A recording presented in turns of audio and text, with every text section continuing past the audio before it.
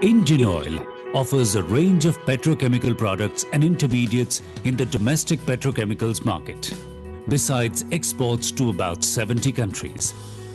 Dedicated to excellence in providing international quality products to its customers.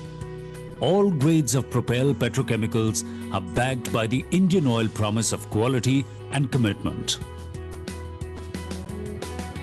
With a lab plant in Koile Refinery, world-scale PX PTA complex in Panipat, and a world-class naphtha cracker with downstream polymer units.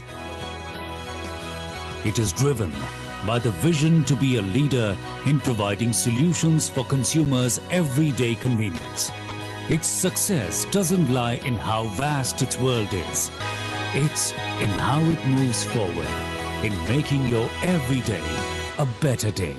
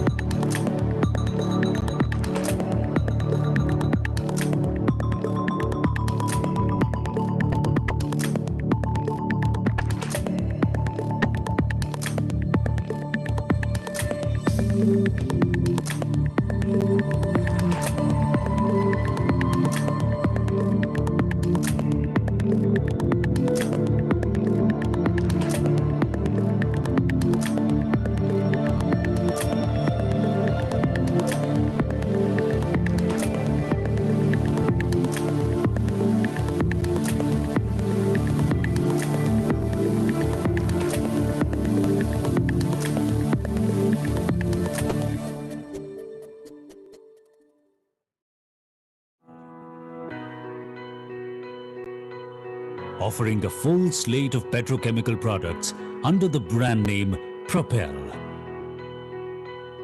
to transform the quality of our lives. Indian Oil offers a range of petrochemical products and intermediates in the domestic petrochemicals market, besides exports to about 70 countries. Dedicated to excellence in providing international quality products to its customers. All grades of Propel petrochemicals are backed by the Indian Oil promise of quality and commitment. With a lab plant in Koile Refinery, world-scale PX PTA complex in Panipat, and a world-class naphtha cracker with downstream polymer units. It is driven by the vision to be a leader in providing solutions for consumers' everyday convenience. Its success doesn't lie in how vast its world is. It's in how it moves forward, in making your everyday a better day.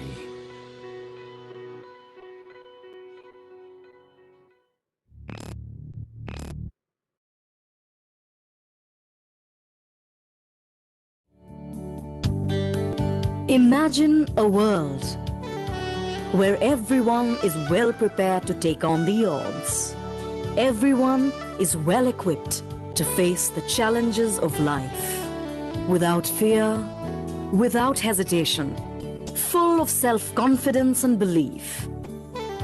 We at Malcolm dream of such a world. The reason we have been trying to gear up everyone for success.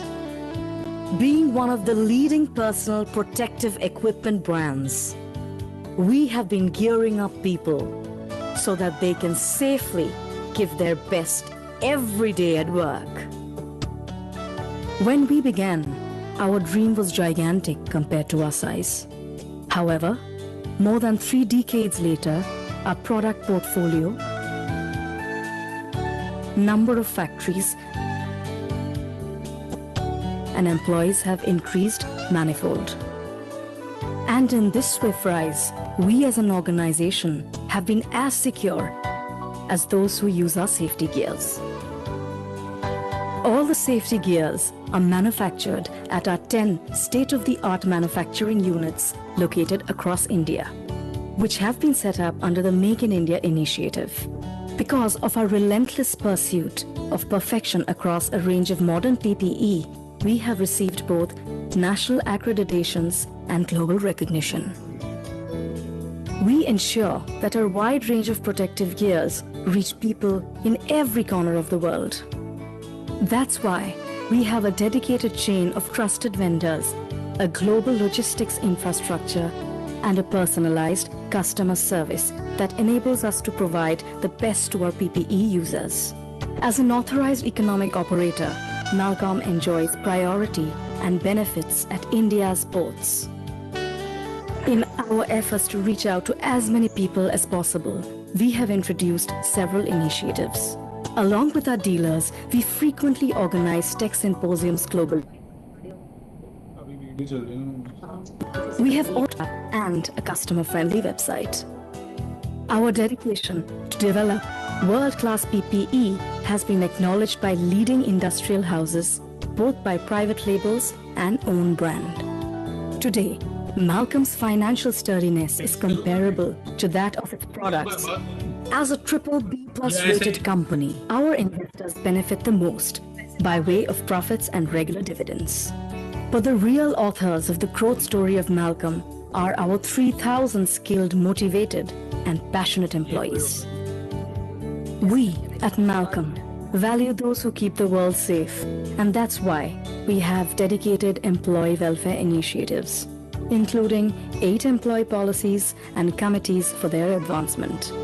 For the factory employees, we organize regular training programs, further bolstering the National Skill India initiative. Commitment, ownership, and integrity are the 3 core values of Malcom. We have started an initiative called COIN to inculcate these values in every employee and make them belong to a strong and integrated culture.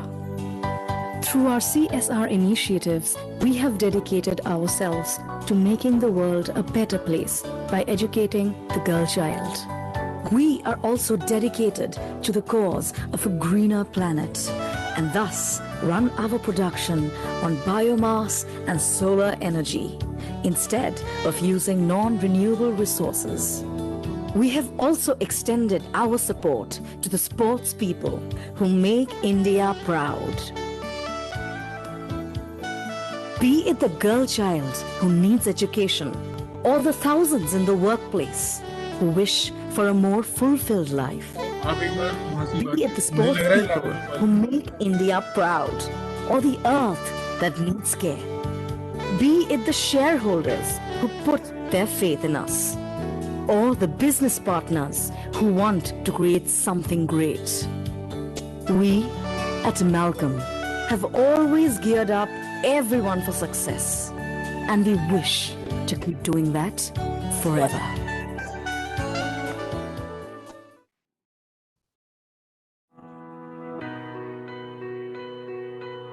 Offering a full slate of petrochemical products under the brand name Apparel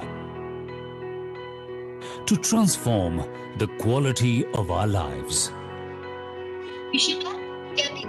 Indian Oil offers a range of petrochemical products and intermediates in the domestic petrochemicals market, besides exports to about 70 countries. Dedicated to excellence in providing international quality products to its customers. All grades of Propel petrochemicals are backed by the Indian Oil promise of quality and commitment. With a lab plant in Koyali Refinery, world-scale PX PTA complex in Panipat, and a world-class naphtha cracker with downstream polymer units. It is driven by the vision to be a leader in providing solutions for consumers' everyday convenience. Its success doesn't lie in how vast its world is. It's in how it moves forward, in making your everyday a better day.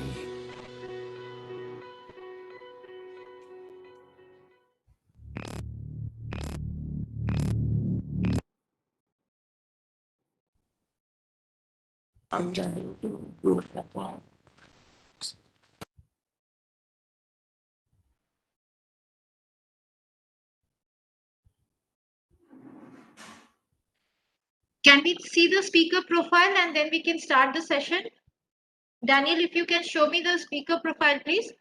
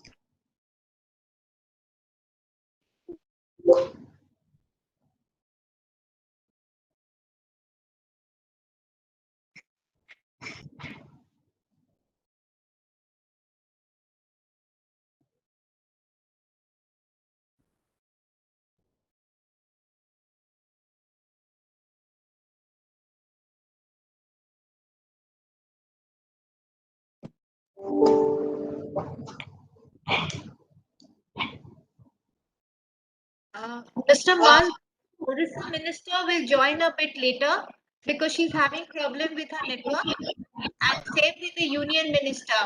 She has to travel to Ahmedabad. She's on the way to the airport. She'll try to manage joining by using her mobile. So she has asked us to start the session. Okay. With So, your permission, can I start the session, please? yes, please. Please go ahead. Good morning to each and everyone present here. CII thought the concept came members because Eastern India or the Eastern states have potential for textile. We have good qualities in place, but we lack some institutional and the understanding what the states can offer. Considering that, we spoke to all the Eastern states secretaries and came up with this program.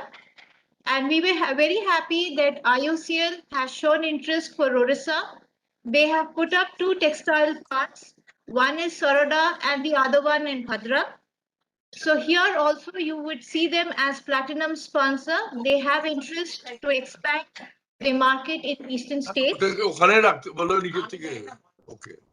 So with this concept, we thought of having a conference called Rebooting Textile and Apparel Sector, which is very labor intensive and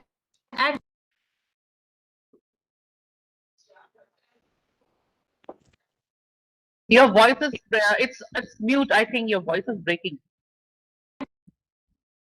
can you hear me now? Yes, yes. So on that background, we have set this virtual conference.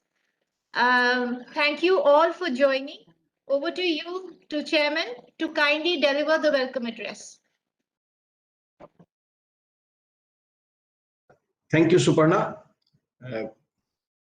Srimati Darshana Vikram Jardos, Honorable Minister for State for Textile Railways, Government of India, in absentia now.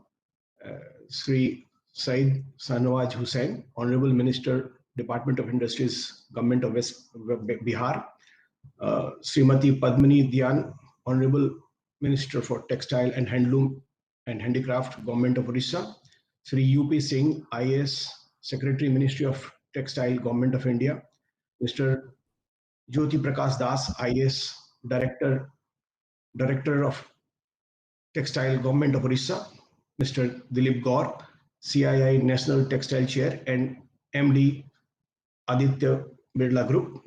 Mr. Ranjan Kumar Mahapatra, Director HR, Indian Oil Corporation Limited. Ladies and gentlemen, friends from media, I take this opportunity to welcome Srimati Darshana Vikram Jardos, Honorable Minister for State, Ministry of Textile, Government of India. It is indeed an honor to have your presence amidst us. In some time, I think she will be joining. She's on the way to the airport or something. I would like to welcome Sri Said Sanwaj Hussain, Honorable Minister, Department of Industries, Government of Bihar. Sir, we are privileged to have your august presence in this digital session. Welcome Srimati Padmini Dhyan, Honorable Minister of Textile and Handloom and Handicrafts, Government of Orissa. We are glad to have your session at our session today. Welcome Sri UP Singh, IS Secretary, Ministry of Textile, Government of India. Sir, we are eagerly looking forward to your fruitful deliberation at this session. May I also welcome Sri Jyoti Prakash Das, IS Director of Textiles, Government of Orissa. Sir, we are looking forward to your input regarding areas of collaboration between industry and stakeholders. Welcome Mr. Dilip Gaur, CII National Textile Chair and Managing Director, Aditya Birla Group. Your guidance has indeed been a major support in all our endeavors. I welcome Sri Ranjan Kumar Mahapatra, Director, HR, Indian Oil Corporation Limited. We are delighted to have your presence here today. India's textile sector is one of the oldest industries in Indian economy, dating back to several centuries. The industry is extremely varied, with hand-spun and hand-woven textiles mills, and while capital incentive sophisticated mills in this sector on the other end. The decentralized powerlooms and hosiery and knitted sector forms a largest component in textile sector. The close linkage of textile industries to agriculture, for example, the raw materials such as cotton and silk, and the ancient culture and traditions of the country in terms of textile makes it's unique in comparison to other industries in the country. India's textiles industry has capacity to produce wide variety of products suitable for different market segments, both in India as well as across the globe. India's textile industry contributed 77% of the industry output by value in 2018-19. The Indian textile and apparel industry contributed 2% of GDP, 12% to the export earnings, and held 5% of the global trade in textile and apparel during 2018 and 19. The share of India's textile and apparel exports in mercantile shipments was 11% in 2019-20. Textile industry has around 4.5 crore employed workers, including 35.22 lakhs handloom workers across the country. Cotton production is expected to reach 37.1 million bales and consumption is expected to reach 114 million bales for the financial year 2021. That is 13% growth over the previous year. The domestic textile and apparel market stood at an estimate of $100 billion in the financial year 2019. The production of raw material like raw cotton in India is estimated to have reached 35.4 million bales in the financial year 2020. During financial year 2019, production of fiber in India stood at 1.44 million metric tons and reached 2.4 million metric tons in financial year 2021 till January, of course. While this yarn, the production stood 4,762 million kgs during the same period. Export of textile stood at $2.94 billion as of May 2021. In July 21, export of raw cotton fiber, made-ups, handloom products, etc. from India increased by 50.86% in June 2021 over June 2019. In June 2021, KVIC recorded a 7.71 growth in gross annual turnover, increase to 95,741.74 crores, which is equivalent to $12 billion from 88,887 crores, which is equivalent to $11.93 billion in the financial year 2020. AITUF, a web-based claims monitoring and tracking mechanism, was launched in April 21 of 2016. 381 new block level clusters were sanctioned under the scheme of integrated textile park. 59 textile parks were sanctioned, out of which 22 have been completed. Employment increased to 45 million in the financial year 2019 from 8.03 in the financial year 15. The decentralized sector activities covering handloom, powerloom, sericulture, handicrafts, wool, and jute continue to be Eastern India's main source of gainful employment and income generation, particularly in the rural areas of the region. They are important because of their exclusivity and flexibility of production levels, export potential, and also the major source of employment after agriculture. The region's woolen and silk fabrics, including the exclusive EV silk as well as can or bamboo-based crafts, have become popular both in country and abroad because of their uniqueness, quality, and designs.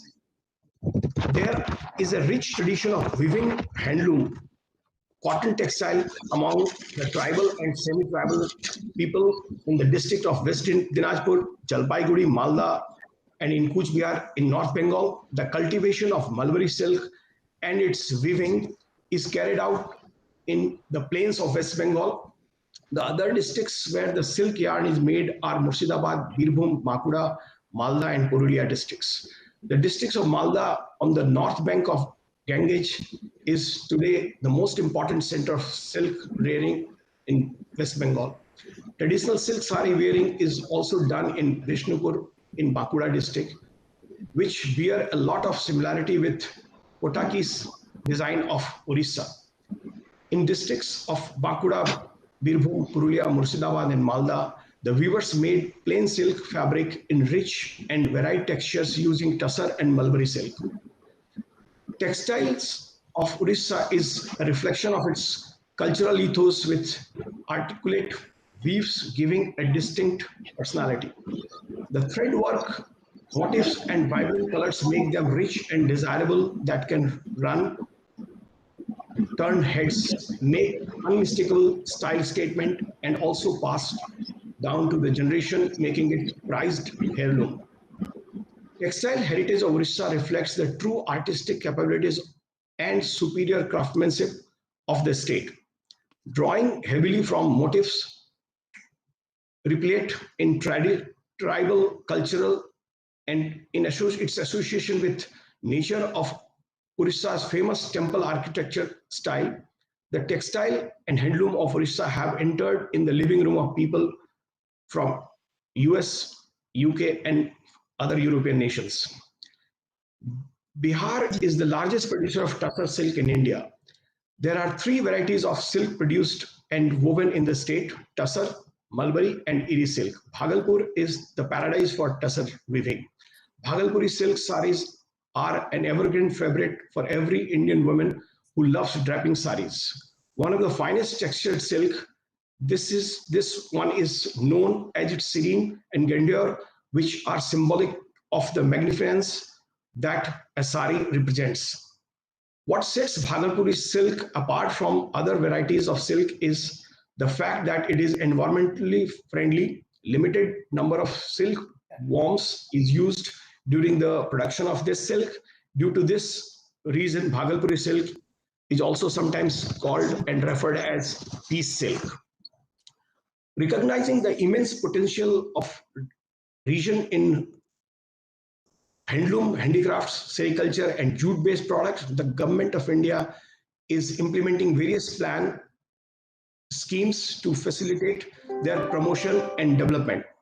These schemes or programs are expected to provide a requisite impetus for not only the preservation and continuation of the traditional textile-based activities of the region, also empowers them to face the challenges of globalization.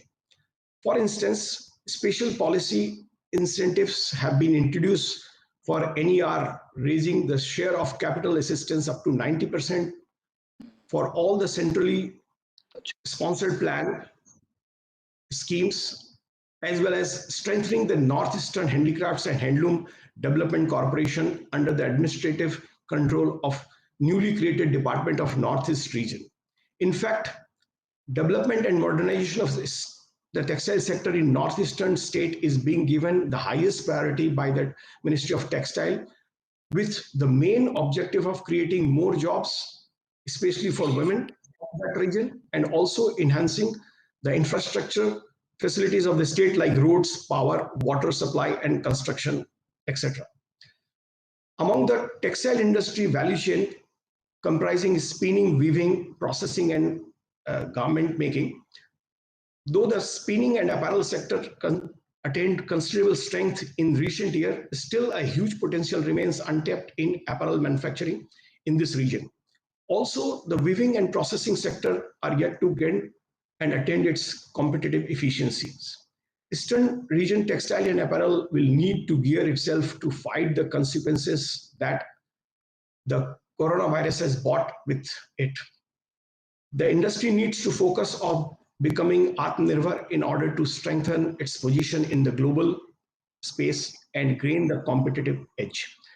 The industry needs to focus on tapping the emerging product opportunities to accelerate its growth through technology adoption, building a stronger supplier base, and incorporating sustainability. This conference is a platform for Indian manufacturers, MSMEs, and other stakeholders of the textile and apparel industry to deliberate on strategies to be adopted in rebooting phase. The industry is in dire need of identifying effective measures to support stakeholders in sailing through this crisis and grabbing the emerging opportunities. India has the potential to become the next sourcing destination owing to changing global dynamics and inclination of advanced economies to diversify of its sourcing basis. With this, I would like to conclude my deliberation and would request Suparna to please take it forward. Thank you, Chairman. Let me take the privilege to welcome Hussain ji, who is the Honorable Minister of Industry, Government of Bihar, who has joined us. Hussain ji, namaste. Namaste. May I also take the privilege of welcoming Mr. UP Singh, who is the Secretary Textile Government of India, to be present here too. Mr. Singh, seeing you after a long time. Mr. Singh, can we see you? Can we see your video?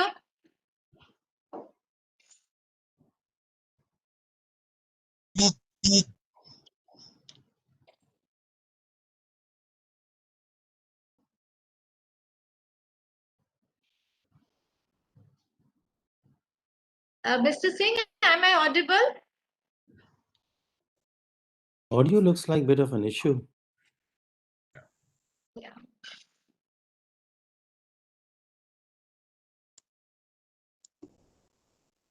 Gautam and Suparna, could you check on the back end, please? So taking forward, we are privileged to have a national chair with us, Mr. Dilip Gaur, who is also the MD of Aditya Birla Group. Sir, kindly give your address and an understanding for the Eastern state, how we should work together to develop this textile sector. Over to you. Thank you, Ms. Nanda, and very warm welcome once again to all the dignitaries. It is indeed an honor for me to be part of this prestigious conference. Mr. Mal has given you a regional context. What I will try to do is give you a bit of a national context and what the global context is for the textile industry and how today's deliberations can add to creating a sustainable advantage for the country. The theme of the conference today is the most appropriate and timely, given the spirit of measures taken by the government to boost competitiveness of the Indian textile industry. The recent path-breaking announcements like PLI scheme, ROSTCL, RODTEP have set the stage for the Indian textile industry to deliver breakaway growth, and with the possible announcement of Mitra scheme, I am sure we will further invite a lot of investment from FDIs and the global players in this industry. I think the stage is now set for India to take on the whole world. With the manufacturing competitiveness in place, India can now march towards its vision of reaching $350 billion turnover by 2025. And I think today's conference will be a very important step in that direction. I believe there are 3 or 4 steps we need to work on to achieve this goal which we have set for ourselves. One of them is the most important is the growth of MMF industry. You see the global trade. The majority of the trade is in the MMF. 70% of the global trade is in MMF. And we have only 4% of the share of the global MMF trade. We have been largely a cotton focused economy and for right reasons. But now, if we need to grow, become a dominant global power, we need to build our capabilities in man-made fiber sector. And one of the key things is the technology. I think we need to build new capabilities. We have technology in cotton. I think we need to develop new capabilities in the spinning. Like we need to go to in a big way to MVS machines, go to Syro spinning. We need to go into knitting and weaving in very latest technology which China has capability to do much bigger, higher gauges, etc. I think the biggest thing is going to be the processing. That's the differentiator. I was trying to study in my own industry. China exports 2,000 tons per day of knits. India does only 150 tons per day. And the basic reason is the processing capability. So I think if we can get on to this technology solution for this part of the value chain, India can really hope to become big in this sector. The second part in my mind is the machinery, I think. One of the things which has been keeping us away is the technology on the manufacturing and machine making. And I think with the kind of initiative government has taken, and we had a session last month also, how to get more FDI into the country. I think if you look at countries like Cambodia, 95% of their sourcing is through FDIs. The companies who have gotten FDI source from the country. So I think you have to create a stake for the global players in the Indian economy through FDI, and then they'll be more inclined to source back. So I think we need to work on getting FDI into the country, and that should be able to give you a more export potential. And the third, and I like Mr. Mal also mentioned, I think sustainability is our opportunity. That is going to be our launching pad in the global market. So I think if one country can take on the sustainability challenge, it is India. Because as a heritage, as a society, we are used to recycling. We are used to managing in frugality. Managing less is more has been the ethos with us all our lives. So I think there's a cultural and a business convergence, and I think we need to exploit that convergence. And I can tell you, we already have an advantage. In the man-made cellulosic fiber industry, which is viscose fiber, we are already a world leader. If you all know, between polyester, cotton, and viscose is the most sustainable fiber in the world because it biodegrades in less than 2 weeks' time. I think time is now right that we leverage the advantage to launch products on the global scale. Many of you might know fashion industry is the second most polluting industry in the world after oil. And they're really struggling to find a solution because the young generation today, the millennials, the Gen Z, they don't want to use a fabric or a fiber which is made through a polluting source. I think that's going to be a change. And to my mind, we have a solution here. The second advantage is the natural renewable feedstock based cellulosic fibers can also be a great carrier for recycling the waste garments and the waste from our MSMEs and small manufacturers. Like a garment with 20, 30, 40% recycled waste cotton. That gives a circular economy. Because I think the world ultimately you can't keep dumping stuff into the land. To my mind, this is a big idea, next big idea which India must try to capitalize on. And the kind of work we have done in the plastic recycling, I think we can do the textile recycling. It will create millions of jobs in the country. So while we know a textile generates huge number of jobs, but it will generate equally number of jobs in the supply chain. If tomorrow I start collecting all the textile waste going into the dumps and start recycling them, cleaning them, and putting them back into the manufacturing, I think we are creating a great opportunity for extending the benefit of textile industry to the rest of supply chain. So to my mind, I think these 3 or 4 deliberations are what we must spend our time more on and try to come out with granular plans. Maybe we can set small task forces. And CII will do whatever it takes to help the eastern region in this endeavor. I think our theme for 2021-22 is building India for a new world: competitiveness, growth, sustainability, and technology.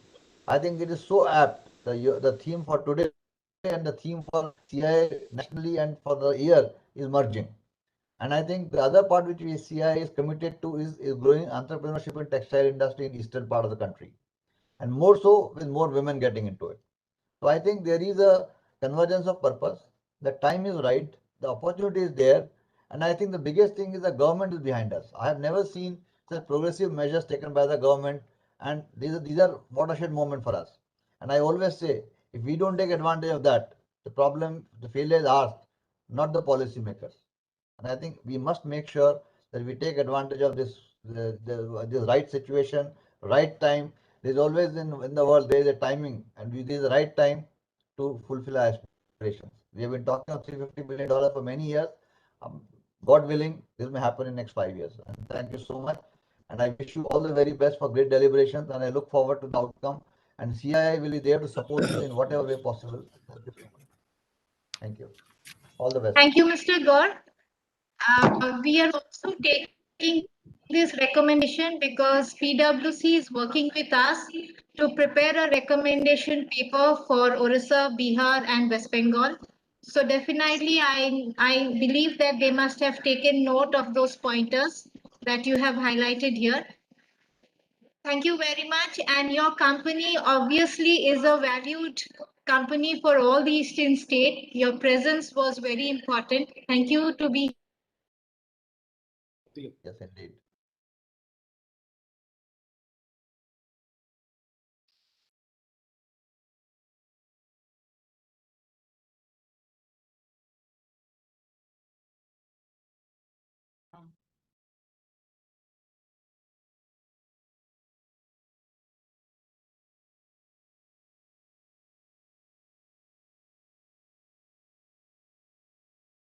I think is having a network issue. So I would now request Mr. Ranjan Kumar Mahapatra to kindly address the session, please.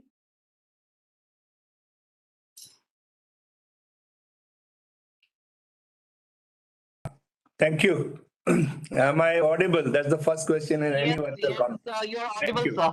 Thank you very much. Thank you. Okay.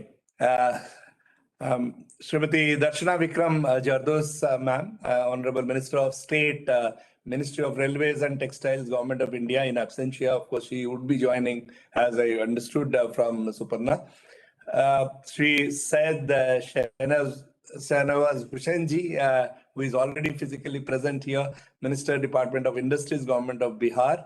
Srimati Padmini Dayan ji, Honorable Minister of Textiles and Handloom and Handicrafts, Government of Orissa. She will also be joining later, as I understand. Sri UP Singh ji, IAS Secretary, Ministry of Textile, Government of India. Namaskar, sir. So nice seeing you. Sri JP Das ji, Director Textiles, Government of Odisha. Dilip Gaur ji, CII National Textile Chair and MD Aditya Birla Group. Aditya Malji and all Ajay Malji and all others present today in this discussions. First of all, I'm extremely happy to be here, and let me start with what Mr. Gaur told. There could not have been a better time to really have these discussions and go forward. I think when you have a government in supporting these initiatives, I think we cannot blame anybody. We'll only have to take it forward. We all know Indian textile industry has a legendary heritage of for ages. I think we have been doing it all across. It is one of the leading industries globally, though largely unorganized earlier. I think that's what took us years back. But I think scenario has changed radically during the post-economic liberalization. So opening up of the economy provided the industry with much thrust, making it successful. The industry enjoys inherent advantages of resources, labor force, climatic condition, and many more. I think that these are the if you do a SWOT analysis, these are our strengths, and we must work on that. I think the only thing which I think Mr. Mall told and Mr. Gaur also spoke about it, I think we have to only look for the appropriate infrastructure that proves to be a bottleneck in growth and enhancement. On a move to make the country's textile sector a manufacturing and export hub and create global export champions, India will set up 7 textile parks over 3 years. I think this mega investment textile parks, which was announced in budget FY22, the parks to be set up over 1,000 acres of land with world-class infrastructure and plug-and-play facilities will be an addition to the 10,683 crores production-linked incentive, which in fact Mr. Mall and Mr. Gaur spoke about for technical textiles and man-made fiber.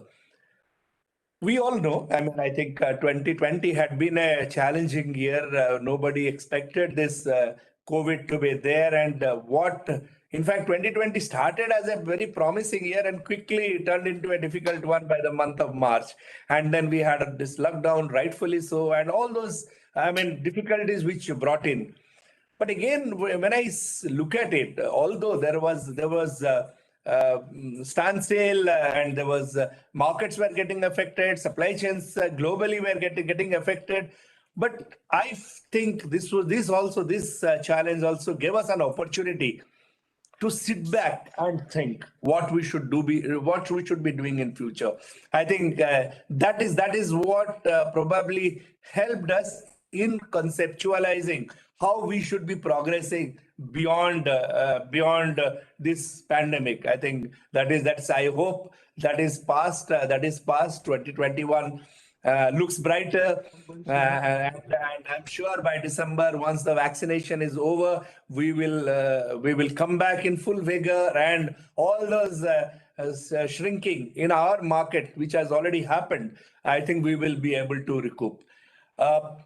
Textile and apparel industry in India, I think Mr. Gaur has spoken in details, but just for my points, I think in India has strengths across the entire value chain. I think whether you start from fiber, yarn, fabric to apparel, it's a highly diversified sector and with wide range of segments, ranging from products of I think Mr. Mall spoke about all the things that is there in whether it is in Orissa or Bihar or in West Bengal or in Northeast. So we have this wide range of segments ranging from traditional handloom, handicrafts, wool and silk products to be organized to the organized industry. I think this is characterized by the use of capital intensive technology for mass production of textile products and includes spinning, weaving, processing, and apparel manufacturing. I will now come to specifically to Orissa, where we have been showing a lot of interest, and as Indian Oil, we have been trying to do our bit. So, textile of Orissa is a reflection of the cultural ethos with intricate weaves, giving it a distinct personality. Yes, I think Mr. Mall also spoke about it. The thread work, the motifs, the vibrant colors, they make them rich and desirable, and that can turn heads. I think when you feel in the international arena when you see people wearing Orissa apparels and really flaunting it, so that it really turns heads, and it makes an unmistakable style statement, and it has been passed down generations after generations, and now we are in a position to take it to that next level. We have a long history of textile industry. I think handloom of Orissa got worldwide acclaim because of the design as well as of the quality. I think we all know about Sambalpuri, Katki, or Bomkei, or Barampuri. I mean, ladies will just take out all these names and they'll be so happy to have that. And Odisha is also famous for its type of weaving and apparel and textile. So whether it is including the technical textiles of the 6 focus sectors of the states.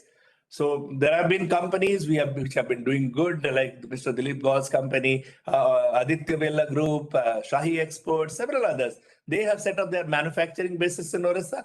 And the state government is also, I think, developing 2 textiles and apparel parks. One near to the major port of Dhamra and another in close proximity to Bhubaneswar. I'm sure that this will definitely pave the way of what we are envisioning.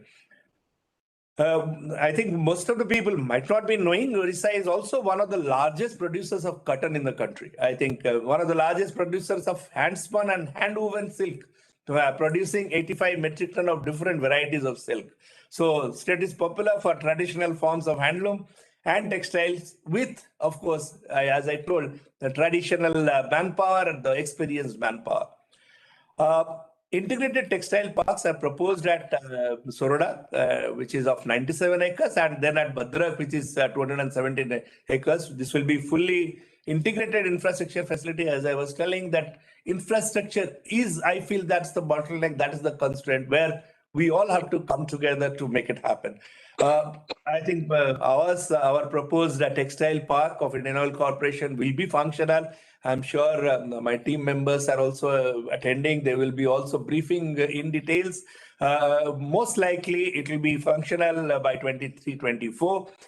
We are planning 900 tons per day textile park. It will be, and we have planned an investment of 1,971 crores, nearly 2,000 crores we have planned as an investment. For Apparel Park, the nodal agency shall be Orissa State Cooperative Spinning Mills Federation, that is SpinFed, which will receive and process proposal and submit through Director Textiles, who is also present in the meeting. I think for investments, for units, so with investments per unit up to 50 crores, SpinFed will receive application with DPR, evaluate and give a techno-financial feasibility approval. I think these details the group will definitely be sharing during these deliberations today. I'm sure the major agenda in textile, I think that in Orissa, it revolves around sustainable development of the handloom, handicraft and textile sector. And of course, at the end of it, what exactly we want that the livelihood opportunities of the weavers and the artisans who have been part of it all throughout, but this is the time that their livelihoods have to be shaped up. It has to go up, and the future generation need to be stepped up, so that we can preserve this rich heritage, and we can take it to the next level, which I keep on saying again and again. It is time, and there could not have been a better time than this. I think Odisha's, we have to also focus on enhancing Odisha's share of export of handloom and handicraft goods. Another thing which also I think Mr. Mal spoke slightly about it, that this entire exercise of ours by CII is also aimed at creating that entrepreneurship in, we all know all these weavers, all these artisans, they were entrepreneurs themselves, but they have not really come up to that level. Whether we can take it to that next level, we got to see that. I think we all know that India's textile sector, the handloom sector, they exhibit a rich and diverse heritage of our country, along with the skills and artistry of our weavers.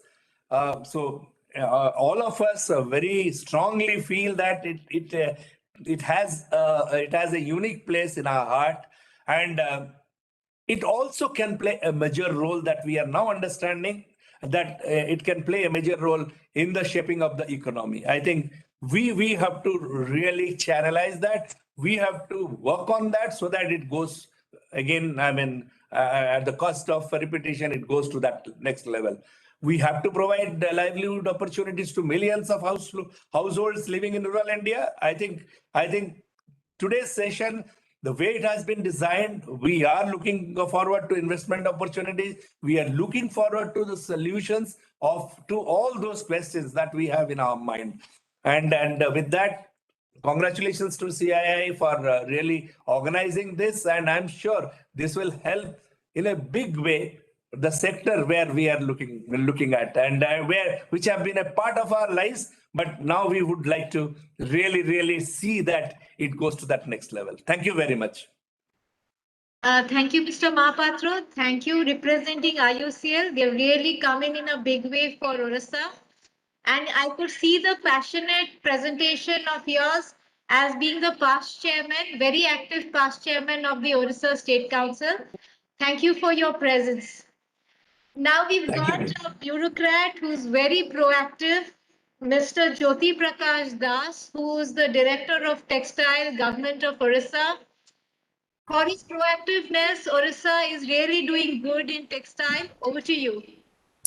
Thank you, Suparnaji. Am I audible? Yes. Yeah.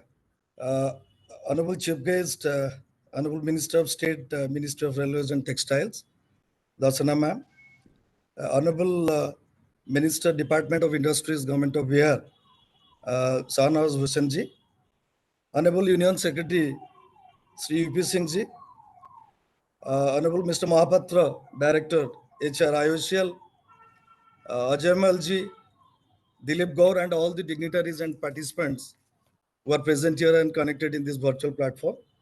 Very good morning to all of you. At the outset, I must convey my hearty thanks to CII, the organizer, for organizing such a beautiful event at a juncture when it was really required. Not only rebooting textile and apparel, it's rather rebooting our mind.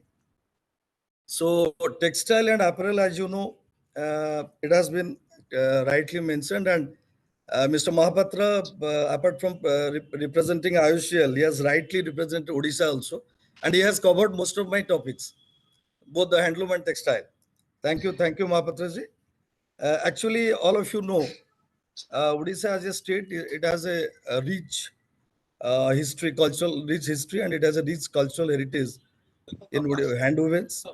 Everybody knows that, and we have carved out a niche for ourselves, for our state in the entire country as well as and outside our country. Textile and apparel after agriculture. It is in our state, from our state's perspective, it is the second largest employment generation sector, as we know. Our state has many advantages. All of you know it has a stable governance for the last more than 21 years. Obviously, the governance, once the governance becomes stable, the policies will be more proactive, more investor friendly. And in that backdrop, our industrial policy resolution 2015, it has taken apparel and textile as a priority sector. We have enacted this Odisha apparel policy in the year 2016, thereby giving opportunities to the investors for a greenfield, quality conscious, responsible growth of this sector. As per this policy, some portions have been covered by Mr. Mahapatra. We have taken care of two units. One is apparel unit, one is apparel parks. And in case of this apparel unit, any investor, at least who employs minimum 200 workers. And after commencement of the commercial production, we, as per our policy, give them incentive at the rate of rupees 1,500 per employee per month on the basis of actual employment. And we cover it for a period of 3 years, 36 months. Similarly, in case of apparel park, there is a 20% of the total project cost with a ceiling limit of 20 crores. As a grant capital shall be given to the investor, and 10% with a ceiling of 10 crores interest-free loan to be given to the, also the industries will come to Odisha. So obviously these are the, besides that we have, the ease of doing business. It has facilitated everything. Two nodal agencies have been selected. One is SpinFed, as mentioned by Mr. Mahapatra, up to a ceiling of 50 crores that is to be dealt by SpinFed, and that will be routed through Director Textile and to the Handloom Textile Department. All the applications, everything will be processed. And above 50 crores, that will be through the EPICAL, one of the units of the state government, and they will apply through EBs, right? So online they have to apply, and through a single window system that will be processed. And already these are not in pen and paper only. People have experienced, and case studies are there. As mentioned by Mr. Mahapatra, as of now we have 3 apparel units. They have set up their units here. One is CII Export. You might be knowing, it's a globally known. And they have 2 units at Manchester, and 1 unit is functional. The second is yet to be. And they have generated 3,500, more than 500 employment. And surprisingly, predominantly the workforce is, they are women. And once you visit that, I visited many a time, and it is so an eye-soothing. It is a treat to eyes if you see the unit. 3,500 people are working, which includes skilled, unskilled, semi-skilled, highly skilled. Some people are engaged in laser cutting. Some people are stitching, because that is called stitch pack unit, and 100% export oriented. And in many forums, they have also shared their experience across the, but not only within state, outside state also. We have attended commonly those meetings. And everything has been very, very smooth sailing for them. And initial first year, they had a problem. There was some, attrition. But gradually, the moment those people acclimatized, and the entire workforce is available, and they have done a great job, during this Corona, the first phase of Corona, when there was absolute shutdown. CII Export has supplied us to the tune of lakhs, this cotton mask and all. So they have also served it. So employment generation, and they are also doing their charity. Lot many activities are being carried. Similarly, Aditya Birla Fashion, Mr. Chairman is here, and they're doing all premium brand. They're being stitched from here, like Van Heusen, Louis Philippe, and roughly 1,400 to 1,500 people. They're also working here. We have also visited that unit many a time. And as per our policy, Odisha Apparel policy, 90% of the workforce, they have to be from Odisha, that domicile of Odisha. That is the biggest thing. So almost you can see more than 90% workforce, they hail from Odisha. And of late, Odisha has the biggest advantage, because we're having skilled manforce are abundantly available. because of our skill development authority, it is being carried through OLM. Lot many government is so proactive for skilling these people, rural talents. So that's abundantly available, and comparatively, the labor is also, as compared to other states, they're more skilled and cost effective also. That is the thing. And you know, another lotus fashion. Recently, it was inaugurated by Honorable Chief Minister. They are in the trial production. That is also that has been facilitated by ITCO. It's a roughly 70 crores company.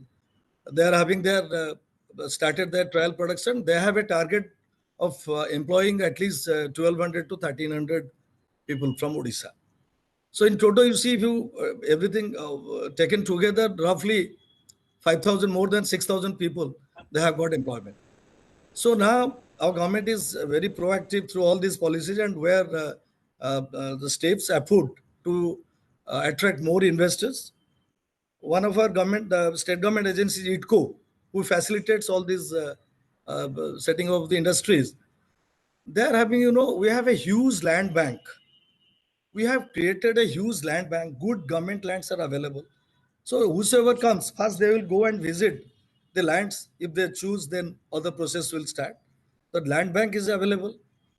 Then uh, the facilitation at the level of government officials, government departments, that is also there.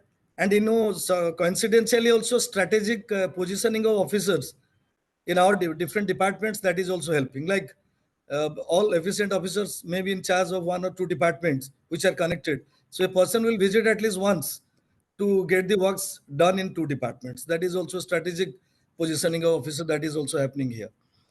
Apart from that, we also encourage, plug and play model. Our ITCO, they give you the ready to move infrastructure, 100% compliance with the apparel sector norms. That is also being given. And in my 2 years of this tenure here, I have seen many investors, they have visited, but unfortunately because of Corona, almost we have lost valuable precious more than 1 year in this lockdown and shutdown. But I think things will move definitely once the normalcy is restored.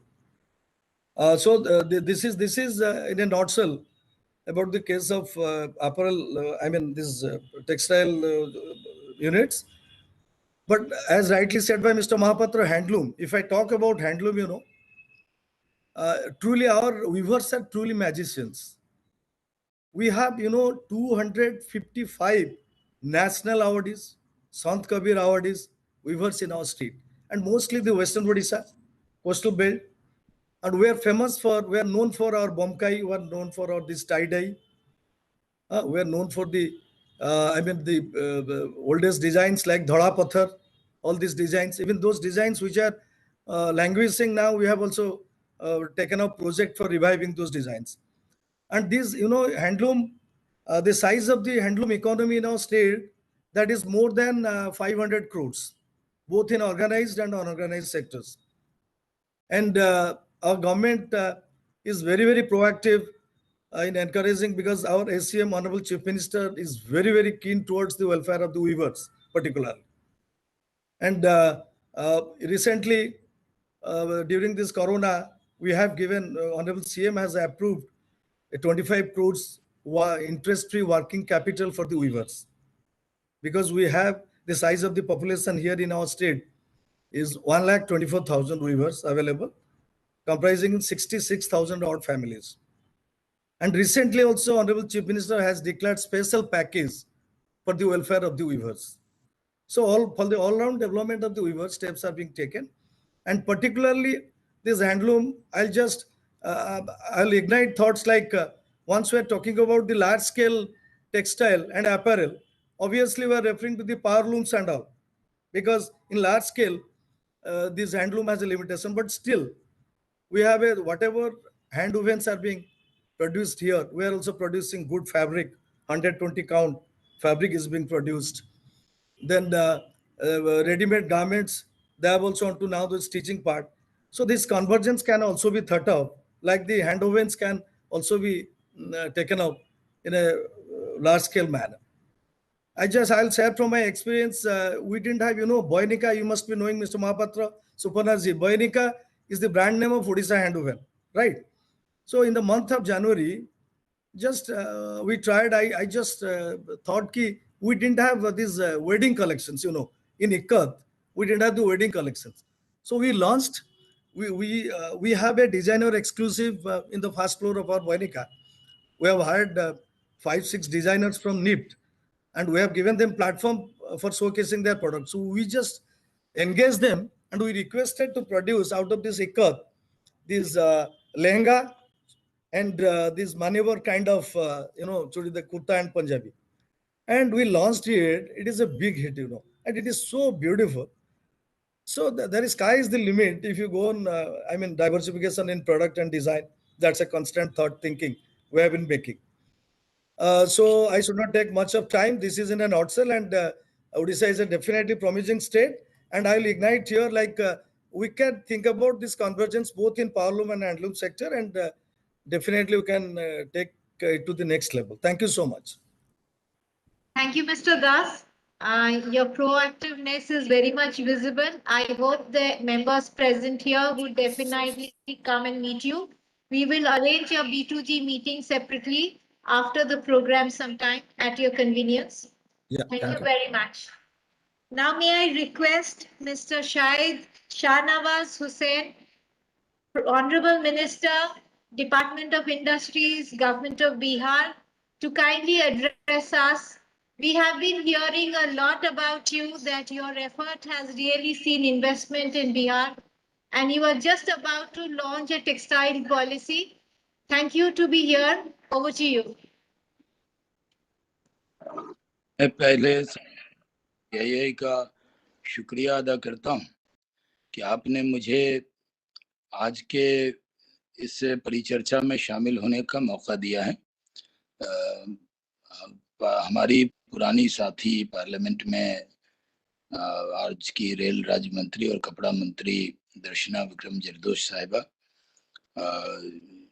Padmini साहिबा, यहाँ पर मौजूद textile से UP Singh साहब, उड़ीसा सरकार के textile निदेशक साहब ज्योति प्रकाश दास जी, और यहाँ पर रंजन कुमार महापात्रा जी, आदित्य बुर्ला के मैनेजिंग डायरेक्टर दिलीप गौर साहब, इस कार्यक्रम के सारे श्रोतागण, मुझे आज खुशी हो रही है कि टेक्सटाइल पर क्या है, और मेरा सौभाग्य है कि अटल बिहारी वाजपेयी जी की सरकार में मैंने जो एज ए टेक्सटाइल मिनिस्टर वहां पर काम किया है, और फिर से मुझे प्राइम मिनिस्टर साहब ने बिहार की खिदमत का मौका दिया है, और बिहार में इंडस्ट्री के सेक्टर में बहुत कुछ हो रहा है। इस कोरोना टाइम में हमने करीब, जब लॉकडाउन का पीरियड था, तो हमने करीब 35,000 करोड़ का इन्वेस्टमेंट प्रपोजल हमारे यहाँ SIPB में अप्रूव्ड हुआ है। ज़्यादातर इथेनॉल में है और कई चीज़ों में, फूड प्रोसेसिंग में है, लेकिन बिहार की जो सबसे बड़ी ताकत है वो टेक्सटाइल है, क्योंकि जब कोरोना के वक्त में हम लोगों को भी अंदाज़ा इसका नहीं था कि हम इसमें हमारी ताकत और हमारी कमज़ोरी क्या है। हमारी कमज़ोरी हो सकती है कि समंदर हमारे किनारे नहीं है, लेकिन बहुत बड़ी हमारी ताकत है कि बिहार का जो स्ट्रेटजिक लोकेशन है वो एक बड़ी ताकत हमारी बनी है, और उसको पूरी तरह उसका ध्यान रखते हुए हमने कोशिश की है कि हम जल्दी नई टेक्सटाइल पॉलिसी ला रहे हैं, जिस पर हमने कंसर्न बातचीत की है। और इसी वजह से जो बिहार में टेक्सटाइल सेक्टर में जो मौजूदा स्थिति है उसका मैं बताना चाहूँगा कि यहाँ पर ऐसे हमारे इसका जिक्र पहले से हुआ है। बिहार में करीब 1 लाख से ज़्यादा बुनकर पीढ़ी दर पीढ़ी काम कर रहे हैं। आपने जैसा जिक्र किया कि भागलपुर में सिल्क और भागलपुर, बांका, मधुबनी का इलाका खादी और हैंडलूम बिहार का पहले से बहुत मशहूर है। मैं समय सीमा में ही रहकर आपको बताना चाहता हूँ कि कोविड काल, जब कोविड का दौर हुआ तो 15.29 लाख स्किल्ड अनस्किल्ड जो वर्कर बिहार लौटे थे, उनमें मुझे आपको बताते हुए हम लोगों ने, हमारे चीफ मिनिस्टर नीतीश कुमार जी ने एक सर्वे कराया, क्योंकि हमने सबको एक जगह रखा था और उस सर्वे में हमें ये मालूम हुआ कि जो लोग लौटे उसमें 15 लाख में करीब 56%, यानी आप समझिए 60% सिर्फ टेक्सटाइल में काम करने वाले लोग। अगर त्रिपुर से लौटे या पूरे सूरत से लौटे, तो बिहार की बहुत बड़ी ताकत ये है कि जो स्किल्ड टेक्सटाइल वर्कर हैं वो बिहार के हैं।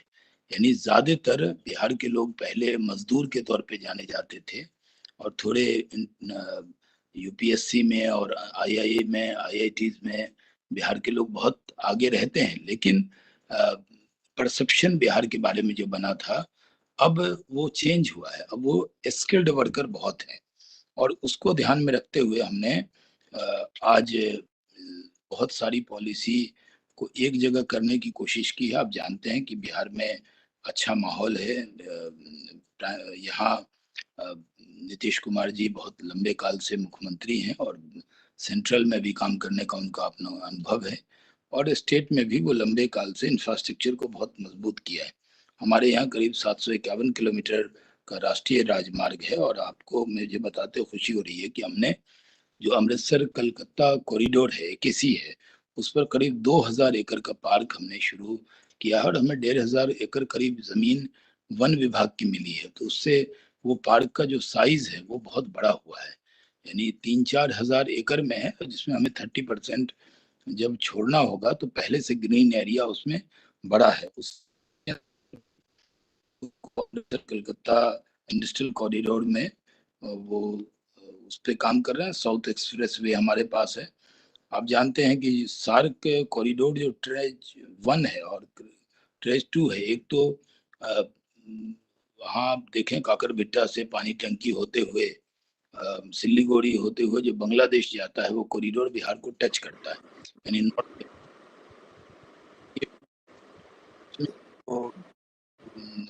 वर्मा है वो भी करीब करीब नजदीक में टच करता है। और हम लोगों ने कोशिश की है कि इसका फायदा उठाया जाए और जो हमारे पास अगर बिहार में जो भौगोलिक स्थिति है वो ऐसी है, उसका एडवांटेज है। जहाँ चर्चा होती थी कि बिहार के पास समंदर नहीं है और उसको दिक्कत होगी, एयरपोर्ट्स भी बहुत बने हैं। अभी हमारे यहाँ पहले पटना एयरपोर्ट था, गया एयरपोर्ट है, दरभंगा का एयरपोर्ट बन गया है और उसके साथ हमारे यहाँ जो बागडोगरा एयरपोर्ट है वो भी नॉर्थ बिहार किशनगंज, अररिया, पूर्णिया को टच करता है। तरह कुशीनगर का जो एयरपोर्ट है वो गोपालगंज, सीवान को टच करता है और उससे काफी नजदीक 1 घंटे की दूरी पर है। अब देवघर का भी एयरपोर्ट आ रहा है, उससे भागलपुर, बांका, जमुई का इलाका 1 घंटे 1.5 घंटे की दूरी पे हो जाएगा, जबकि वो पूरी तरह सिल्क सिटी के तौर पर भागलपुर मशहूर है। और इसी का फायदा है कि अगर हम देखें कि अगर बिहार से जिस तरह नेपाल, बांग्लादेश, भूटान काफी नजदीक है, तो करीब 55 करोड़ की ऐसी आबादी है। अगर आप झारखंड का सटा हुआ इलाका देख लें, आप ईस्टर्न यूपी देख लें, नेपाल का इलाका देख लें, तो हम इन आबादी को टच कर रहे हैं। ठीक है कि इसका जो मार्केट है, हमारी जो लोकेशन है, उसका भी हमें फायदा होगा। हम लोगों ने अभी प्रोसेस शुरू कर दिया है बिहार की टेक्सटाइल और लेदर पॉलिसी के लिए। उस पर हमने सब लोगों से, जो स्टेक होल्डर्स हैं, उनसे भी बातचीत की है। ये सही है, उड़ीसा गवर्नमेंट की मैं प्रशंसा करता हूँ कि आपने बहुत अच्छी टेक्सटाइल पॉलिसी बनाई, हमने उसको भी देखा है और हम काफी एग्रेसिव टेक्सटाइल पॉलिसी लेकर आ रहे हैं और अभी कंसल्टेशन के दौर में है। और स्टेक होल्डर से, सीआईआई से मैंने बातचीत की है और बिहार में भी जो कोर्ट डेस्टिनेशन का स्थान देने के लिए उद्योग विभाग ने इसकी तैयारी कर ली है। हमारी जो सबसे बड़ी ताकत है, जिस तरह उड़ीसा गवर्नमेंट अपने मजदूर जो टेक्सटाइल वर्कर हैं उनको पर एम्प्लॉय सब्सिडी देती है, उससे भी ज्यादा एग्रेसिव होकर हम बिहार में देने वाले हैं। बिहार की सबसे बड़ी दिक्कत ये थी कि हमारे पास लैंड की कीमत बहुत है और हम लैंड उपलब्ध नहीं करा पा रहे थे। बहुत बार एक बार शाही एक्सपोर्ट और रिचा फैशन, ये सब लोग, क्योंकि मैं सबको जानता हूँ, मैं टेक्सटाइल में रहा हूँ, तो ये सब मेरे जाती तौर पे मित्र भी हैं। तो जब ये बिहार आते थे तो हम इनको लैंड उपलब्ध नहीं करा पाते थे। लेकिन अभी एक बड़ी उपलब्धि बिहार को हुई है कि हमारी इंडस्ट्री डिपार्टमेंट को करीब 3000 एकड़ लैंड हमें मिल गया है, और उसको में हम कहीं इथेनॉल और कई चीज़ों में लगा रहे हैं, लेकिन हमने टेक्सटाइल के लिए करीब 400 एकड़ ज़मीन हमने रिजर्व की है। अभी मैं टेक्सटाइल मिनिस्टर पीयूष गोयल साहब से मिला था और मैंने उनसे कहा था कि जब आप मेगा पार्क ला रहे हैं हजार हजार एकड़ में, तो बहुत से स्टेट हैं जहाँ 1000 एकड़ जमीन उपलब्ध कराना लेना आसान नहीं है। तो जो बहुत डेवलप स्टेट हैं उनको दीजिए, लेकिन हम लोगों का भी वो मौका मिलना चाहिए कि हम 200 एकड़ 300 एकड़ में टेक्सटाइल पार्क बनाएं।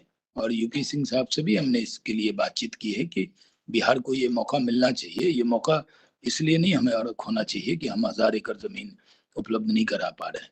तो अगर टेक्सटाइल में तो सबसे बड़ी जो ज़रूरत है वो स्किल्ड लेबर की, और बिहार की बहुत बड़ी ताकत है कि हमारे पास जो लोग बाहर काम करते हैं उसमें बड़ी तादाद में, चाहे वो बंगाल में काम कर रहे हों, कई बार उड़ीसा में भी, और मैंने देखा कि साउथ में भी जहाँ लैंग्वेज की दिक्कत है तब भी वहाँ पर बड़ी तादाद में हमारे वर्कर काम कर रहे हैं। तो बिहार में टेक्सटाइल और लेदर पॉलिसी जब हम बनाने वाले हैं, उसके बारे में मैं आज कोई ऐलान नहीं करूंगा कि हम क्या क्या उसमें लाने वाले हैं, लेकिन हमने बिहार टेक्सटाइल और लेदर पॉलिसी में इंडस्ट्रियल जो यूनिट्स है उसको मुख्य हिस्सों में बांटा है। एक कैटेगरी ए किया है जिसमें शामिल हैं स्पिनिंग, गिनिंग, टेक्सटाइल प्रोसेसिंग, और दूसरा जो कैटेगरी बी किया है उसमें apparel, garments, apparel, garment accessories, leather and leather garment apparel, इसको टेक्निकल टेक्सटाइल को भी उसमें शामिल किया है। मैं ज़्यादा लंबी बात नहीं कहना चाहता, लेकिन मैं आपको कहना चाहता हूँ कि बिहार में एक अच्छा माहौल बना है, और यहाँ हमने पूरी कोशिश की है कि बिहार के अंदर टेक्सटाइल का हब कैसे बनाया जाए। हमारी जो बड़ी ताकत है कि जो बिहार के लेबर हैं, कोरोना काल में बिहार के लोग जो बाहर काम करते थे उनका दिल टूटा था, क्योंकि कुछ दिनों तो लोगों ने ध्यान रखा और बाद में उनको खुदा भरोसे और राम भरोसे कुछ लोगों ने छोड़ दिया, और वो पैदल भी आने पर बिहार अपनी सरजमी में मजबूर हुए। और उस वक्त मैं खुद मॉनिटर कर रहा था बहुत सी जगह। कुछ दिनों तक तो जो फैक्ट्री के मालिक हैं उन्होंने बहुत ध्यान रखा, बाद में वो mobile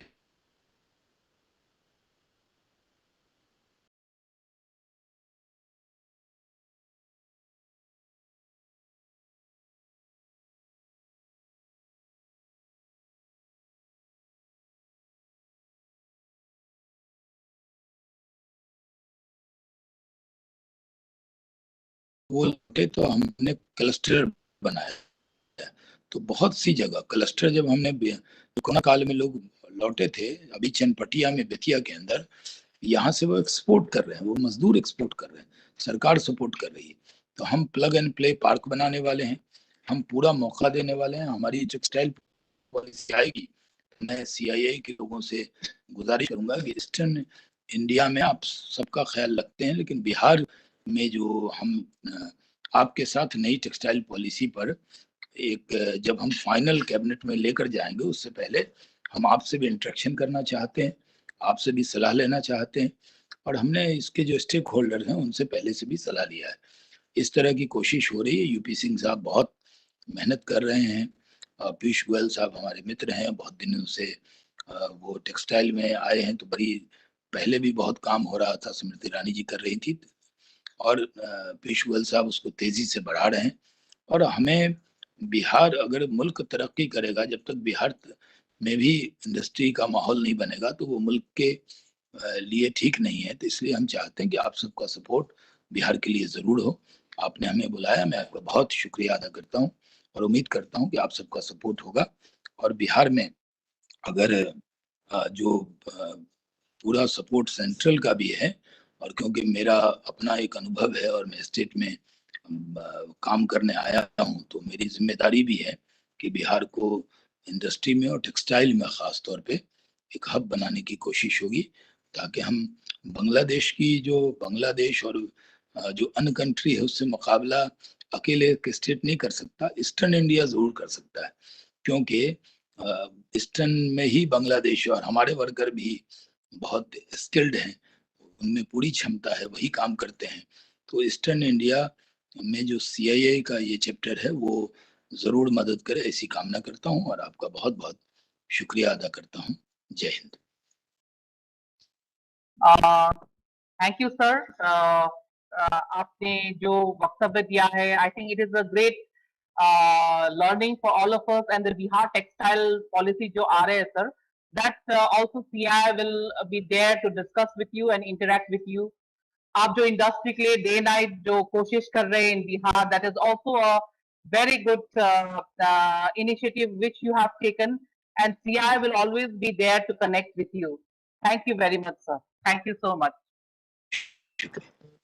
And may I now request Sri UP Singh, Secretary Minister of Textile, to kindly address the session, please, sir.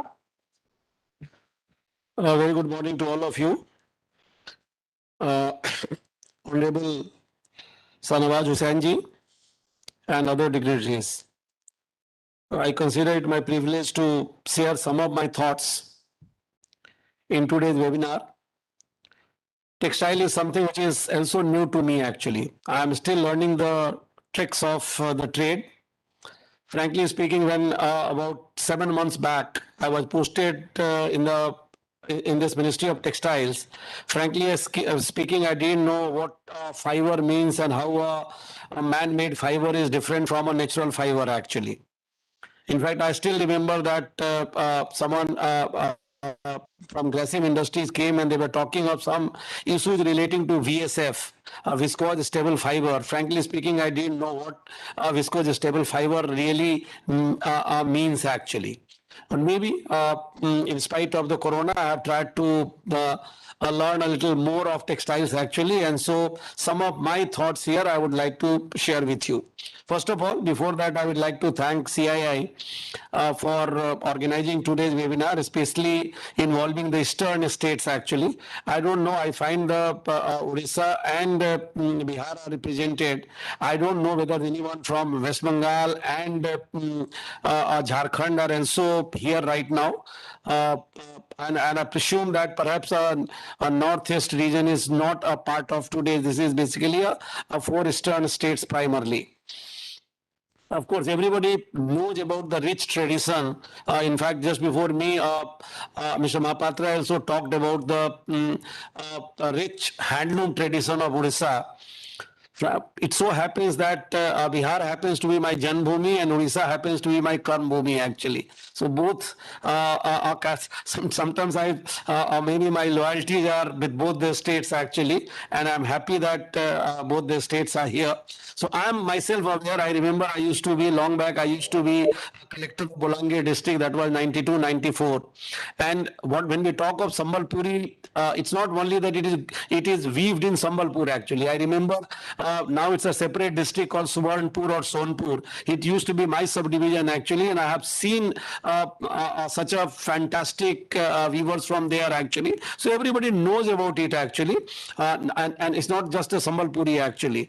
Similarly, very recently I went to West Bengal actually. Even though I had gone primarily to understand the jute and jute industry, I did take a day off to go to a place called Fulia in Shantipur. I do not know how many of you are aware of the kind of weaves which you can get there. For example, many of you must have heard of what is called a Tangal sari actually, or Jamdani sari actually. And from there only we could understand that Tangal is basically a place which used to be in Bangladesh earlier, maybe somewhere in Dhaka or near Dhaka actually. And Dhaka, right from childhood we know how Dhaka के muslin की बात होती थी. लोग कहते थे कि वो अंगूठी के एक थान कपड़ा जो है वो अंगूठी से निकल जाता है, और you can put an entire एक थान कपड़े को आप जो है वो एक माचिस के डिब्बे में रख सकते हैं. Those kind of things we have heard. Now entire Basak community, the entire I am told that the Basak community which is there in that region of Nadia or Murshidabad or maybe even of Kalna and all are basically they are the migrants from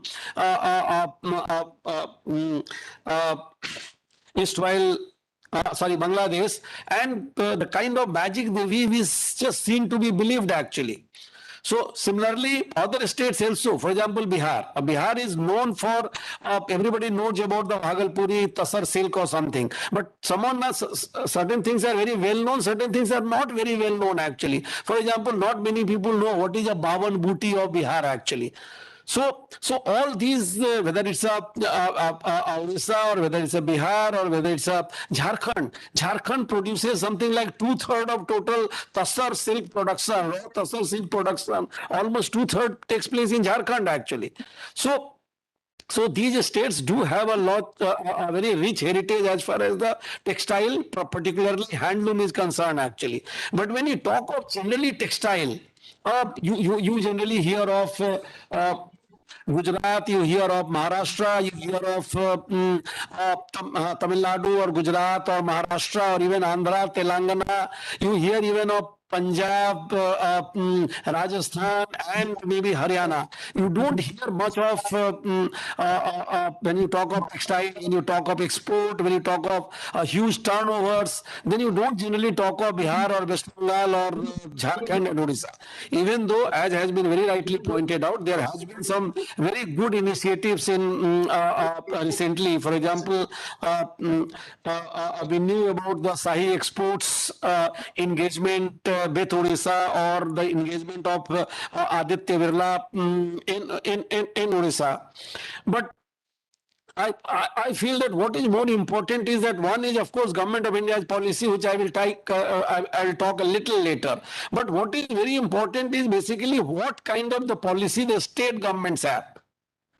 Everybody knows that what is the importance of textile, how much it contributes to GDP, how much it contributes to exports, how it is the second largest employer after agriculture actually. But from single point of view of employment, and which every state government is very keen on. So today almost all state governments are competing with each other. It's a healthy competition. There is nothing wrong about it. But basically our investor will weigh what Government of India provides and plus what the state governments provide. And wherever they find that the two things put together are the best, they will invest. For example, one of the recently I find that quite a few companies have invested in Madhya Pradesh actually, and that has primarily to do with the Madhya Pradesh policy. Even today morning when I was coming to the office, I found out a news item about Gokul Das Exports investing something like yesterday I think a foundation stone was led by the Honorable Chief Minister, which talks of 110 crore investment over a 10-acre land. It's only 10-acre land. It is not, garmenting doesn't require such a huge land actually. It's on a 10-acre land, 110 crore investment, but that will generate something like 4,000 plus employment actually. So it all depends. There are even in I remember Jharkhand, Ranchi and all, Orient Crafts have set up their units actually. So it all depends on what kind of policy, either a part of industrial policy or some states have the separate policy for the textile or garments and apparel. What kind of incentives you provide actually. So that's very important. Now, because recently I have read some news items. Honorable Minister from Bihar is there. One day I read the news item about, I think it's in West Champaran, a place called Chanpatia. Now the district magistrate himself took an initiative, and all the migrant laborers who had gone from all the places, be it Surat and other places, they started producing things not only for the domestic consumption, but even for exports at a place like Chanpatia, which is a small place actually. Similarly, once I read the news item relating to again a initiative taken by the district magistrate in Chhattisgarh, Maoist hit Dantewara district, and they started producing textiles, and they had even a brand names called Danex actually.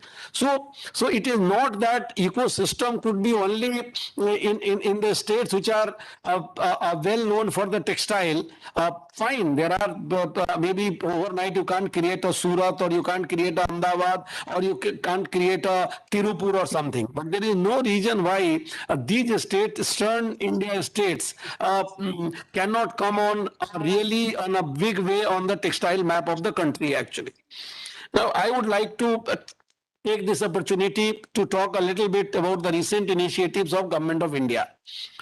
First of all, I think all the people who are here, since they are already connected with the textile industry, though they understand that the basic building block of any textile usually is fiber. And the fiber are basically two kinds of fiber. One is what we call a natural fiber.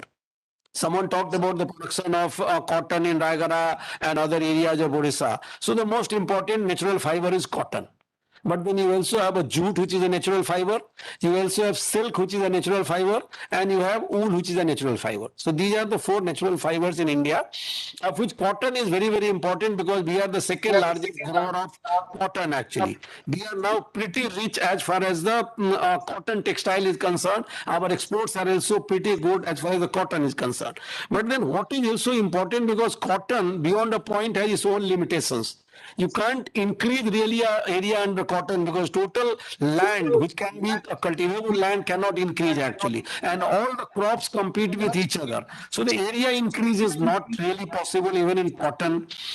Overall, I'm talking of the India. Similarly, maybe productivity can increase a bit. So maybe right now you have something like 6 million tons of cotton being produced. Maybe we'll go to 7 million tons.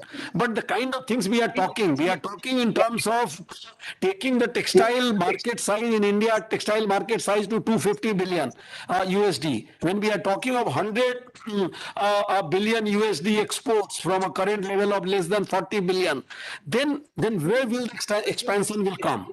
But that kind of expansion primarily will come from man-made fiber.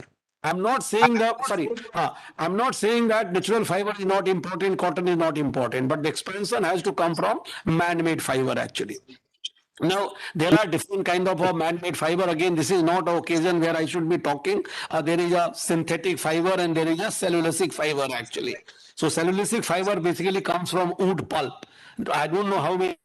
I didn't know that viscose stable fiber comes basically from wood pulp actually, and that is why Grasim industry is not growing, let's say, plants in India, but they are growing for the wood pulp even in other countries actually. Then what is more important, which I wanted to talk a little, especially because Mr. Mahapatra is there from Indian Oil Corporation Limited, is about the synthetic fiber actually. And the building block of synthetic fiber, primarily where which is polyester actually, is nothing but crude oil. Maybe common man, if you tell that all the polyester comes from crude oil, people would think, what are you talking of? But the fact remains, in fact, very recently I couldn't go where PTA and MEG is produced in the refinery or in the cracker actually, but I did go to Surat. I spent 2.5 days to understand what is man-made fiber and technical textile actually. And for the first time in my life, I also saw how a PTA powder looks like, or how a PTA chips looks like actually. So PT and MEG, these two basically are mixed in a cracker for polymerization, which produces the basic building block for any polyester. And now Odisha, in fact, I was present. I think whether Mr. Mahapatra knows or not, at one point of time, I used to be Joint Secretary in the Ministry of Petroleum and Natural Gas and Additional Secretary. So when the Paradeep refinery was inaugurated by Honorable Prime Minister, I was also part of the team there actually. But now with a state-of-the-art refinery of 15 million ton per annum, if I remember correctly, we should have no problem as far as the raw material is concerned. The basic raw material, which is PT and MEG, I'm sure IOCL can produce. And when we are talking of even a mega textile park, there is no reason why a mega textile park cannot come in the region around Bhadrak actually. Whatever where the land is available, because it has everything. If you have a raw material, you have a port connectivity with Dhamra and Paradeep are there, you have road connectivity, rail connectivity, air connectivity, everything is almost whatever is required is there actually. So I think it's a good time. So that is why government recently announced what is called this PLI. Mega textile park is different. The performance linked incentive, where even an investment of 100 crore, which is not too high in MMF and technical textile, will lead to a very substantial. I'm not going to explain PLI. In fact, we are going to different places and trying to explain. Maybe we will have a separate session on PLI. My additional secretary was yesterday there in Chennai explaining PLI, and Saturday I would be in Bangalore explaining PLI, and before that I had been to Surat actually. So maybe on some other forum I will talk a little more about the PLI. But PLI also gives an opportunity for all states. And what we have done is in the criteria, Honorable Prime Minister as well as our Minister was very keen that in criteria for selection, if there are more takers, criteria for selection, one of the criteria should be basically location of the plant. If the location is going to be in a aspirational district or a backward district or tier 3 and 4 cities actually, and they will be given a preference, because it has been said that why everything should be, let's say, in Ludhiana, or why everything should be in Tirupur, or why everything should be Chalkaranji or something. So we need to basically cater to, and from that point of view, I think Odisha, Bihar, Jharkhand and West Bengal would be certainly benefited by this criteria actually. Similarly, so the PLI details I am not talking about, but I am only saying that all these states can take advantage of that. Yes, we will come with the mega textile park soon, hopefully maybe in another 15 days. Yes, what Sanawaz Hussain sir said is correct, that every state perhaps may not have that kind of a land available, but the whole idea of mega textile park is different. There has to be one size doesn't fit all. So there has to be other technical, in my opinion, textile parks, which is, in fact, we have some very good textile parks even in an area of 40 or 50 acres or hectares actually. Recently I went to Surat, and Gujarat earlier had 14 textile park, of which 8 or 9 are located in Surat only, and couple of them I went to see, and they are excellent parks actually, and producing a state of the art kind of man-made fibers, man-made textile and technical textiles actually. So one size will not fit, but the whole idea of mega textile park, in very short I would like to say that in India we have fragmented value chain. As rightly has been pointed out, that we are not like Bangladesh. We have one where entire value chain is there actually. We are very strong in spinning. We are fairly strong in weaving. Basically, we are not so strong in processing perhaps, and we are fairly good in garmenting as well. But then all these are fragmented activities. Spinning by and large takes place, let's say, in Tamil Nadu. Then you will find weaving would be taking place elsewhere, maybe up Surat or somewhere. Processing may be taking place in Balotra or Pali or some other place in Rajasthan. And maybe, of course, garmenting takes place everywhere actually. Most of the, maybe in Kolkata or Ranchi or Bhubaneswar as well. So this fragmented value chain, what it leads to a very huge, one, of course the time gets wasted, but it leads basically a huge logistics cost actually. And textile today, especially the export market, works at a very thin margin. So you can't have, if your logistics cost goes up by 5% or something, you can't compete, especially with a country like Bangladesh and Vietnam, who have the advantage of a zero duty in places like UK and European Union actually. So the idea is that yes, we have the economy of a scale. We have from a land to every plug and play facility, what we call, so that we right from a fiber up to the finished product we produce at one place actually. So that scheme is more to produce some global champions and also to attract FDI. But that's not the only scheme actually. For example, PLI is something which can be there, and we are also thinking that we had a scheme of SITP. We should continue with the SITP scheme also, a scheme for integrated textile park, which can be done on a smaller area actually, and doesn't require that kind of area. So friends, we also had national technical textile missions actually we had launched. We also recently, to promote export, we have extended what is called a ROSCTL, remission of state and central taxes and levies. That was required because exports are always zero rated actually. We export products, we don't export taxes and levies, but certain taxes and levies which are not kind of refundable is covered under ROSCTL for textile sector for certain products, and ROTAP, which is for other sectors, and also for certain chapters in the textiles which is not covered under ROSCTL. So I think National Technical Textile Mission first, then ROSCTL, ROTAP, now mega textile, and now PLI, and coming forward mega textile park. All this I think would be a game changer as far as the textile industry in India is concerned. I see a very bright future for textile industry in India. But as I said, again I am saying that major players, the government of India, state government, unfortunately, many times we do not take the state government along actually, but the major players are the state government. So how a central government, a state government and industry put together create a ecosystem, especially for these states, and in that of course textile policy or the industrial policy of the state has to play a very important role. And I must admit here, because in fact last time Sanavas sir was here, he was very keen to see me actually, so I went to see him actually. He gave me a copy of textile policy, and he has been going around.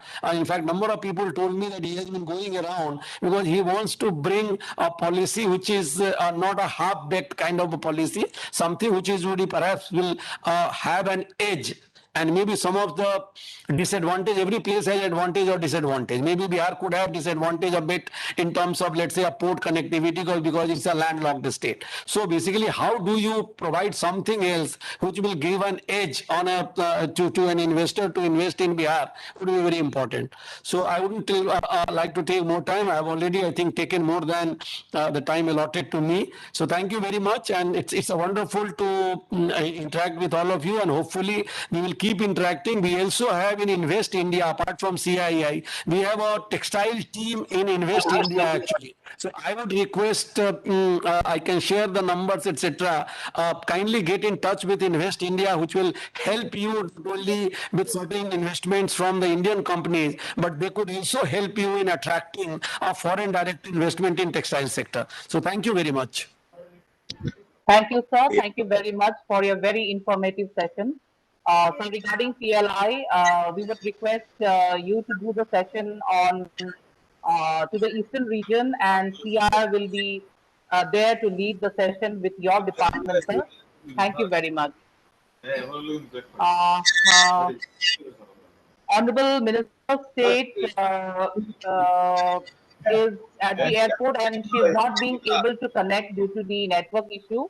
So I would now request Mr. Anil Kariwala, Vice Chairman CII Textile Task Force, to please give a concluding remark. Shri Sayyid Shahnawaz Hussain Sahab, Honorable Minister, Department of Industries, Government of Bihar. Shri UB Singh, IAS Director, Directorate of Textiles, Government of Odisha. Government of India.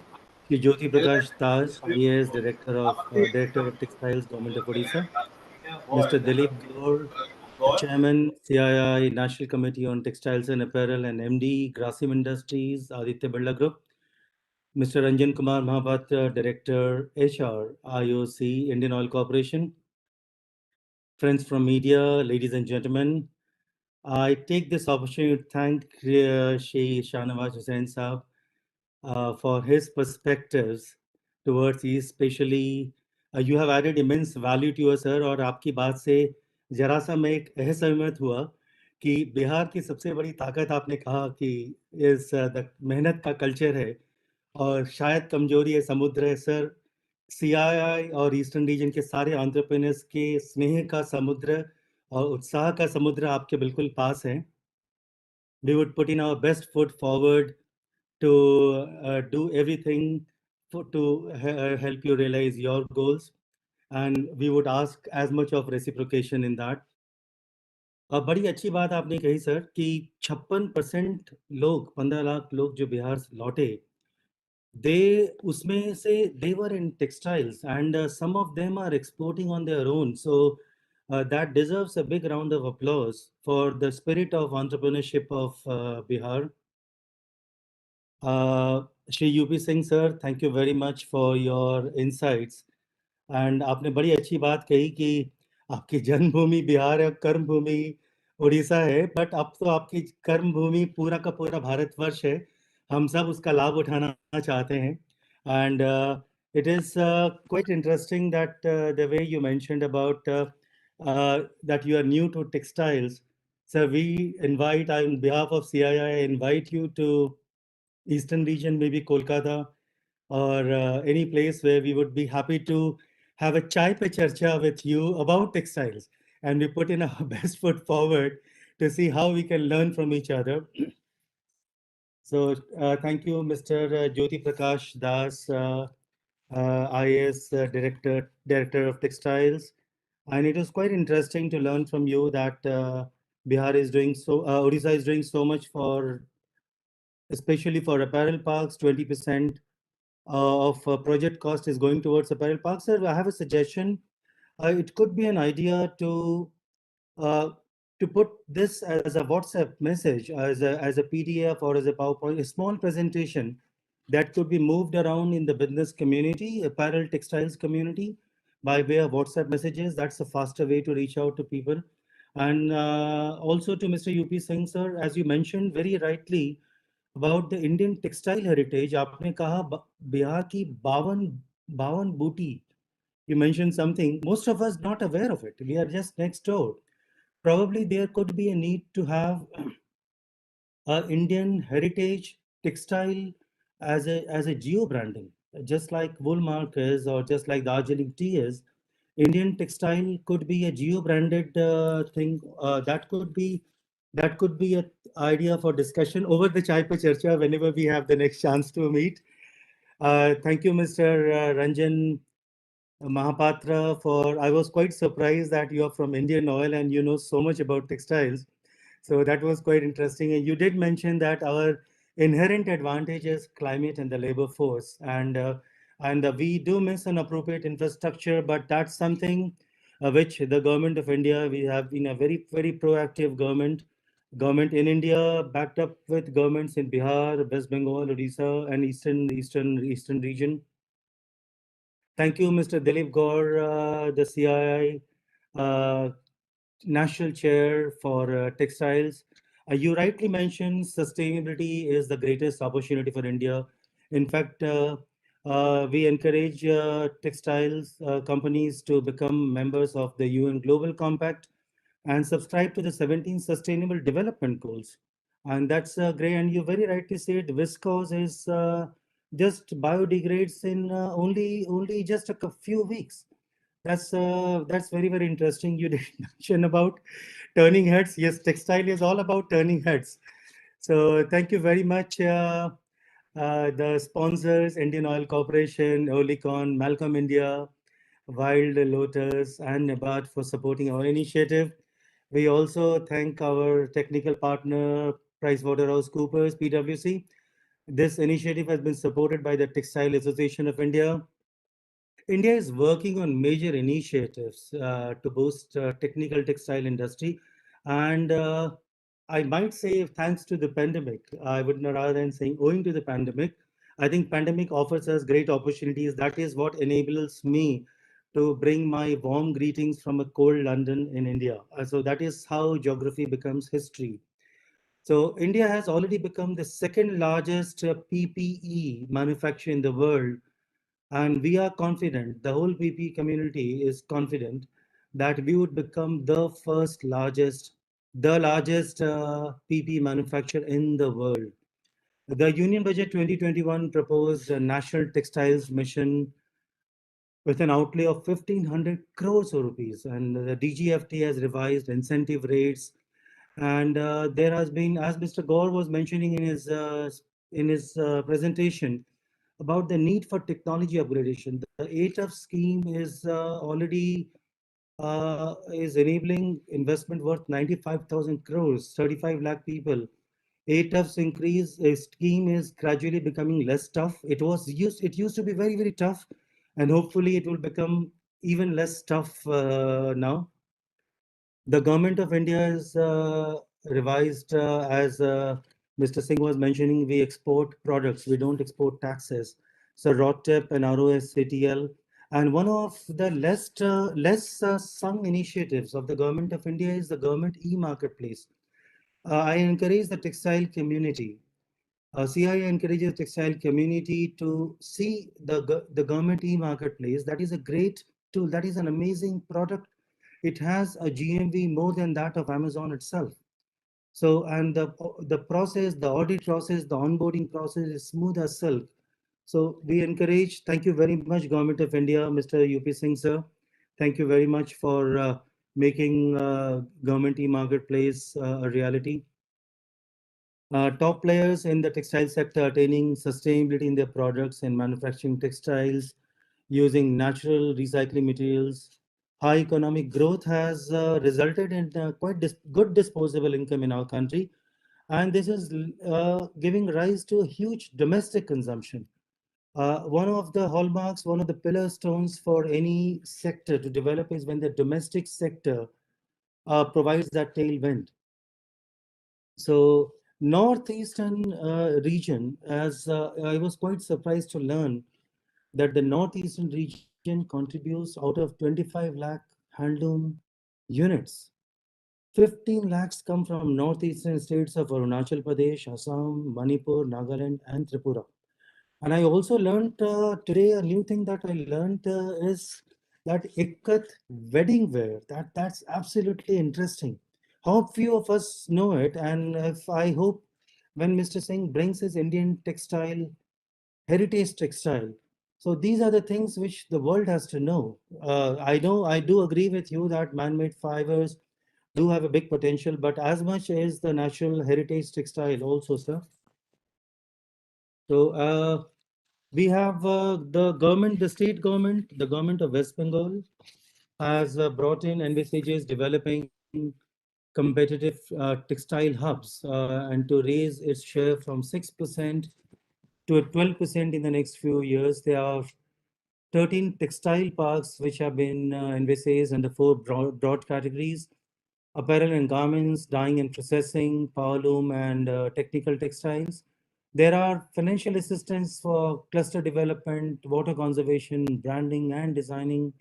And there are fiscal incentives, capital investment subsidy, interest subsidy by the government of West Bengal. Bihar and Jharkhand, where have been tussar silk producing states traditionally. Tussar silk is practiced in 31 districts of both the states, including Odisha and East and West Singhbhum districts, Santhal Parganas, Ranchi, Giridih, Bhagalpur. There is also a scheme of jute park in the northeast with an aim to attract entrepreneurs or units investing into small jute mills. So the scheme for setting up jute parks for diversified sector envisages setting up of 4 jute parks in northeast states out of the 10 parks, and subsidy is available for at a higher level for these initiatives of the northeastern states. In a nutshell, ladies and gentlemen, the future of Indian textile industry looks very, very promising and buoyed by a very strong domestic consumption as well as export demand.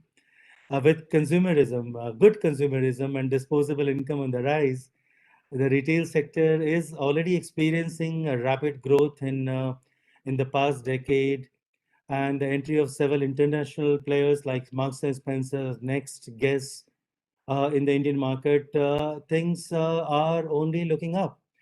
Many thanks to all the distinguished members from the government. Government is a partner, not just a regulator. So it's truly bringing this initiative itself is a demonstration of what private partnership, at least in thoughts, in every sector it is possible. So last but not the least, my sincere thanks to the members of the media. Do cover, you are the fourth pillar of democracy. Do cover us, do take Indian heritage textile. Thank you very much, ladies and gentlemen. Once again, it's indeed an honor and privilege to address all of you. Thank you, sir. Thank you so much. Thank you, Mr. Anil Kariwala. And I think we will take it forward with whatever we have discussed. So we will be preparing, PwC and CI will be preparing proceedings and also a white paper on today's discussion. We have 2 technical sessions coming up. There are a lot of suggestions and questions in the chat box, so we will take this up during the technical sessions. Now I would request Suchetna to please play the theme video which CI has prepared and also run through the profile. Thank you so much.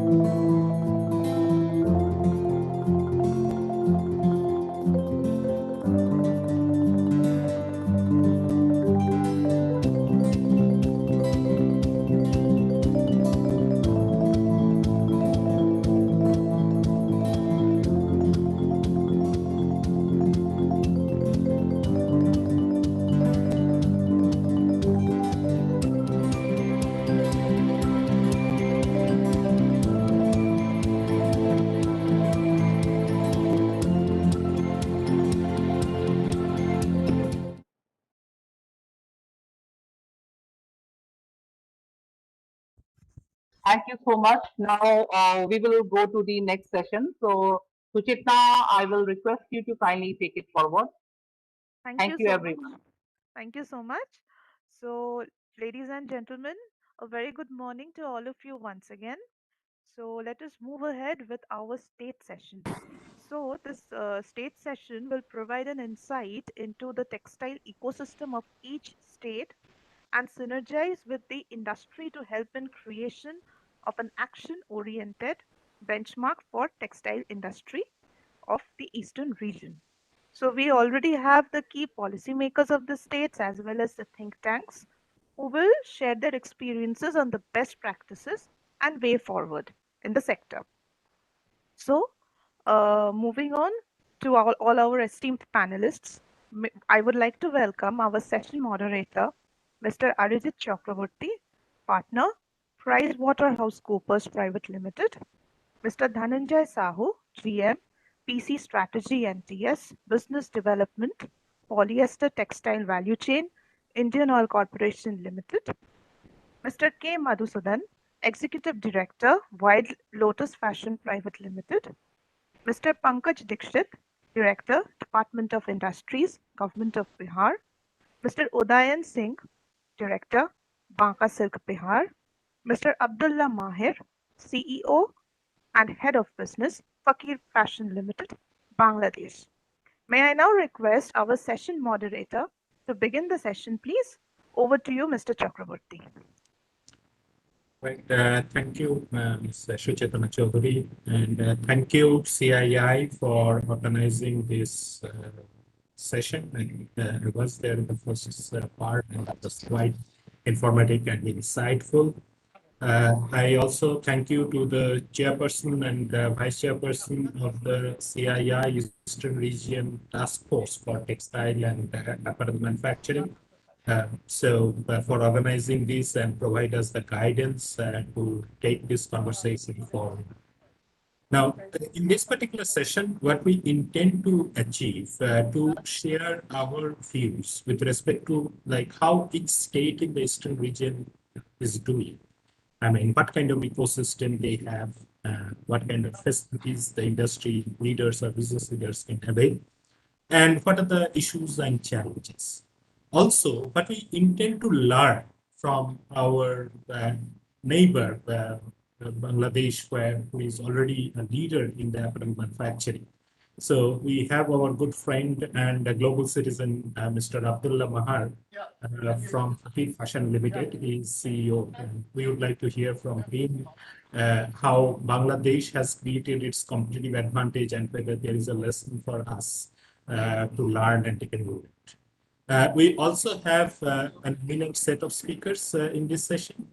We have Mr. Dhananjay Sahu from Indian Oil Corporation, General Manager in the polyester textile value chain.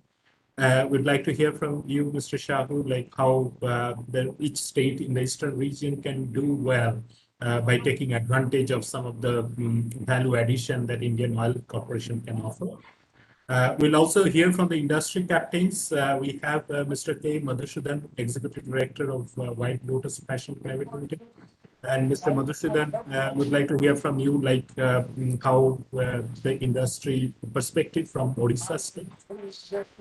We have Mr. Pankaj Dikshit, IAS. He is the Director, Department of Industries in Bihar government. Mr. Udayan Singh from Banka Silk. Mr. Singh, we would like to hear from you, like how entrepreneurship can be cultivated among the small weavers and then make it successful. And of course, what I heard from the first session, and also we all believe together we can take this region forward to further prosperity when it comes to textiles and apparel manufacturing. So with that, I would like to invite our first speaker. In addition to being the pleasure of being present over here and learning from the industry captains and the secretaries and senior officials from the government, I also have a relatively unpleasant job of doing the time check. I would request all the speakers to keep your statements limited within 10 minutes. Yes. With that, I would like to request Mr. Dhananjay Shahu, General Manager, Business Development, Polyester Textile Value Chain of Indian Oil Corporation. Over to you, Mr. Shahu, please. Thank you, sir. Am I audible? Yes, sir, you are audible. Can I share the screen if I can? I will try. Yes, I think you can share. Okay.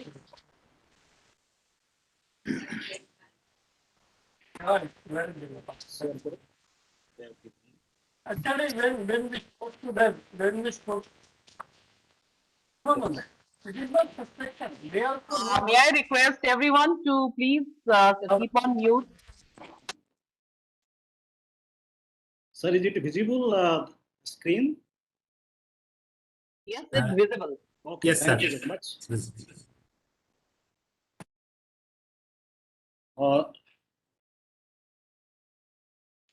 Thank you, Chairman sir. Thanks for the inviting us for sharing our thought on polyester value chain with respect to textiles. So my topic is investment opportunity in polyester downstream industries in Eastern India. And I will cover some of the aspects of where Indian Oil is playing role in textile value chain.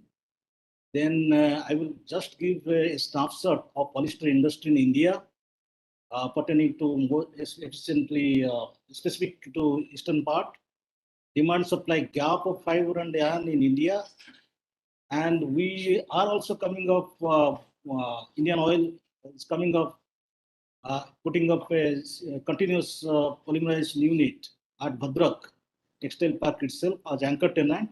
That part also I'll cover. And with that yarn and fiber feedstock, what all downstream industries is possible to come up in the vicinity of the that unit in the textile park and also nearby areas. Some of the thought also I will share. So as you know, Indian Oil is a leading PSU in oil and gas sector, and from 2004 onwards, Indian Oil started moving to diversify to petrochemical products. In 2004, Indian Oil started LAB plant at Gujarat, linear alkyl benzene, which is a surfactant feedstock. In 2006, first PTA plant started by Indian Oil in Panipat, 553 KT purified terephthalic acid. And then in 2010, we started our naphtha cracker in Panipat with MEG, monoethylene glycol, which is a feedstock for both PTA and MEG feedstock for polyester value chain. Then in Paradip, both PTA and MEG, they have already been planned. Both the plants are going to come up, and they're going first MEG is going to come up shortly in 2025. So right now we are at 3.2 million metric tons with investment of $3.5 billion, and we're going to touch 14 million by 2030. So coming to the Indian polyester industry, this is a snapshot. India is the second largest polyester manufacturer of the textile and apparel industry, following China, to the tune of around 5 million tons of both yarn, fiber, polyester, man-made fibers are being consumed in different segments. The overall fiber demand is mostly catered by, as you know, that cotton is very strong in India, especially in eastern part. However, man-made fiber is also getting consumed in a big way.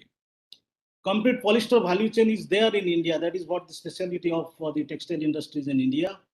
Here we can find the raw material production, even fiber intermediates like PTA and MEG. Then after that, the polyester, which is the feedstock for textile industry, and all across like spinning, weaving, knitting, and garmenting, processing, every steps we can find in India. And mostly they are in both organized and unorganized segment. it is processing and cutting. They are in organized sector. Unorganized sector basically small MSME kind of industries, whereas the spinning and the continuous polymerization manufacturing, the polyester, they are all organized sector. So in total, fiber consumption, cotton contributes 54% in India, whereas if you see the global consumption of cotton, it is hardly 26%. So that itself stresses that a lot of opportunity for man-made fiber like polyester in India. So what are the driving factors for the consumption of man-made fiber in India? First is the low per capita of polyester in India, around 5.8 kg. There is also a lifestyle changes which is happening. People, they want sportswear. People, they want Western wear. There are so many new applications, and rather in a condition because of the COVID, a lot of demand of casual wear because people they have started working from home. Work from home is a new normal now. So there are a lot of e-commerce also getting getting demand is coming in that segment, and that is also driving the polyester demand. If you talk about some of the market trends, cotton, cotton is a natural fiber, price is fluctuating because of demand and supply. There is also a lot of availability of synthetic fibers in not only in China, but also in India. China also, in a larger perspective, China is also vacating space in international trade for others to take part in textiles. It's also increasing consumption of technical textile per se. And at present, there are 22 numbers of integrated textile parks are operational in India, driving the demand of polyesters. And we have heard from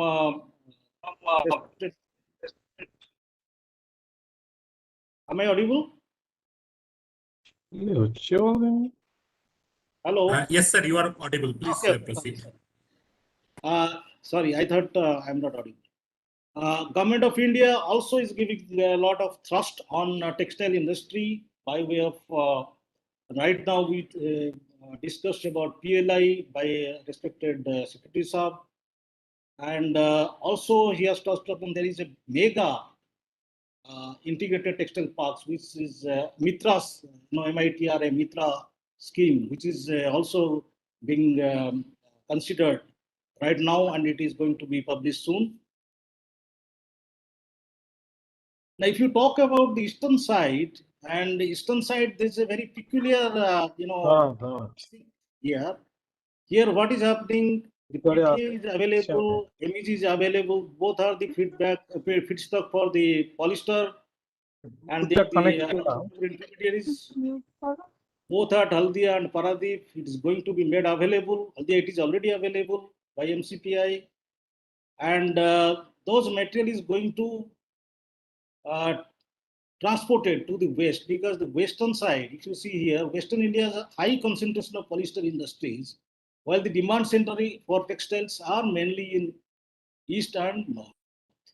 So a lot of huge cost is getting wasted because of the transportation, and because of which there are a lot of opportunity in especially east for venturing into the downstreams, especially the textiles and polyesters. In Paradip, I will touch upon from Indian Oil side. We are already the 356 KTA MEG plant is going to start operation in 2022, and 1.2 million tons of the PTA plant is under construction at project stage right now, which will be commissioned sometime in 2024. And at Bhadrak, we are also going to put up a continuous polymerization plant, CP unit, wherein we are going to consume the PTA and MEG from Paradip to produce polyester, yarn, and fiber, which is the feedstock for the textiles. Just to give you an overview of how the Indian polyester capacity scenario compared to other fibers, natural fibers. If you see the capacity is around 6 million ton of POY. POY is basically POY, FDY, DTY, and PSF. They're all yarn and fibers, different varieties of fibers. FDYs and DTY, they're yarns, whereas PSF is the fiber, polyester type of fiber. Okay, and fully drawn yarn and drawn textilized yarn, DTY. And a lot of industries are in mega scale. There right now, in India, you talk about Reliance, JVA, Velosa, Indorama, well known. They're all in big scale. Even small scale also, many industries are operating in India. POY is intermediary product, which is used as a DTY converted. So if you talk about different polyester types, the PTA and MEG, there is esterification reaction, and after that there is polymerization. We get the PET, okay, and polyethylene terephthalate, which is the polyester, and it is available both in chips format, or it can be directly from male to yarn, or directly from male to fiber. Okay, and polyester staple fiber, or the textile yarn, or FDY, or one more is the IDY, industrial yarn. They're all derived from this polyester being produced. So they're used in apparels. They're also used in home furnishing. They're also used in technical textiles, in accessories. Different varieties of yarn is available.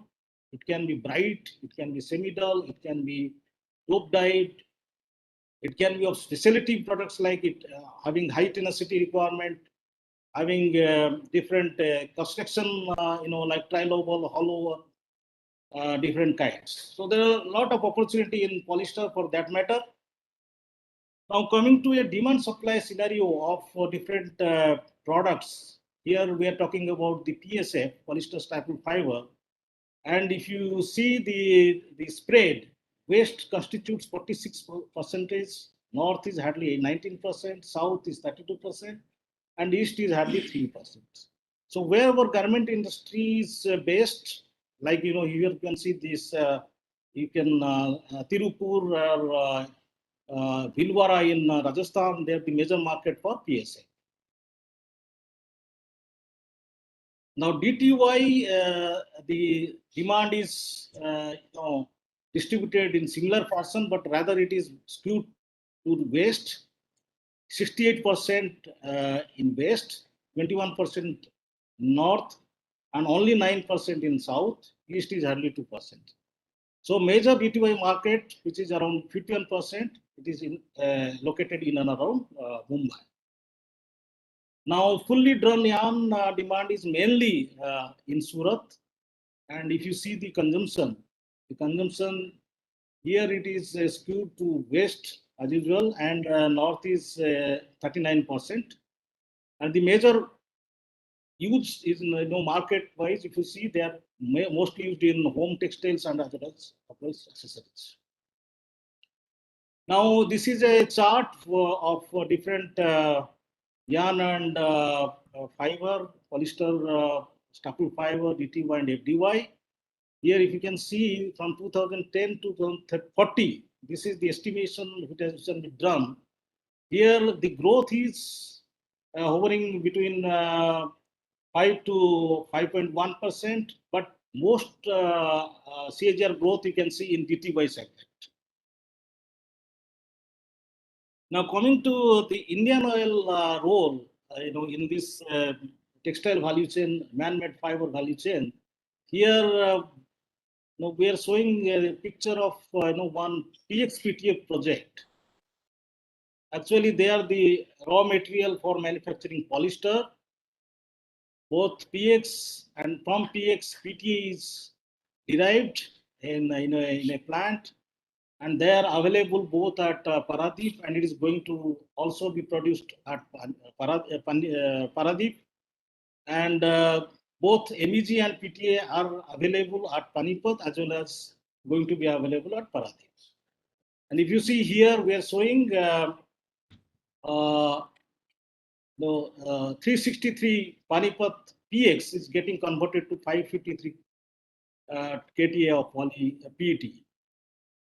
And similarly, the technology is UOP at both places, PX technology. But in case of PTA, we can see Paradip is with BP Amoco Chemical Company, that is a technology licensor, and the plant capacity is huge, 1.2 million tons compared to 553 KTA in PTA at Paradip, at Panipat.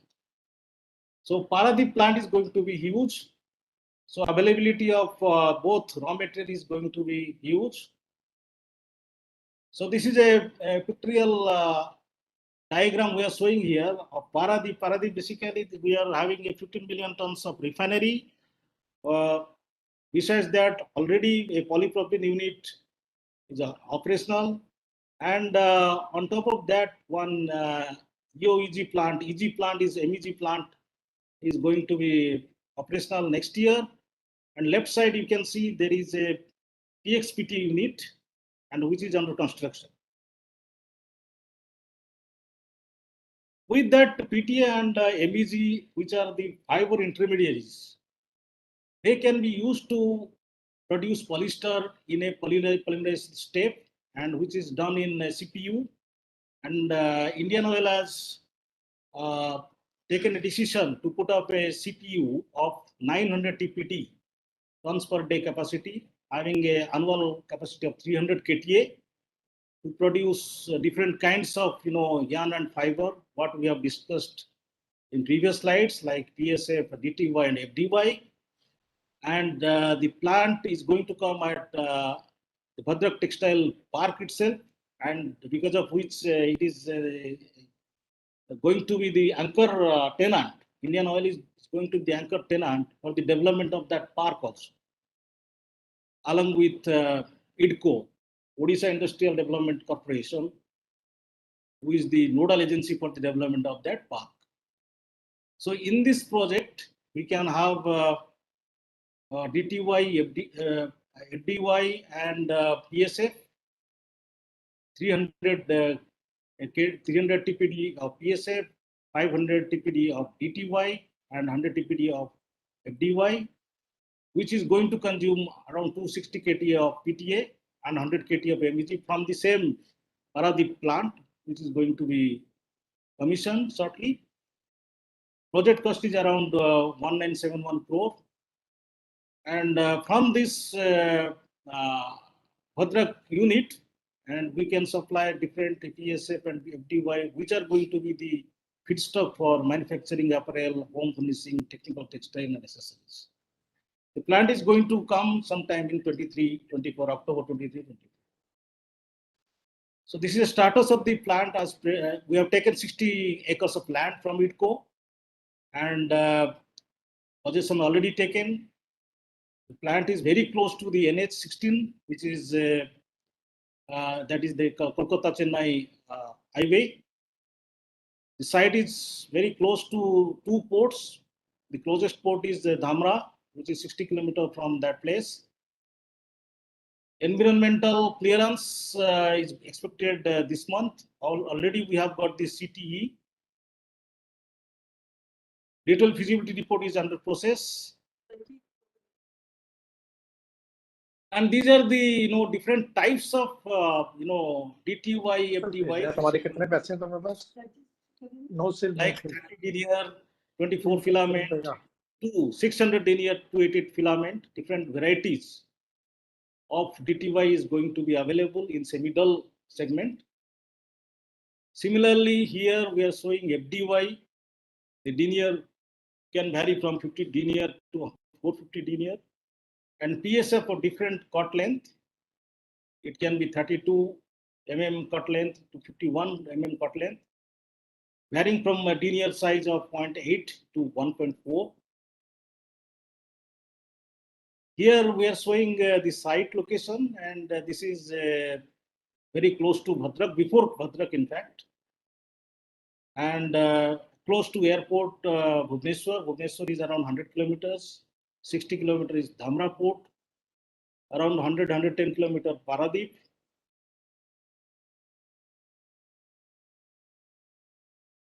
So with this what all investment opportunities that we are highlighting in this slide, we have already discussed there is a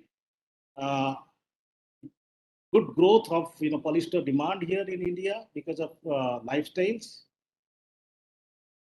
and to catalyze the demand, states have come forward and offering different kind of very attractive incentives to lure the investors to states, both in textile as well as apparel segment. They're also giving very good development land, which are industrial plots on plug and play mode. That means investor can come and put up their unit, electricity, water, other requirement can be fulfilled, can be given by the state development authority. Raw material is going to be made available there itself in the east by Indian Oil. And the industries are required to come up, in a both, all value chain, like we talk about spinning or weaving, knitting, garmenting, all these value chain are required to cater eastern part of the demand. Skilling, as you have already discussed, skilled manpower is already available in Odisha and Bihar and the eastern part. In fact, they go elsewhere to Surat, they work there, and if opportunity will be available in their states, definitely they will come forward and be the part of the growth journey. So this is in a nutshell what we are showing, what all can come, just to understand the downstream segment of polyester. It can be spinning, weaving, knitting, apparel making, and if you have calculated that out of that 300 KTA of PSF and yarn production from Bhadrak, suppose 100% is consumed in eastern part, then there will be requirement of 650 acre of land, industrial plots, and employment it can generate 70,000 with an investment of 7,000 crore and more. So this kind of potential is there in right now in the east. So here in this slide we are giving a snapshot of what kind of investment we are envisaging in apparel, bed sheet. See, right now, if you see, this is in fact a ballpark figure. It can be reviewed for correctness. And here you see 65 lakh working capital, and fixed capital is 75 lakh for apparel segment, and ROI is 4 years. The land requirement is hardly 800 square meter. Similarly, in bedsheet and other segment also, we have some project which we can share with the investors if they want. Coming to the state policy, here I have only covered the Odisha state, apparel as well as textile policy. So Odisha government has come forward and offering a very attractive incentives in terms of SGST reimbursement for over 7 years to cap to 200% of cost of plant and machinery.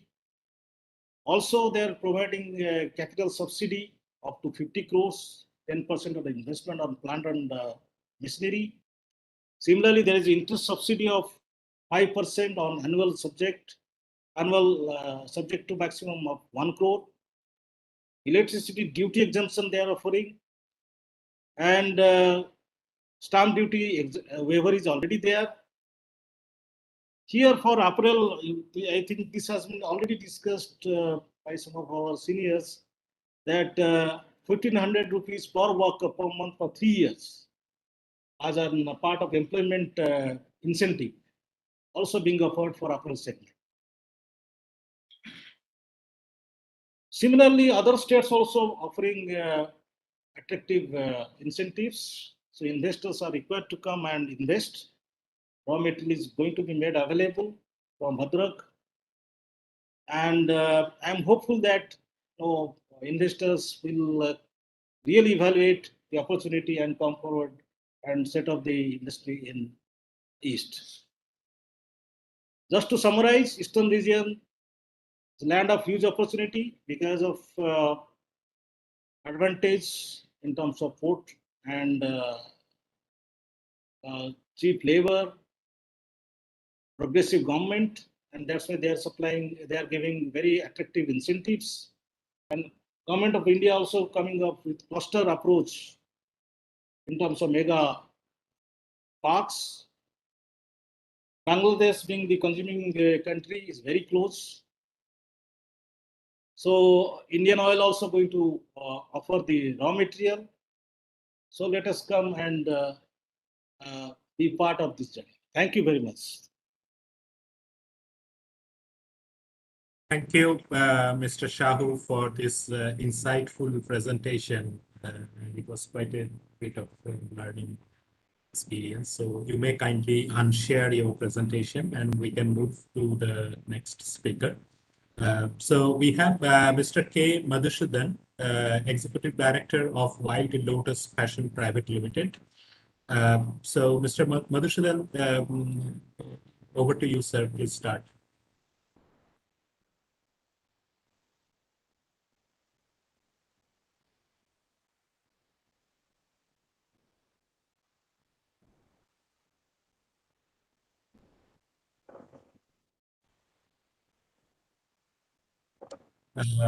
Mr. Madhusudan, I think you are on mute, so maybe you have to unmute and then start. Okay, is it okay now? Yes, sir, we can hear you now. I am Madhusudan. I am Executive Director of Wild Lotus Fashions, promoted by MGM Group and Mr. Pankaj Mohanty. I am a very experienced textile technologist and a garment technologist from Karnataka, passed out textile engineering from Bangalore Institute. I have a varied experience from spinning to garmenting, all supply chain. I have worked abroad also in Indonesia as executive director for a $2 billion garment company. So I would like to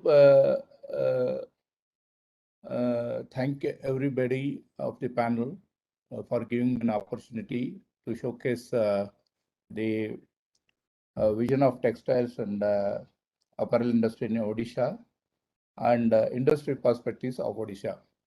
Without wasting the time welcoming and thanking everybody, I'll go directly to the subject. Vision of textiles and apparel industry in Odisha. As Odisha is very, very famous for its good quality cotton with staple length of around 32 mm and being sold to all parts of India and Bangladesh. It will be local raw material if we come up with modern spinning, knitting and weaving setups, which should supported by proper modern fabric processing plants. This will help local citizens for employment.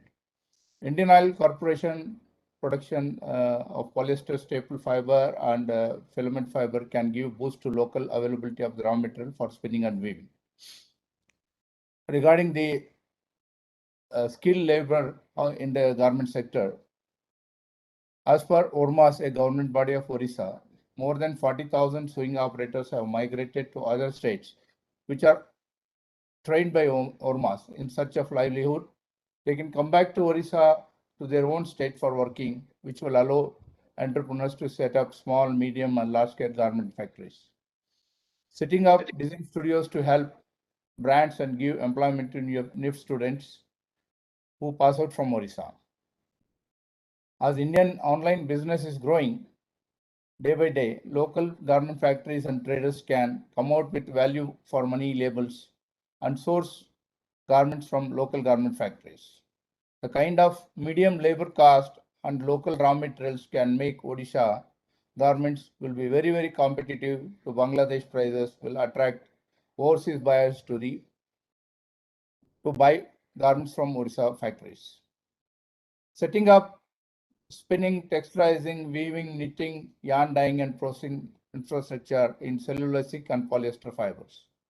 Setting up fabric factories like backpack fabrics and shoe upper factories, which come under industrial textiles as per Government of India, where a lot of incentives are given, which is one of the now, we almost import 60% of this local consumption from other countries, which can be supported, and we can set up units in Orissa where the raw material is supplied by Indian Oil. Setting up of garment factories, both small and big capacity to meet value chain of the products. Setting up of sports shoes factories to use shoe upper produced. Setting up of ancillary units like sewing thread, elastic, twill tapes factories which can use for local materials. Inviting big leaders in the garment export company and set up factories in state. Setting up of embroidery and placement printing facility to support garment industry. To set online garment marketing business to support local factories to give value for money products. There is also proposals like setting up of specialized spinning mills to do 6 to 40 cotton linen viscose and XL linen blends. There is an opportunity to have it. There are companies who are ready to write MOUs for 5 to 10 years for the spinning capacities. While Lotus Fashions are also, we have engaged Gurjit consultants to see the viability of using and setting up a textile mill to use the Indian oil raw material so that we can make the textiles in Orissa and can be used in Orissa itself and can be exported. We have a long coastal and the Vizag port is very, very near to us. So there is a big opportunity for us to make our logistics cost will be very less.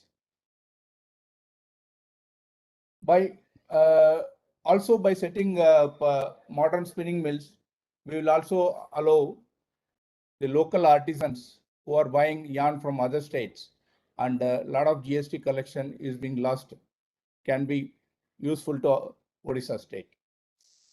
There is a very, very good atmosphere both by center as well as Orissa government to set up good garment industry and textile industry. We must make the right opportunity to use the same. Being a very, very good cotton producing state, almost a 32 mm, which is equal to MCH and DCH varieties. So we can set up a good spinning mills where a good yarn is produced and we can sell it to other states or export it to other countries. Right now it is being, all the cotton goes to other states and also going to Bangladesh. So this is the right opportunity, and with the atmosphere of encouraging textiles given by both state and central government, we should look at it. While Lotus Fashion is a very highly specialized and very good machinery we have, the state-of-art machinery which can produce woven garments, tops and women's garments.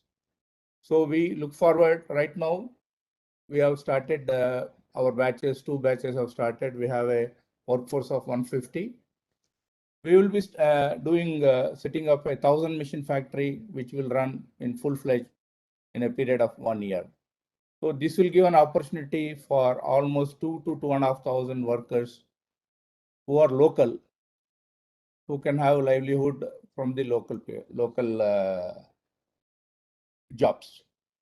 So with this, I conclude my session. You can take it forward.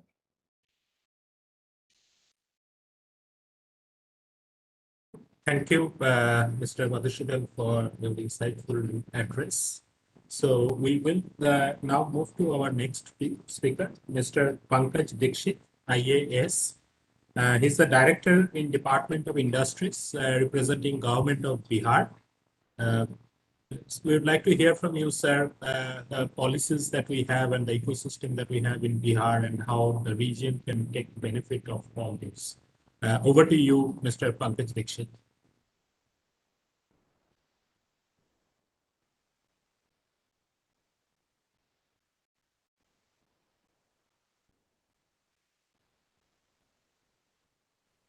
Sir, I think you are on mute. Maybe you have to unmute yourself.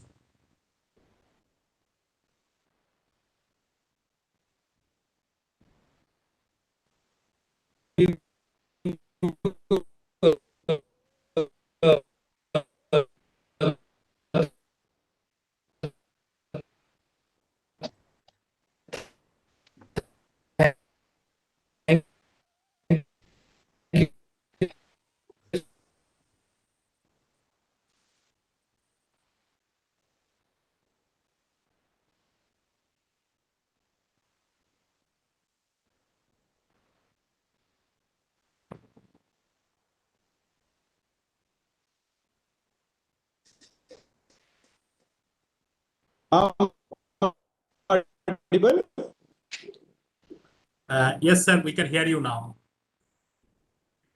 Please share presentation. Yes, sir. Yes, sir. Daniel, please share the presentation for Bihar.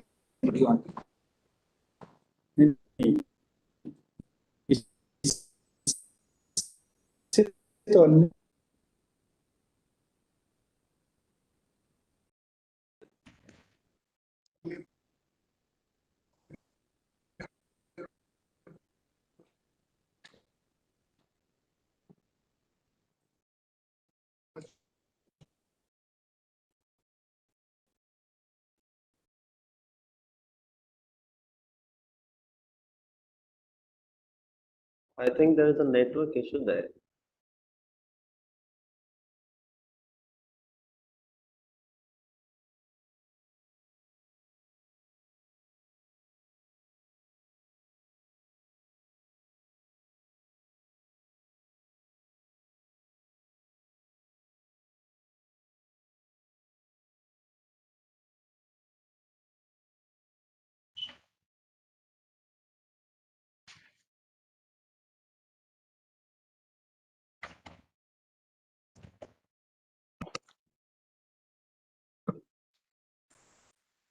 Am I audible?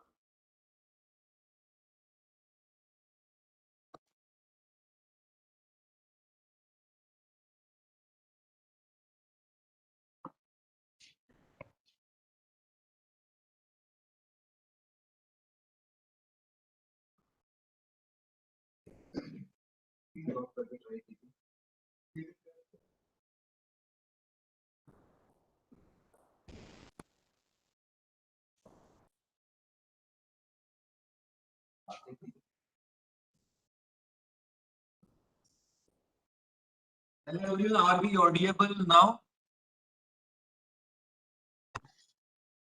Yes. Thank you so much. So over to you, sir.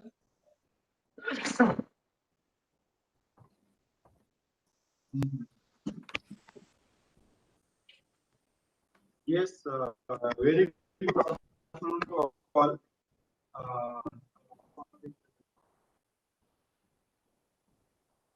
Now,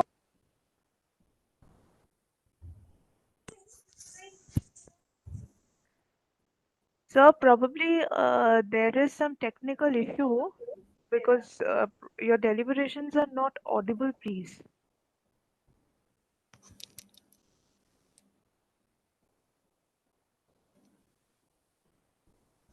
now it's audible. Yes, sir, you're audible, please. You're audible. Yes. Thank you. So now I'm presenting the scenario of upcoming Bihar Textile Policy 2021, which is in deliberation with the stakeholders.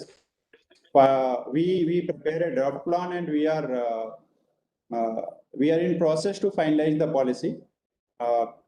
In that policy, we just want to highlight some issues. First is like earlier Vice Chairman of CII mentioned Indian heritage textile thing.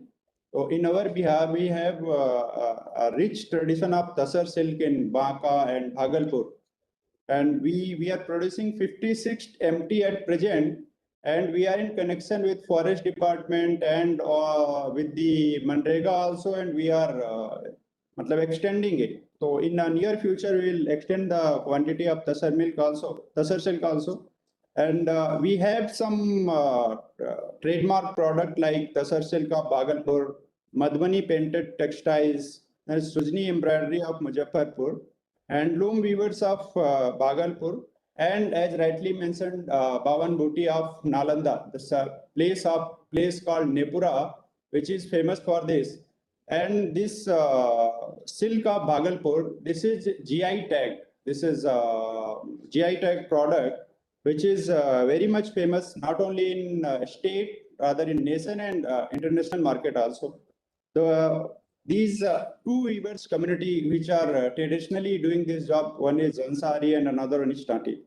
And the other thing is we are at the central, we are covering a lot of market area. We are covering approximate 55 crore of population with the central location of our state with nearby Bangladesh, Nepal, Bhutan and other adjoining states also.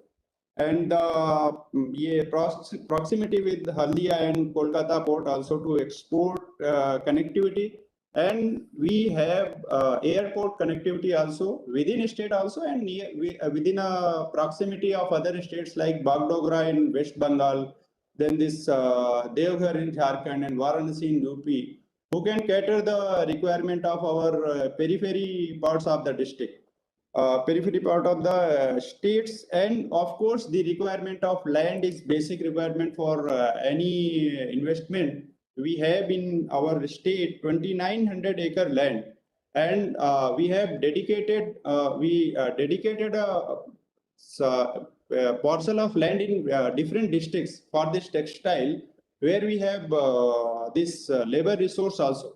In during pandemic, we have skill mapping of our resources also. In that resource, what we found, 56% of those laborers are skilled textile worker who came from various states to Bihar.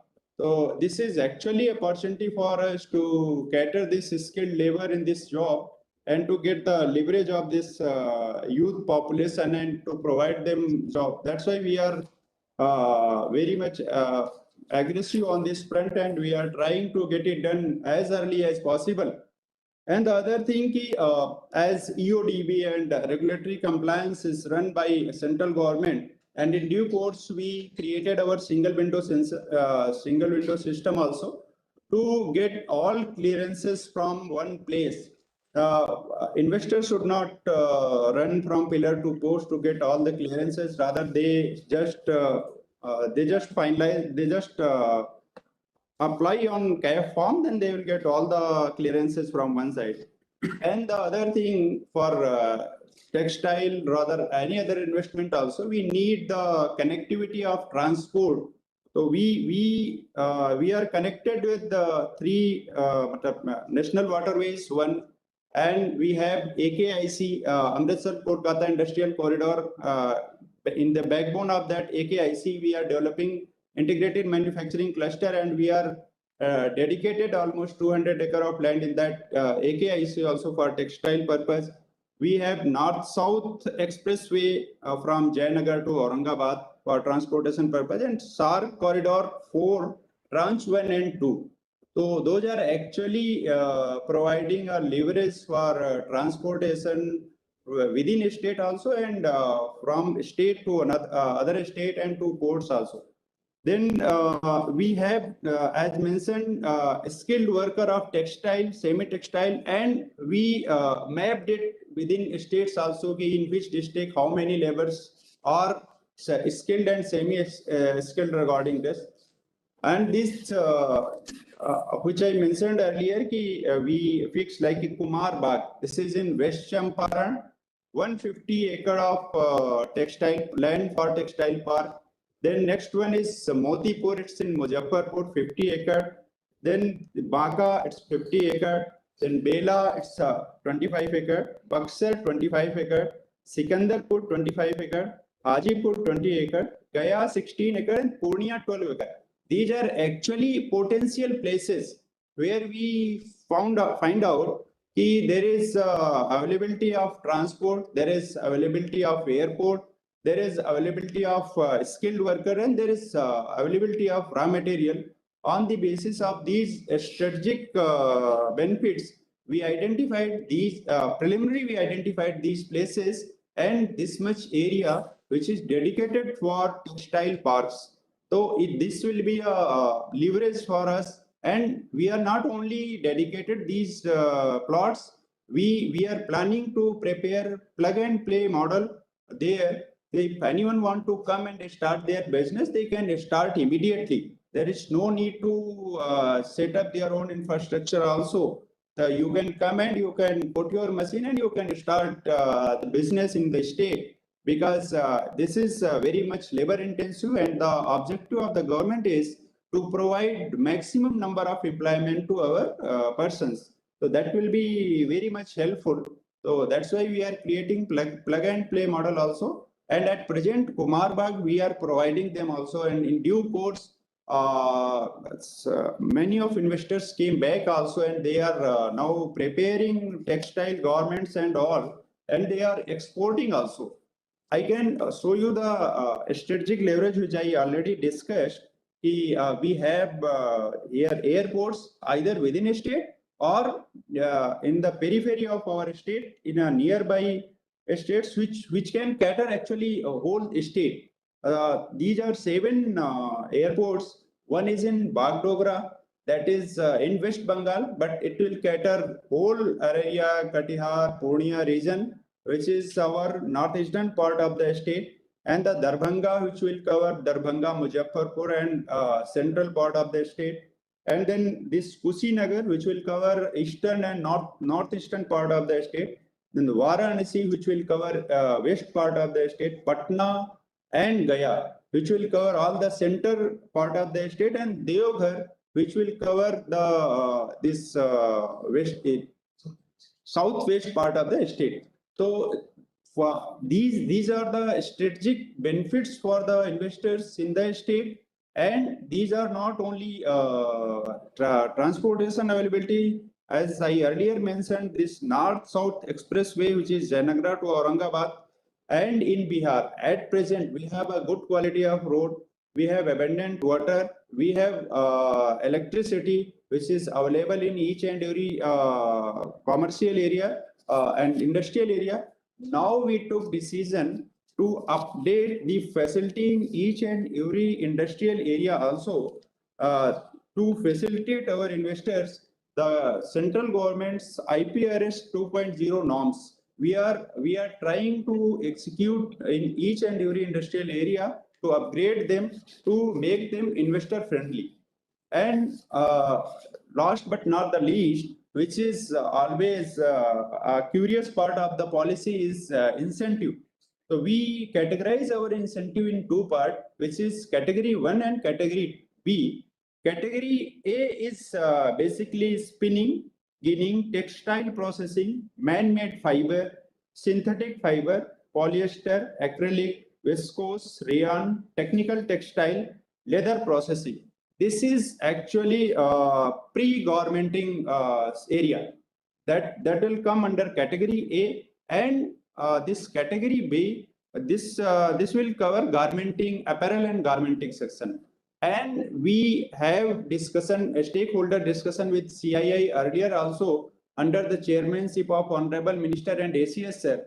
In due course, we came to know that most of the units, if they will come, so they cannot get the benefit of SGST and all if they are sending their product out of state. So we considered that thing also, and accordingly we broadly categorized these two category A and B. In these category, we again bifurcated it A1 and A2, which is basically for within state consumption. In this category, the investor will get the benefit of SGST, and in case they are not they are not selling their product within a state, then they cannot get the benefit of SGST. In that case, we categorize in category B1 and B2. Means if you are not getting the benefit of SGST, you will be covered in B1 and B2. Then you will get other incentives in a higher way. That's why you will get balanced incentive. No one will be disincentivized. Rather, each and everyone will get a balanced incentive. In due course of stakeholder discussion, we came to know that it's not possible for each and every unit to sell all their material in the state only. They can sell out of state also. They can sell. They can export it to other nations also. So they will not be benefited with the SGST, and accordingly we plan and formulated in our policy also. Each and everyone should get a balanced incentive. And this is a tentative list of our incentives. This is not finalized. I'm making it clear. But we reach at a consensus in due course of stakeholder discussion, which is yet to be finalized by the government. But if you see the incentives and their range, then you will find it out. This is the most lucrative policy which is available within our nation. It's in a whole scenario. We cannot talk about at one class capital subsidy or investment subvention. If we'll take it as a whole, and if we'll finalize, if we'll think as a whole policy, so then I'm claiming from the state side, this will be the best policy, and this will be the most lucrative for the state of Bihar, for investors to come to state of Bihar. And we welcome investors to invest in the Bihar. So this is a whole from my side to present my case. And now if any questions from anyone, then I can take. Thank you, sir, for this quite informative presentation about Bihar, particularly the new policy that is getting shaped, along with the infrastructure available and the incentives that are available for the entrepreneurs. I think that's quite informative. Thank you, sir. We will take the questions at the later part of the session, time permitting. We will be now moving to the next session speaker, Mr. Udham Singh. He's the director of Banka Silk in Bihar. And Mr. Singh, over to you. We would be keen to hear from you the success story about the weavers and how entrepreneurship is being fostered. Over to you, sir.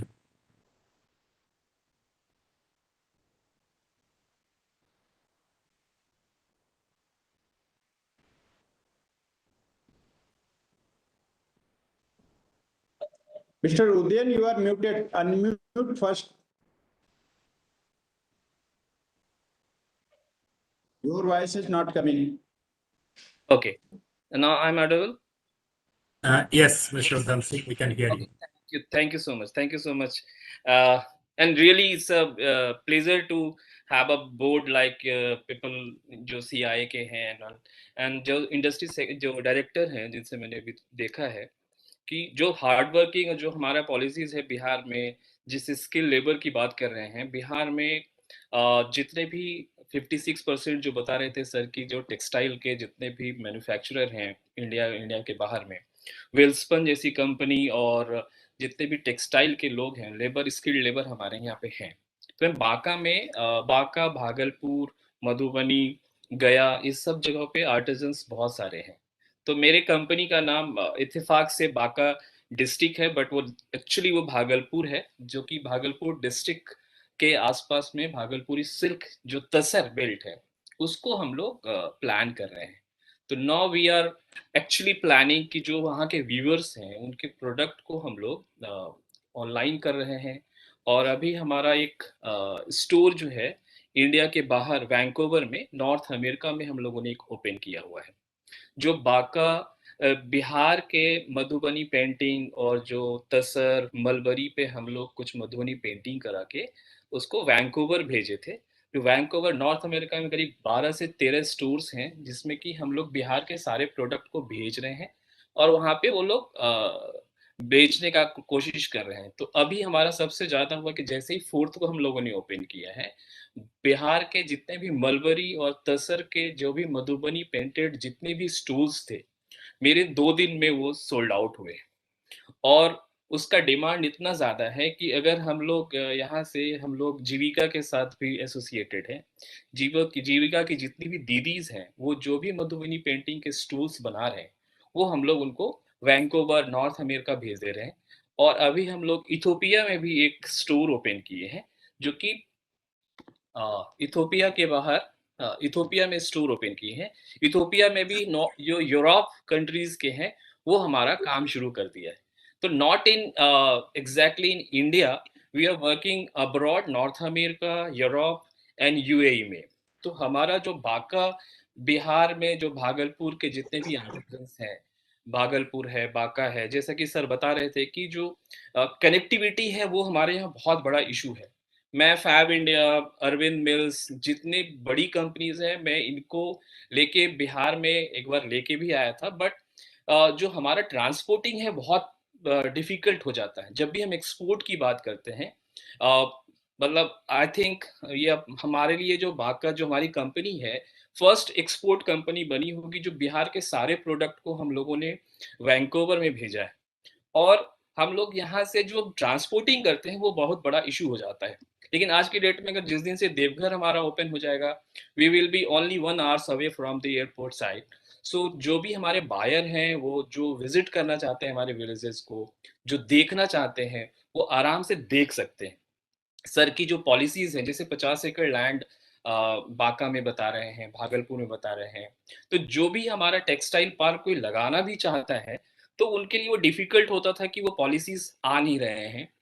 वो किस तरह से उनको क्या rebate मिलेगा। Export policy भी sir, जैसा मुझे पता है कि बिहार भी एक्सपोर्ट पॉलिसी के ऊपर बहुत काम कर रहे हैं, जिसपे कि अगर हम लोग यहाँ से बिहार से कुछ एक्सपोर्ट करेंगे तो उनमें कुछ रिबेट भी मिलेगा, और हम लोग उस पर काम भी शुरू कर दिए। तो हमारा क्या है कि बांका भागलपुर रेंज में मैं अभी काम करना स्टार्ट किया हूँ। मधुबनी पेंटिंग पे हम लोग काम कर रहे हैं, जिसमें मुझे गवर्नमेंट ऑफ बिहार से पिछले 6 महीने और 1 साल से बहुत ज़्यादा सपोर्ट सिस्टम अभी मिला है, जिसकी वजह से मैं थोड़ा और भी बेहतर काम कर पा रहा हूँ। जीविका जैसे 1,30,00,000 SHG महिलाएं हैं जो वहाँ पे काम कर रही हैं, जो मधुबनी पेंटिंग पे काम कर रही है, जिसके लिए हम लोग मतलब मेरा सबसे ज़्यादा स्टोर में जो सक्सेस स्टोरी है वो ये है कि हम लोग मलबरी, जो पूर्णिया क्षेत्र में मलबरी का उत्पादन होता है, उस मलबरी को हम लोग जब मधुबनी पेंटिंग करके बाहर भेज रहे हैं तो एक एक दिन में 25 स्टोल्स सोल्ड आउट हो रहे हैं, जिसका कॉस्टिंग बहुत हाई रेंज में होता है, फिर भी हम लोग वो बेच पा रहे हैं। तो पॉलिसीज अभी आना स्टार्ट हो गया है हमारे यहाँ। ट्रांसपोर्टेशन का जो इशू था वो अब शायद अब धीरे धीरे खत्म हो रहा है। वीवर्स हमारे यहाँ स्किल्ड हैं, जैसा सर बता रहे थे कि पैंडेमिक सिचुएशन में ही हम लोगों को पता चला कि हमारे जितने वीवर्स हैं वो बाहर में काम कर रहे हैं। मैं वेल्सपन के साथ थोड़ा काम करता था, तो बांका, भागलपुर और गोड्डा जो सटा हुआ एरिया है झारखंड का है, वहाँ पे करीब 2000 लेबर थे जो वहाँ से लौट के आए थे, जो वहाँ पे स्टिचिंग कर रहे हैं। और तो हम लोगों का क्या था कि उस समय जो वहाँ के बांका के डीएम भी इनिशिएटिव लिए हैं, जैसे कि चनपटिया गांव है, वहाँ पे लोग भी इनिशिएटिव ले रहे हैं। तो एक्सपोर्ट में हम लोग का बहुत पॉसिबिलिटीज है। तसर की quality one of the best quality है हमारे यहाँ। मलबरी की क्वालिटी हमारे यहाँ का सबसे अच्छा है। अगर हम लोग थोड़ा येलो साइड में होता है, जिसके कारण कि हम लोग जब रीडाई बोला जाता है कि जब हम लोग डाई करते हैं तो वो उसमें टिका रहता है, जब हम लोग पेंट करते हैं तो वो बहुत ही अच्छे तरीके से दिखता है। तो हम लोगों के बिहार में पॉसिबिलिटीज बहुत ज़्यादा हैं। और अच्छी बात है कि हम लोग बिहार, उड़ीसा और बंगाल तीनों एक प्लेटफॉर्म पे हैं। मैं इक्कत पे भी काम कर रहा हूँ, जो उड़ीसा पे जो इक्कत जितना है, वहाँ पे एक डिज़ाइनर है सब्यसाची सत्यपति, नॉट मुखर्जी, सत्यपति, जो उड़ीसा से है। तो उड़ीसा से he is working with us. जो हम यहाँ से मलबरी और तसर हम उनको भेज रहे हैं यान, और वो वहाँ पे इक्कत वीव कर रहे हैं। और वहाँ के पेंटिंग, उड़ीसा के पेंटिंग को हम लोग पूरा प्लान करके हम उसको एक्सपोर्ट करने की कोशिश कर रहे हैं। So we are working together. Artmanship जो हमारे बिहार के आर्ट हैं उसको, उड़ीसा को हम लोग एक साथ एसोसिएट करके प्लान कर रहे हैं एक्सपोर्ट करने का। I think this will be the great result अगर हम लोग एक साथ तसर, मलबरी, इक्कत और मधुबनी पेंटिंग, इन सबको अगर हम एक क्लस्टर और एक को मिक्स करके प्लान करें तो बहुत ही अच्छा रिजल्ट आ सकता है। और अगर कोई प्रेजेंटेशन देखना होगा तो वी कैन शो आर हमारा वैंकूवर का स्टोर है, जो हम किस तरह से वहाँ के काम कर रहे हैं। तो हम लोग we are not working with rugs, we are working on rugs पे, कारपेट्स पे, जो कि उड़ीसा के भी इक्कत पे बहुत ज़्यादा हम लोगों का भी ये हो रहा है। मधुबनी पेंटिंग इज एक्सपोज्ड, बहुत ही अच्छे तरीके से हम लोगों ने काम करना स्टार्ट किया है। मलबरी और tasar is a strength of our Bihar का ये, and skill level is there. तो अभी हम लोग we are in talk with this industry department कि हम लोगों को भी जो बांका में जो स्टिचिंग यूनिट है वो एक्सपोर्ट करने की बात हो रही है, कि हम बांका, भागलपुर या बिहार में ही जो स्किल लेबर हैं उनके लिए ही हम एक जगह बना दे रहे हैं, और वहीं पे हम लोग स्टिच करके उसको हम लोग एक्सपोर्ट करेंगे या किसी भी बायर को देंगे। तो now we are looking forward कि कैसे बिहार और सीआई का, ऑल्दो सीआई में मैं मेंबर भी हूँ और मैं टेक्सटाइल को चेयर भी कर रहा हूँ बिहार चैप्टर को। तो हमारे लिए बड़ा अपॉर्चुनिटी है कि हम लोग अच्छे तरीके से काम कर पा रहे हैं। आई थिंक और भी चीज़ें इंडस्ट्री पॉलिसी आने के बाद जितने भी लोग आ सकते हैं, अगर जितना आएंगे उतने हमारे व्यूवर्स को फ़ायदा मिलेगा, और जितना हम लोग व्यूवर्स को कैटर कर पाएंगे, जितना हम लोग काम दे पाएंगे, वो ज़्यादा अच्छा रहेगा। Thank you so much. Thank you, Mr. Udham Singh, and it was quite inspiring to hear that there is an international inspiration internationally. Also, we heard some of the issues present in the state, the opportunities, and also how the state-to-state collaboration and cooperation is also happening in the Eastern region. So thank you very much for covering such a nicely. Yeah, exactly. We are working with these artisans from your Ikkat, and that Sabyasachi Satpati is working with very rigorously, and my design team is there. So we have a full of 10 to 12 designers from NIPT and Jaipur. They are working in Delhi office and that Mumbai office. They are working together to enhance our design and everything. So maybe we will be collaborating. Sure. Thank you very much. So we will now move to our next speaker. We have from Bangladesh, Mr. Abdullah Meher, who describes himself as a global citizen, and he represents the country which is not only neighbor to the states of Eastern region, but also demonstrated a significant competitive advantage in the global landscape. Bangladesh tends to be the second largest apparel manufacturer by nation. So, Mr. Maher, over to you. Thank you, Namaskar, everyone in India. And this is truly an honor and pride of mine to be connected to so many textile gurus, and I'm a small tailor. Okay. And yes, I'm happy to represent my country and my company, Fakir Fashion Limited. Fakir Fashion Limited is one of the top 5 composite knit industries in Bangladesh, which is a 3rd generation company. Actually, where I'm sitting at the moment is called Narayanganj. Many of you might have heard this name, especially who are dealing yarn and fabric and chemicals. Narayanganj is the Tripura of Bangladesh.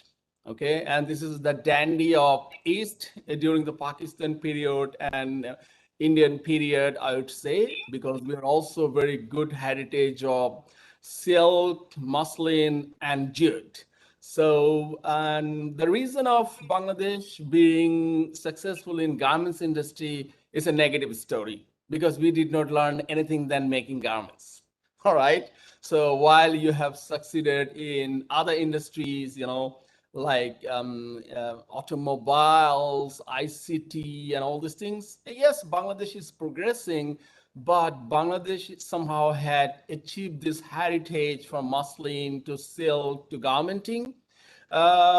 Yes, we are the 2nd largest exporter of ready-made garments after China. Vietnam took that seat for a while, and Bangladesh also took back this seat. That is also another sad story.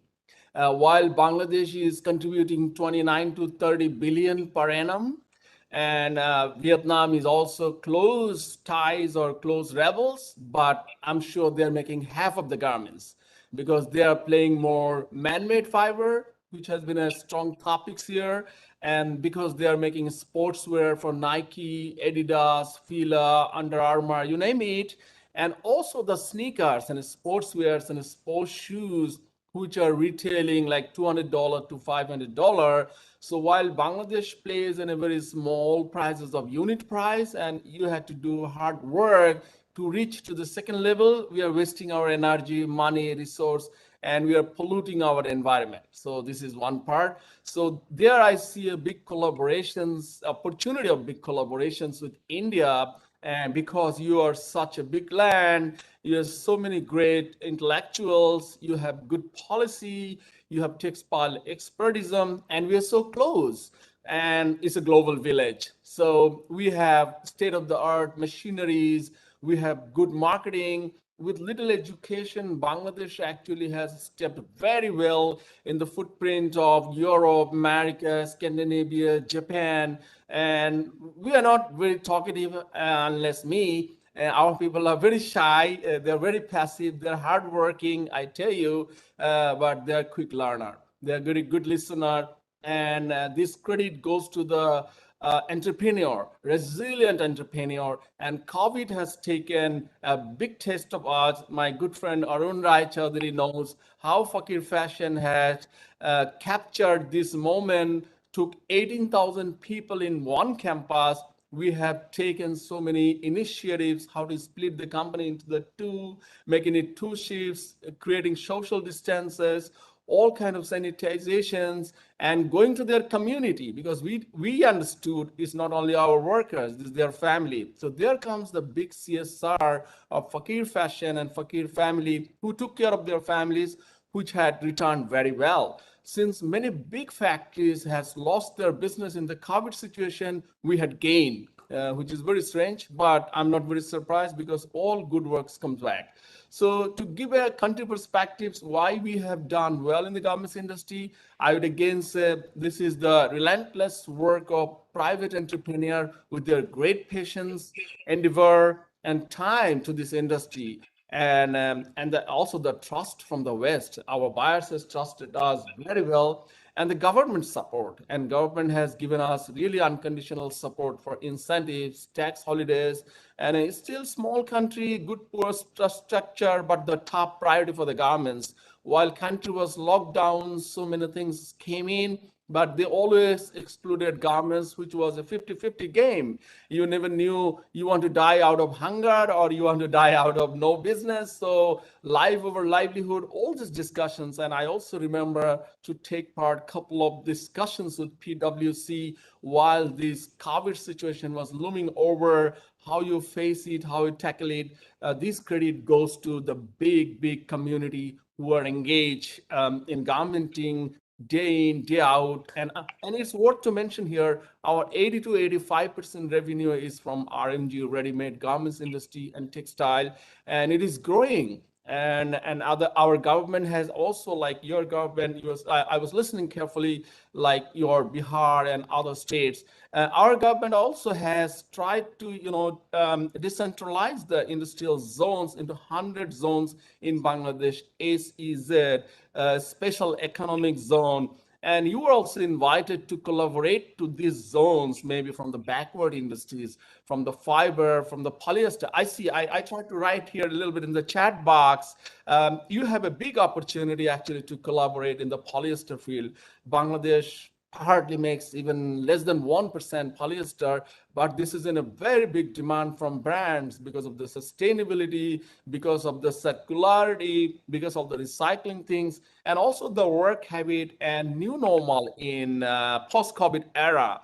Because life is more, I don't think, like many of you, this is gonna back to be the same again pre-COVID, because I'm just back from US and Fifth Avenue in New York, 50% people are back to the office, big buildings are half empty, stores are half empty. There is a big supply chain disruptions, and Bangladesh growth to the needs without this infrastructure, like India, and such opportunity like petroleum by chemicals and like polyester and blended, still it has grown 20 to 30% because we have done it very quick. The another success stories of Bangladesh is the quicker lead time, the flexibility, the positive attitude, and the investments and the finance from private finance, banks finance, and also the international colleagues who are sitting in the US and Europe. They also collaborated very well, they connected, and things has come in a different way. I also see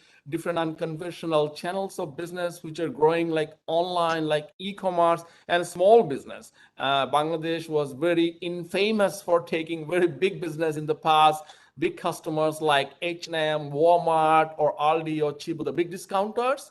But of late, country also has learned to cater smaller fashion business in high value additions. And last but not the least, I would also like to remember and thank our real heroes. We are not the hero, not the entrepreneur. Yes, entrepreneurs are always be there. It's our 4 million workers and their 160 million families who come into my factory every day. Every day, if you ask them, they put down their heads with a very small salary. I really feel guilty. We could not do enough for them. Yes, they never had this job probably before in the industrialization so-called era of Bangladesh. They are also growing. Their children are getting educated. I'm not sure whether they'll come to the garments industry. Things has to go for automations. But these 4 million workers, they are really quick learner. We don't have so-called trade union. We don't have this kind of problems. And this is a very positive energy I see among them. And good companies like us also engaged in their families, in their communities, for their children's education, for their children's well-being, and giving them a roadmap in the career. So we are also investing in like automations, in ERPs, and big companies are talking to many management consultants like PwC. Arun has came to our project many times, and he has helped us greatly. And I was happy to be connected to the whole PwC and his colleagues. And we had really been benefited. And we have taken that forward. And we're also connected to international ERPs and systems, management development. But I see limitations for now. Though McKinsey and other consultants are saying in Bangladesh by 2030 or 2035 can be 50 billion, but I see limitations of the textile background. In the knit, we are almost there, but our spinning industries are not still sufficient. Though you are telling 80% of the spinning supports both woven and knit by locally, but there is a big gap for the blended yarn, polyester yarn, long staple yarn, compact yarn, Pima yarn, fancy yarn, because Bangladesh is, connected with all the top customers. We are no more we are like low end. we have also surpassed mid to senior brands. So they're demanding circularity, they're demanding transparency, they're demanding green footsteps, and all these we have done, but they would like to track back the whole chain. For example, if I buy yarn from India, they would like to connect your farmer, your zinner, your spinner, your manufacturer, your shipper. They would like to see whether you have followed all these green footsteps, you have followed all these carbon footsteps, and they would like to see kind of transparency in the business. And this big collaboration is really a time we have to talk between Chamber of Commerce, between India or Bihar or Kolkata or BKME and your industries and your fashion designers to touching base, because still we are in the more in the basic sides. I also know that you have great designers. You have great designers globally. So if we could, come together and spend some good time in collaborating in fashion branding and product development from the day one, and that could be another successful case story, which has been a big case stories with success with us in the Text Group, who's asking lead time 15 days, not 30 days anymore. Every week they want to change their window, and customers wants in this generation Z and millennium, they want to have one picture, one snapshot by one garments and one time. Seriously, they mean it. They don't want to send their garments to the laundry, which is another discussions. I'm engaged in many platforms against the sustainability. You are talking about sustainability, and again, you are dealing fast fashion. So we have to find some kind of collaborations where we can create value for money, good business, and recycling things. And I see again a great possibility between Bangladesh and India to come together and fill the gap, because also in the geopolitical era, Bangladesh has opened the gate of $142 billion of garments export by China, where Bangladesh is only 30. If we together can take 2% or 5% of it, I don't think any of your spinning, mill, washing, or industry will be empty. How much we can do from 142 billion from China? And it is made in Bangladesh, it is made in Indian subcontinental, it is made in Eastern region, you name it. China has been doing some part here and there, including Bangladesh, Vietnam, Cambodia, because they have, I had been working sometime with Yangon Corporation. I know they're great products. They assembly fabrics in China. They assemble the cut panels in Vietnam. They are making the final garments in Bangladesh. So they have to find a country of origin. So I see a lot of opportunities. I think I should not take much time. And this is how I had inspired myself. And I've been waiting this time to share. And I'm a very small person in Bangladesh garments industry. And I'm sure with your big collaboration and connection, you will reach out the leaders. And please feel free even to ask me if you want to know who, so I can at least connect and we can take up it from there. And thank you, everyone. And wonderful to see you, everyone. Stay safe. And greetings from Bangladesh. And see you next time anywhere. Bye-bye. Thank you, Mr. Abdullah Maher. I mean, quite insightful information, and sharing the success stories with us, and also how the eastern region of India can collaborate and create further success stories together.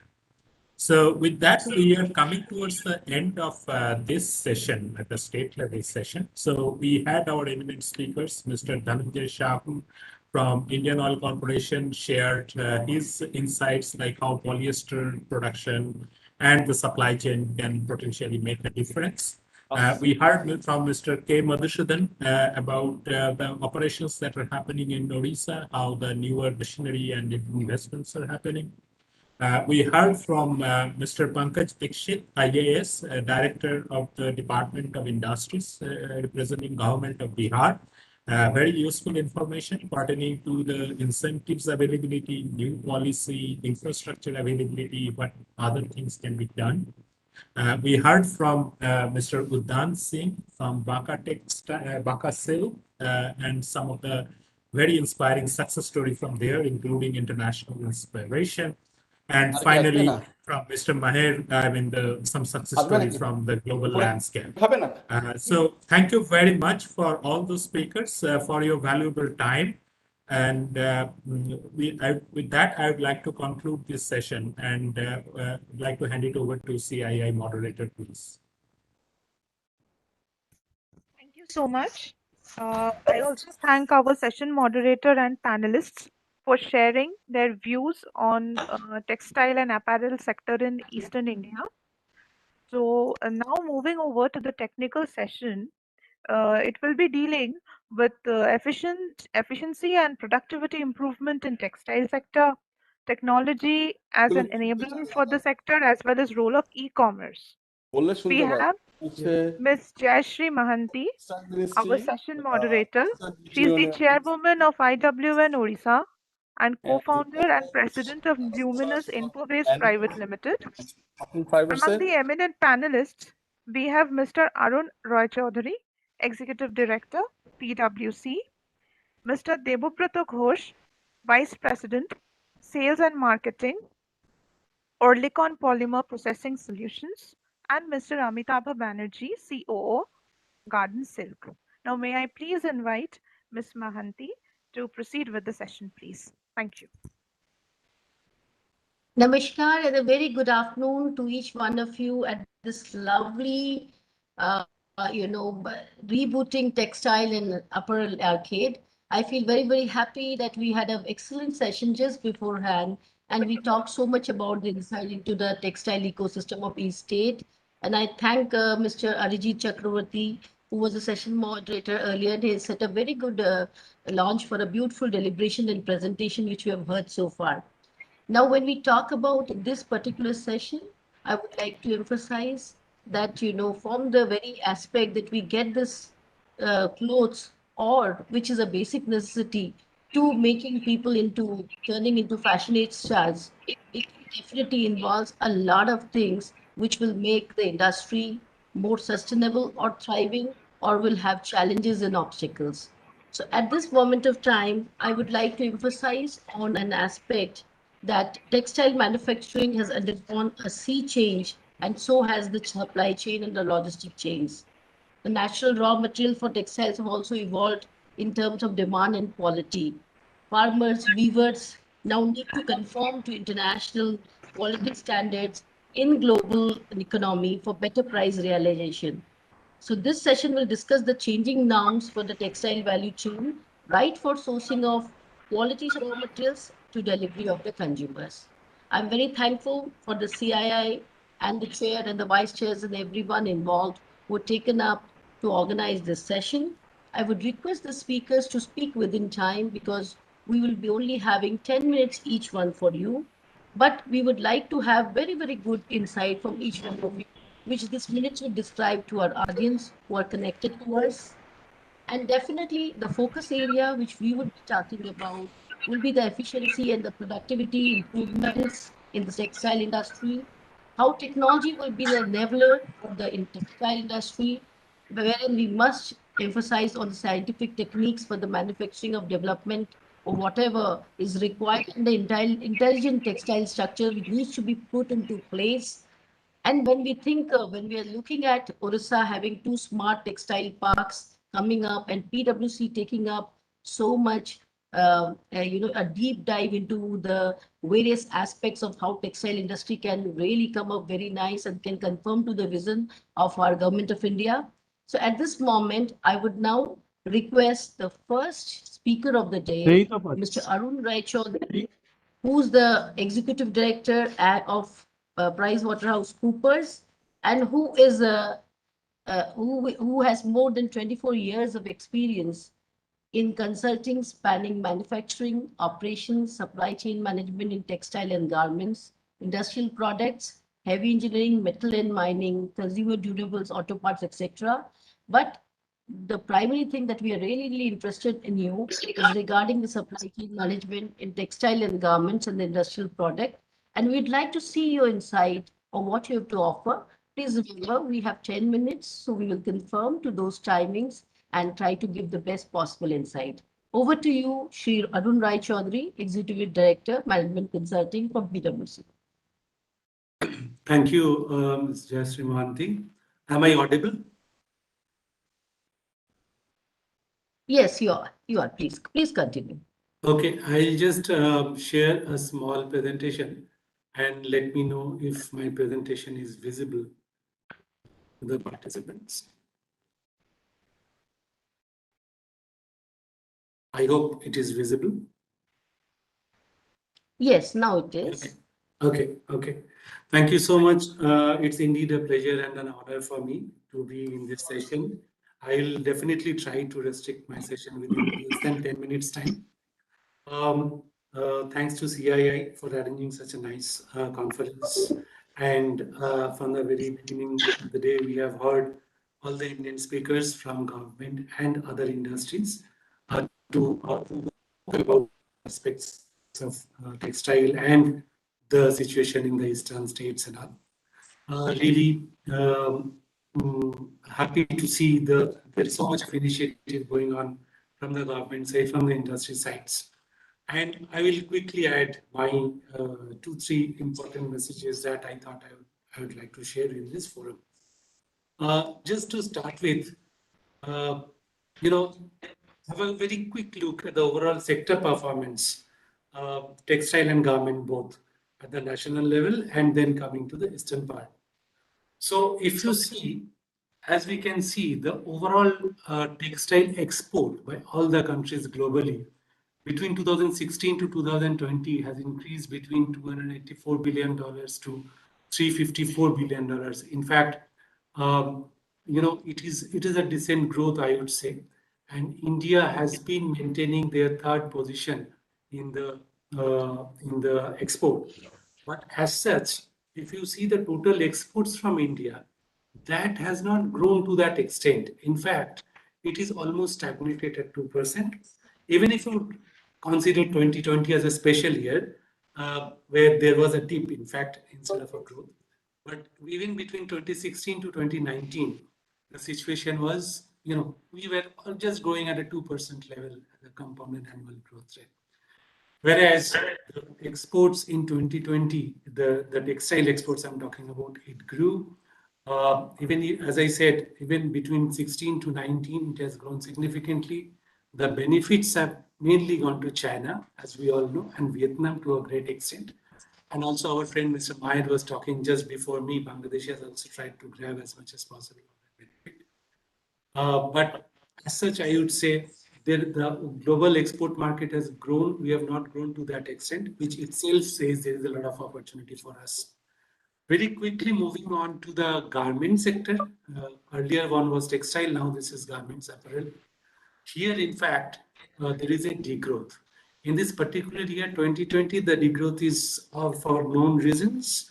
But even up to 19, if you see, compared to 2016, where we stood at 2019, there is a slight degrowth. All the 2% is, a very small percentage, but as such, the overall global trend, if you see, in fact, India was initially at 5th position. We lost it to Turkey.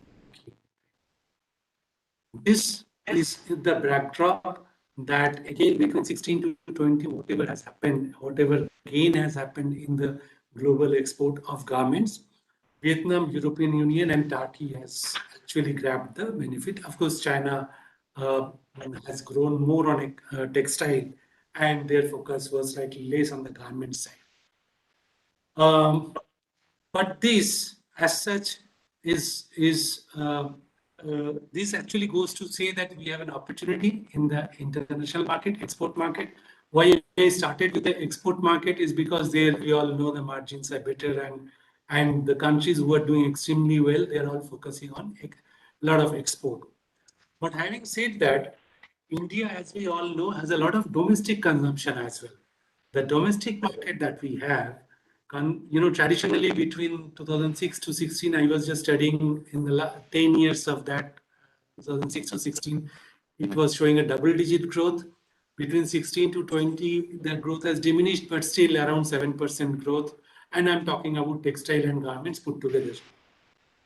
Now, as one of our eminent speakers earlier mentioned, that we have already touched $100 billion consumption.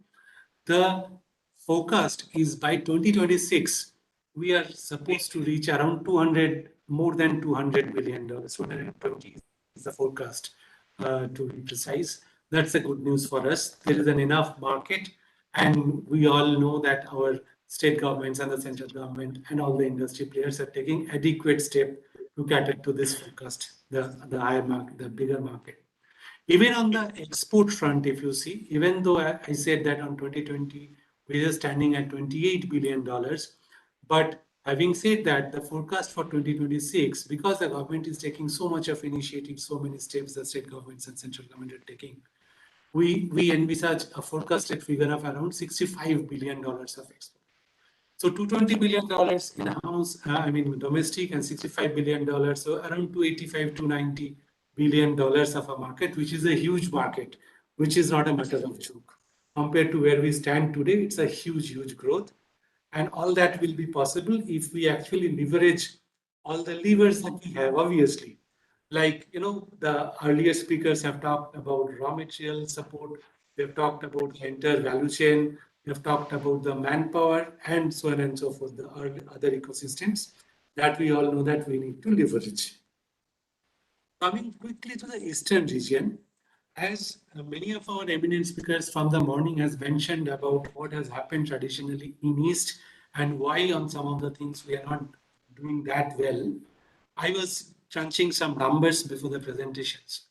Now, if you see the eastern states, and again, I'm not getting into state-wide separate discussions because we don't have that much time, but eastern states as a whole, if you see the cotton production, the natural cotton production that we discussed, a very minuscule percentage of the total national production in terms of lakh bales in 1920 was coming from East.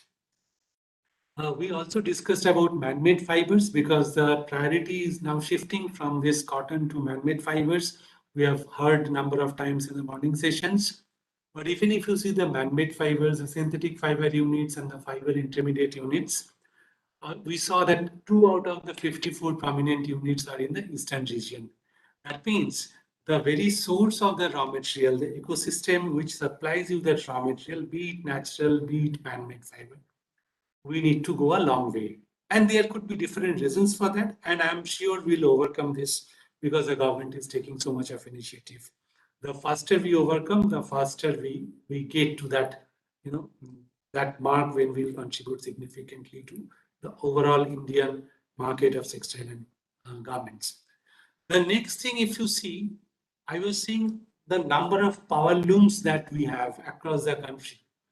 And we have discussed about the traditional silk and other fabrics that we are very much proud of from Odisha, from Bihar, and from the eastern states. And I also belong to West Bengal, one of the eastern states, so I also take pride in all that. But the point is, in case you have to grow your productivity, reduce your cost, increase your efficiency, as such, you need to move to power looms. You need to shift significantly to power looms. Presently, again, around 1.5% of the power looms belong to the eastern states. Again, I'm not considering the capacities here. I'm just purely going by the numbers, the number of power looms, if you see. Because we all know we have mostly traditionally we have grown on handlooms and high quality fabric coming out from handlooms. Last but not the least, one good thing that I also saw when we are doing the research on the skilled manpower front, which is a very, very important component of this whole ecosystem. We have around 18 ITIs in the eastern states. So if provided the other facilities are there, eastern states can probably have the manpower trained and quickly get them on the job to go to that level. How all this will be possible? Definitely, the government is taking so much of initiative. We have heard about upgradation of technology, infrastructure development, research and development, boosting the local manufacturing with the PLI schemes. I'm not reading through because of the paucity of time. And ESG, meeting the environmental standards, is one of the topmost priority in everyone's mind. In addition to the central government, all the eastern state governments are also taking a lot of steps, which we have heard from the morning. Very quickly, let me get into the other topic, which is very important and probably the main point that I'm trying to emphasize, which is in addition to all that the government is doing, in addition to all that we're expecting the state governments and central government to do, the infrastructure, the schemes, the promotions, the facilities given, everything. There is a lot that we can internally do. All the companies can do by themselves. And that's why I'm saying what the companies can do on their own, which is actually, if you see, there is a survey which was done in 2017. The people, the global CPOs who are actually buying the textile or the garments from different countries, what are some of the important things they are looking at?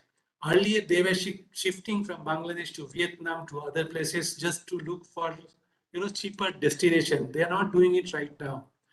Their focus now is the process efficiency that a company is focusing on. So process efficiency, they mentioned in 2017, they mentioned in the top 1 and in the top 3, you can see so many percentage of CPOs, those who decide from where to buy. Even in 2019, the same survey was there. And even if you see, end-to-end process efficiency is in the second position. Now, of course, sustainability takes the first seat for reasons known to us. And the second, after process efficiency, you see digitization of processes, which again enhances the productivity and efficiency of processes. Now, this is something which companies can do. And I'm saying this from my own conviction because I have worked with companies in India and Bangladesh. And I know in textile and garments, what are the areas where they focus and how they get benefits. When I say they, I mean the best-in-class players in India and Bangladesh. I have the good fortune of working with some of them. And, very quickly, I know I don't have time left, only a minute or so I'll take. In the textile, in the yarn, in the fabric, in the processing, there are few critical areas where if you focus, you can actually create a lot of wealth for the company, a lot of sustainability, financial stability for the company. How to do that? Of course, that is not today's forum. We can discuss separately those who are interested. But basically, we have worked with people who have improved all these KPIs that you can see on the right-hand side of the slide. So be it raw material efficiency, be it power and utilities, be it throughput and wastage, be it manpower. There are projects, improvement projects that companies have worked, best-in-class companies. PwC has been part of those projects in the past. Going forward also, we hope to be doing so. And if you address this whole thing in a systematic and structured way, it is possible to achieve 1 to 2% additional EBITDA, which is not a matter of joke for the companies who are struggling for financial stabilities, those who are struggling for sustainability of their financial commercial model of their business. This is in textiles, and I'm not getting into the examples because of paucity of time. Even in garments, when we have extensively worked in India and Bangladesh, we have seen there are areas within the company, the functions where there are problems. If you actually add these problems in cutting or sewing or finishing or washing, and I will quickly show you some of the KPIs that I have seen best-in-class companies focusing on. For example, efficiency of the bottleneck operation, which is in most of the cases in garments is sewing. And with scientific way of laying the line, improving the manpower productivity, you can actually get the 5 to 8% improvement. And remember, it's the bottleneck. So any improvement in the bottleneck is an improvement in the whole output. So with little bit of focus here, short shipment, I don't know, most of you from industry players would be knowing. Many times when we get the orders, the customers say, I place the order for 100 pieces, but you can give me up to 102, 103, and he will pay for that. Now, how much are we actually giving 102 or 3? If not, if I'm giving 98 or 99, I'm actually leaving some money on the table. There is another very important KPI called cut to ship. I'm not getting into the details. All my industry friends will be knowing. A little bit of focus on this. This is basically starting from how many pieces you have cut at the beginning till going through all the processes and finally how many have you shipped. And the pieces that you have not shipped are actually lost. Somewhere in the whole value chain it is lost. Raw material, manpower, air freights, when you're not properly organized and you are having to expedite things, you pay a lot of money on the air freights. Now, with little bit of focus on all this, you can actually do wonders. And as I said, you can create a lot of value for the company, which gives the financial stability to the company, which is a different angle from what the government can do, what the state can do, what the center can do. You yourself can do a lot of things for your financial stability. In the paucity of time, I'm not going through all the examples. There are many good examples. Those who are interested will share offline, where we have PwC has been part of this improvement journey. And this is very much possible. We have people who have worked on that. I know people from the industry who have worked on this. Just showing to end my presentation, efficiency, process automation and technology enablement, manpower productivity, operating process design, finance function transformation. These are some of the areas that PwC has extensive experience of working, and we have seen people getting a lot of benefits. My request to all of you, please take benefits of this, start this kind of journey, have your financial foothold, make it strong, and in addition to whatever the other ecosystem is doing for you. Thank you so much. Would be happy to take questions if any. Thank you, Sri Arun Rai Chaudhary. I mean, it was beautiful, comprehensive, and a lot of statistics that you gave in your short time of presentation too. And we could see, yes, the global exports had gone up, but not so much. And despite excellent margins, we're still. Can we just? Can I ask everyone to keep your and also Shri Arun Rai Chaudhary to stop sharing his screen.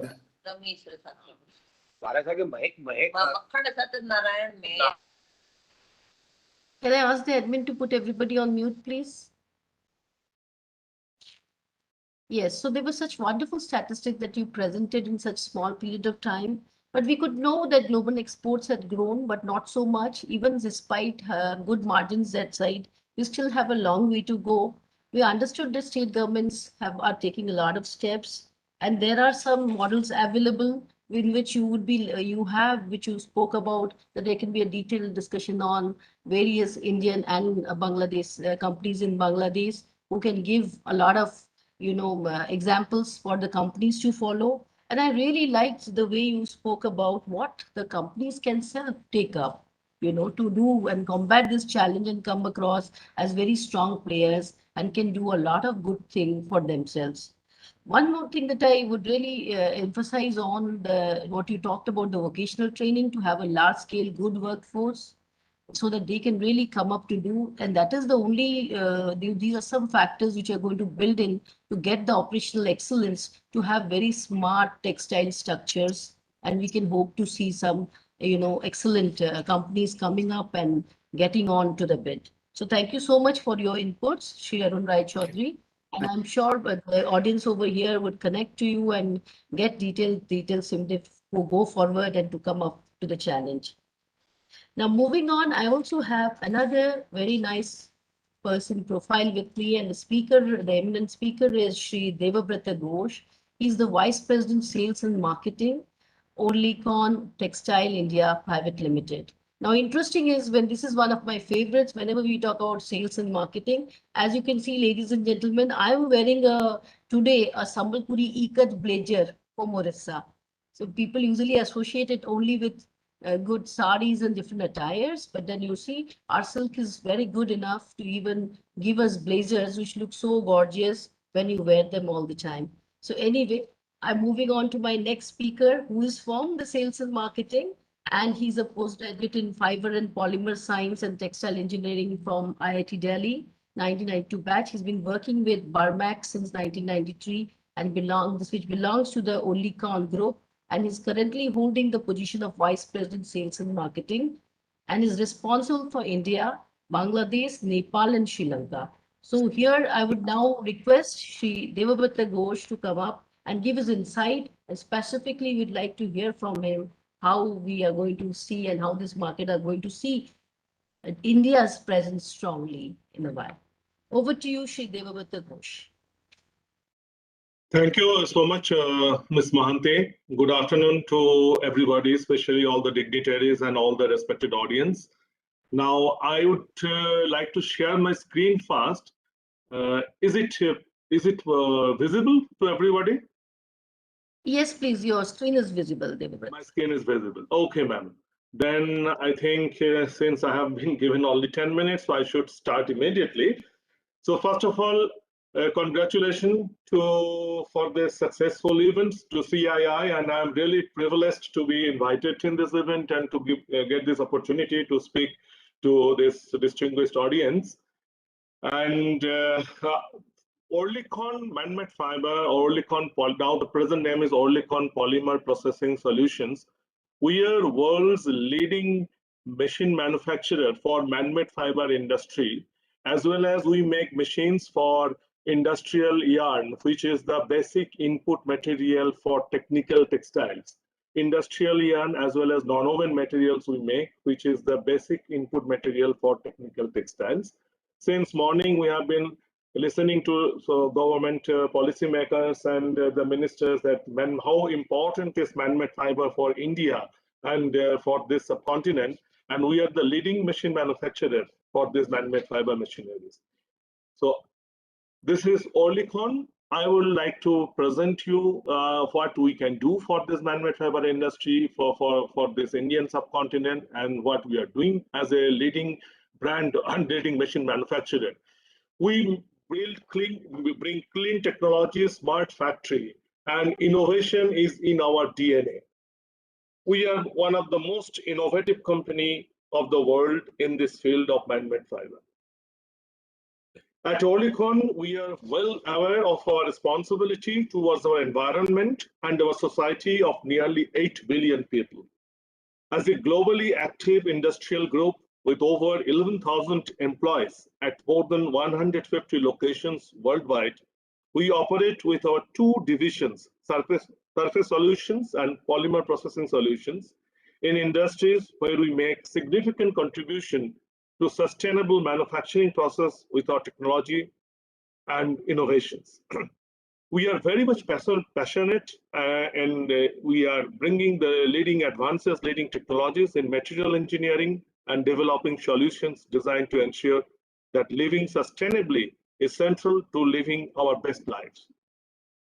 We love the challenge. Here we will show you one video, which is by our CTO. We improve the manufacturing of textiles and help conventional cars and airplanes in using less fuel. Synthetic fibers are everywhere. Today, only synthetic fibers can cover the ever-increasing needs for society, since it requires less energy and resources than natural fibers. With the introduction of our wings technology, we have succeeded in taking a decisive step. Its product saved a total amount of more than 10 million metric tons of CO2, which is equivalent to the annual consumption of more than 1 million households. My dream for a sustainable future is to fundamentally change the way we manufacture and produce fibers in all their facets to make them 100% sustainable and circular for the society. Now it's really up to all of us to work together for this sustainable future. This is also for our children.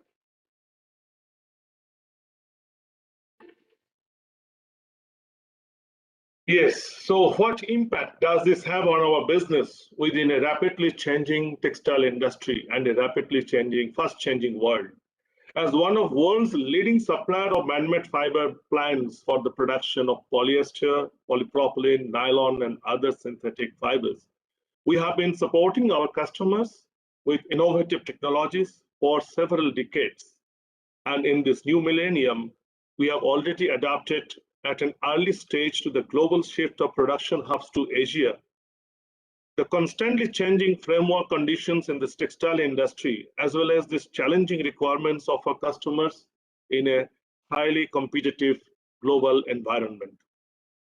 As early as 2004, we were one of the first machinery and plant manufacturers in our industry to set a milestone in the development of sustainable production process with our energy safe, E-safe philosophy. To date, we have developed more sustainable products from generation to generations, and really thanks to this approach that we have been able to make a major contribution to make a better environment. And you can see in this slide that Oerlikon produce fiber and yarns for all types of textiles, medicals and field apparels, flooring, packaging, and industrial yarn for the transportations and the tire industry. Irrespective of our global changes, all these research institutions and associations make this forecast that uninterrupted growth in textile industry will happen, and the world's population is growing, and so is the disposable income. This will ensure a further increase in demand for textile materials throughout the world. So all raw materials and fibers obtained from them have their place, but customers' demand is different. Cotton, viscose, polyester, customer demands different type of fiber, but polyester will be the leading material for textiles. 52% of the material in the world of textile will be polyester.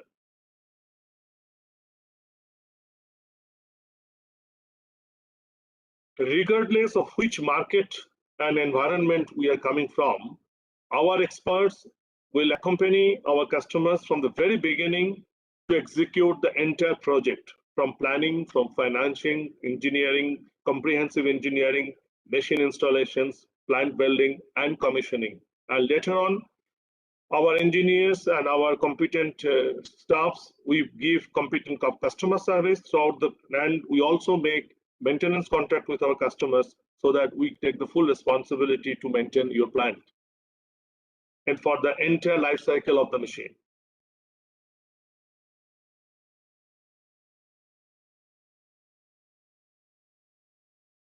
Here you can see from our different type of factory projects which we can bring to this market, to the world market, which we are bringing.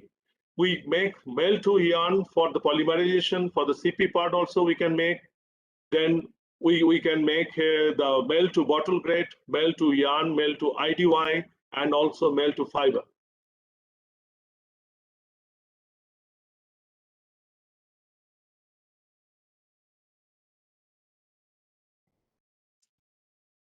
What happened? Yes. These are the different, our customers, the famous brand names of our customers. They're all using Oerlikon machines: Reliance, Oilspun, Centurienka, Hengli, Veloza, Bichelon, Indorama, Dhansiri, Madura, well known. These are all leading customers in India and China.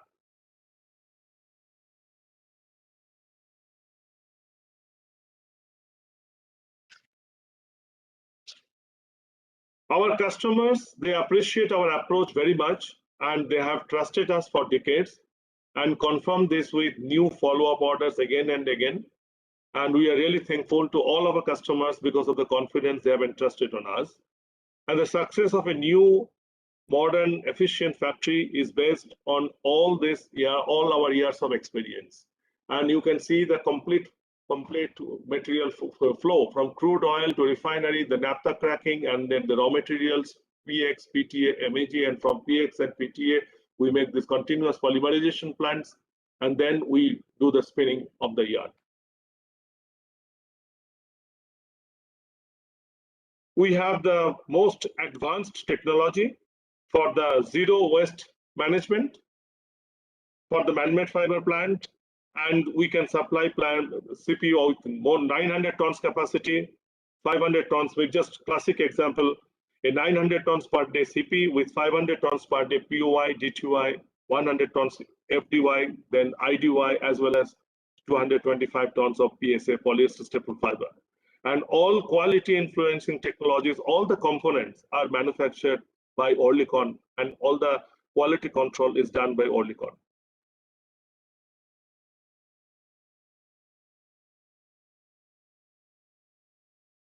This is our concept of the melt to yarn. From the complete product portfolio is explained here, from the CP to staple fiber, CP to texturizing, including the POI spinning. Then we also have the machines for IDY.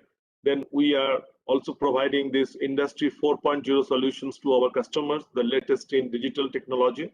And in all the machines, we have this concept of e-save, this is energy saving.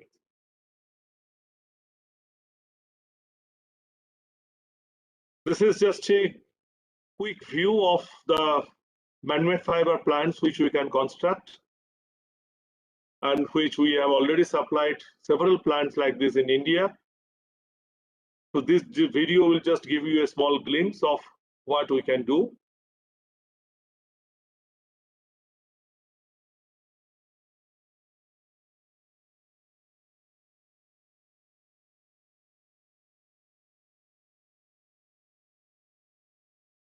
With our experience and knowledge of these hundreds of engineers along the entire process chain and across a wide range of applications, we at Oerlikon can design all machines from melt to yarn, fibers and non-wovens for maximum flexibility in the production and processing of wide variety of products and adapt them to the changing material requirements, coordinate them with each other, and we can develop a customized solutions for individual customer projects.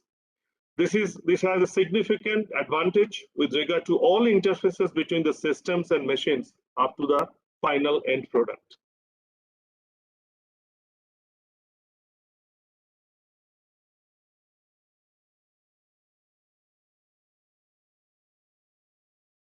So this is our polymer, the factory know-how from the polymer processing, from the polymer transfer system, then the spinning, drawing, texturizing, and also the full automation we can supply. Customers can get it only from one source, that is Oerlikon. Our technologies are green technologies, as I always said, that we are very much conscious about the environment, and we want to bring the new latest green technology which does not pollute the environment and minimum power consumption.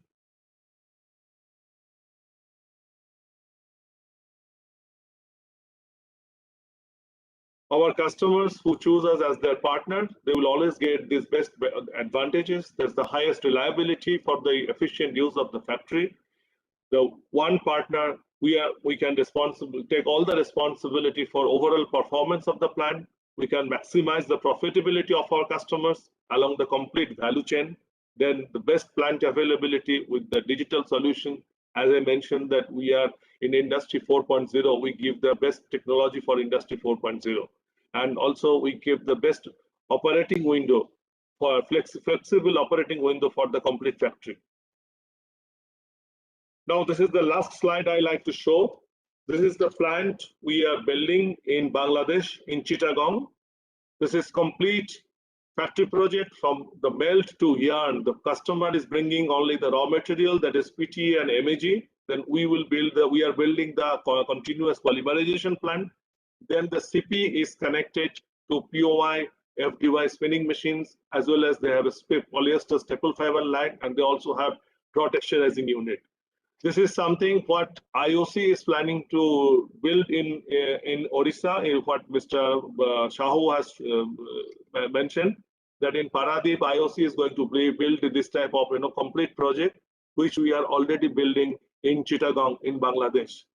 And we do hope that in future, eastern part of India should have number of projects like this, where the complete man-made fiber yarn, the portfolio will be available in one source.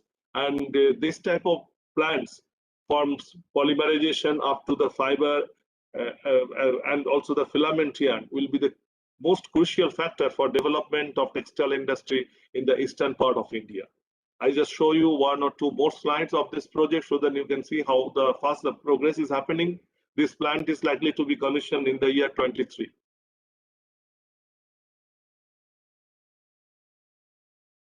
This entire project is done by us from Oerlikon.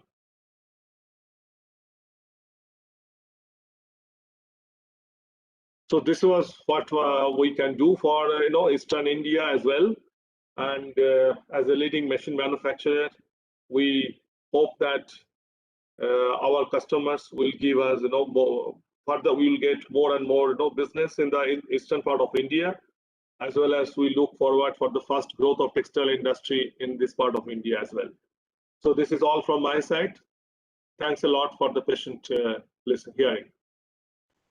Thank you, Devata Goshi. I think I congratulate you for Olicon Marmac to become a market leader? Because I can see such beautiful slides enumerating all different aspects, including green technology and man-made fibers in your industry. It's very beautifully depicted today, and people have got a very clear information about that.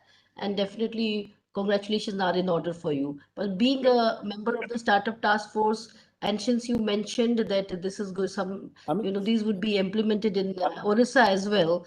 We would like that even Olicon should come forward with some initiative for mentoring the startup and the small scale industries here. So that will be a good thing for us to learn about better for this green technologies and also these man-made fibers, and things can happen this side. So congratulations and thank you so much for your insight and information. Thank you. Moving Jayashree, on I to just my wanted next. to welcome Debabrata and Orlikon in Bangladesh, and wonderful, congratulations. And please let us know if you need any assistance here. Very happy to connect. I was talking. Thank you, Mr. Maher, for your information. Narayanganj is my native place. I belong to Fatullah. My friends are coming from Fatullah. Please visit us, Lovely. be our guest, and very proud to see one more tycoon from Narayanganj is there. Wonderful. Thank you so much. Thank you so much. Thank you. Thanks to both of you and your interaction. I think this has got enough synergies now. I'm very happy to see that. Moving on to the next eminent speaker, who's none other than Shri Amitabh Banerjee. He's the Chief Operating Officer of Garden Silk. And Shri Banerjee has 29 years of rich experience in manufacturing, marketing, raw material procurement, supply chain management, strategic planning, and projects in polymer processing, purified telepathic acid at Polyester Industries, and he has working experience in Singapore and has, so we would now want to have some insights from Shri Banerjee regarding, because already we have seen a great demand for polyesters, which many of the speakers have enumerated today. So over to you, Shri Amitabh Banerjee, Chief Operating Officer, Garden Silk. Yeah, good afternoon, madam. Am I audible? Yes, you are audible, Mr. Amitabh. You are audible.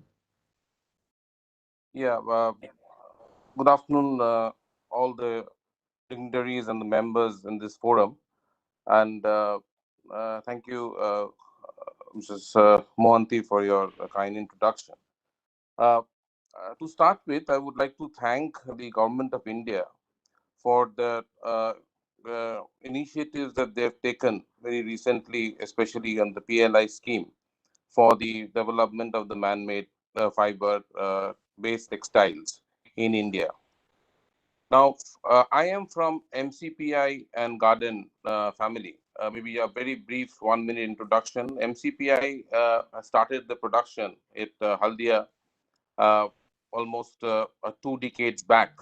And this was basically a Japanese 100% FDI Mitsubishi chemical plant, which was later taken up over by the TCG group, who's also having the Haldia petrochemical plant at Haldia.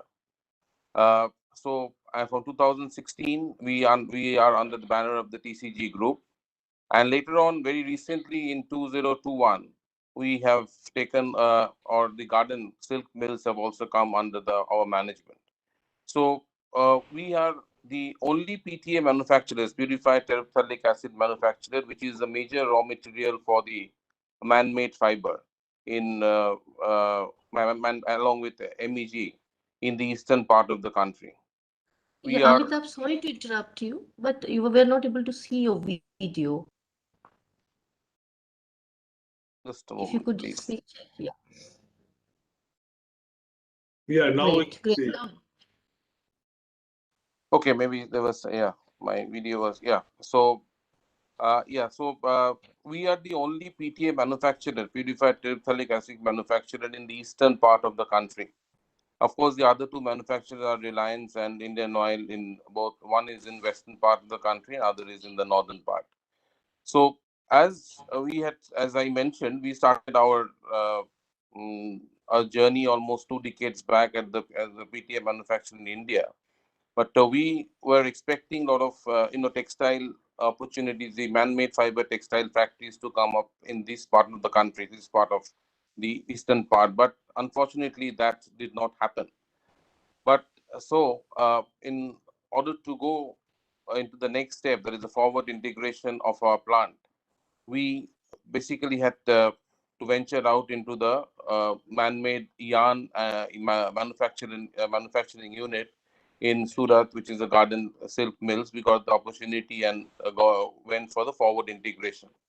This is in line, actually, the thought process came because the same phenomena we are observing now in China for the last almost a decade or so, where there has been a total integration of the entire value chain, starting from the finished product, then the intermediaries, and then up to the refineries.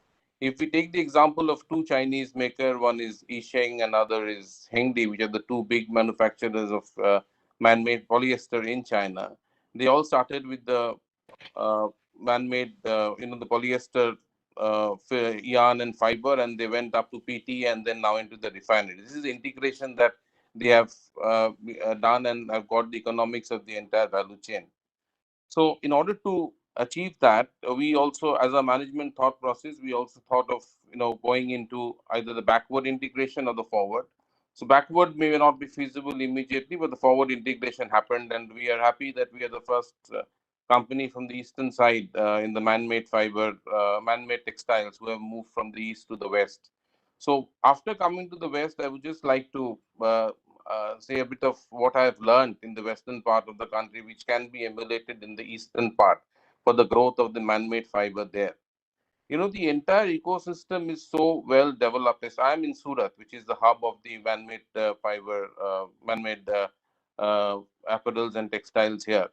So here, what we are seeing, the ecosystem is so well developed that the entire chain is here, starting from the raw material, which is the PTA and the MEG, which is easily available here. Then so many yarn producers are here, then followed by the spinners, the weavers, and then the processing houses, then the printing houses, and then finally the big textile hub markets here is catering to the entire country. So almost 60 to 70% of the Indian textile manufacturing is happening in this part of the world, in this part of the country.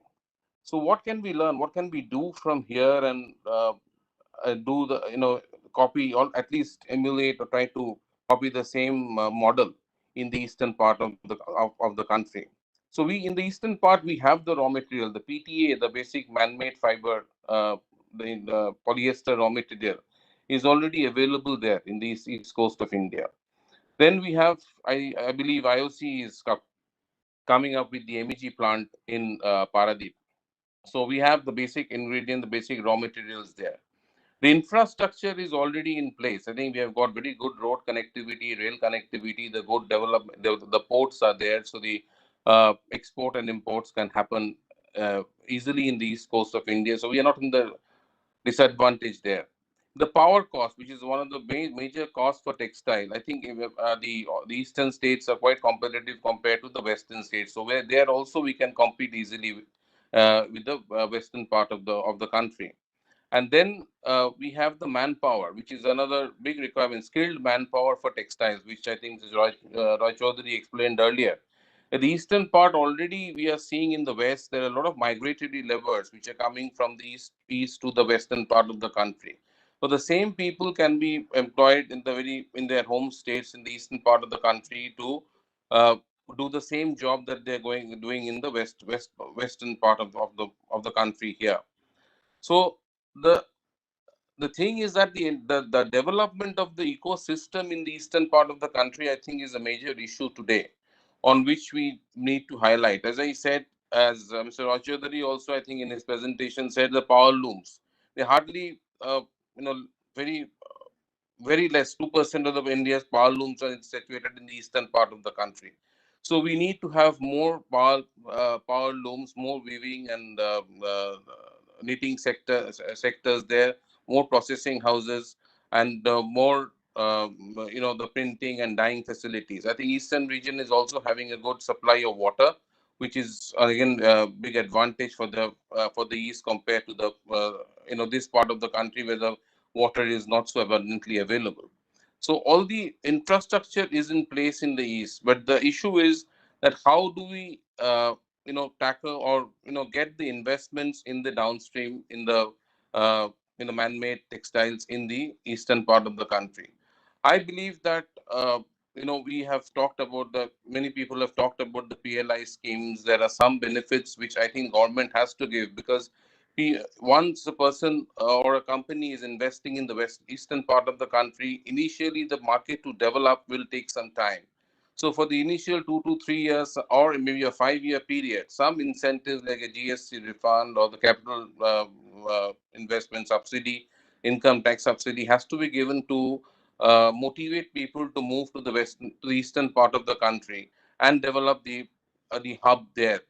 So today, another important fact is that all the polyester products, especially the saris, the ladies, the garments which are manufactured in the western part here in Surat, our substantial portion is moving to the east. So how much money we are, for example, a company like ours, we are sending the PTA all the way from the eastern part of of our country to the west, and the product is manufactured here and moving back to the eastern part of the country. So the entire logistics cost that is we are incurring here can be rationalized, and this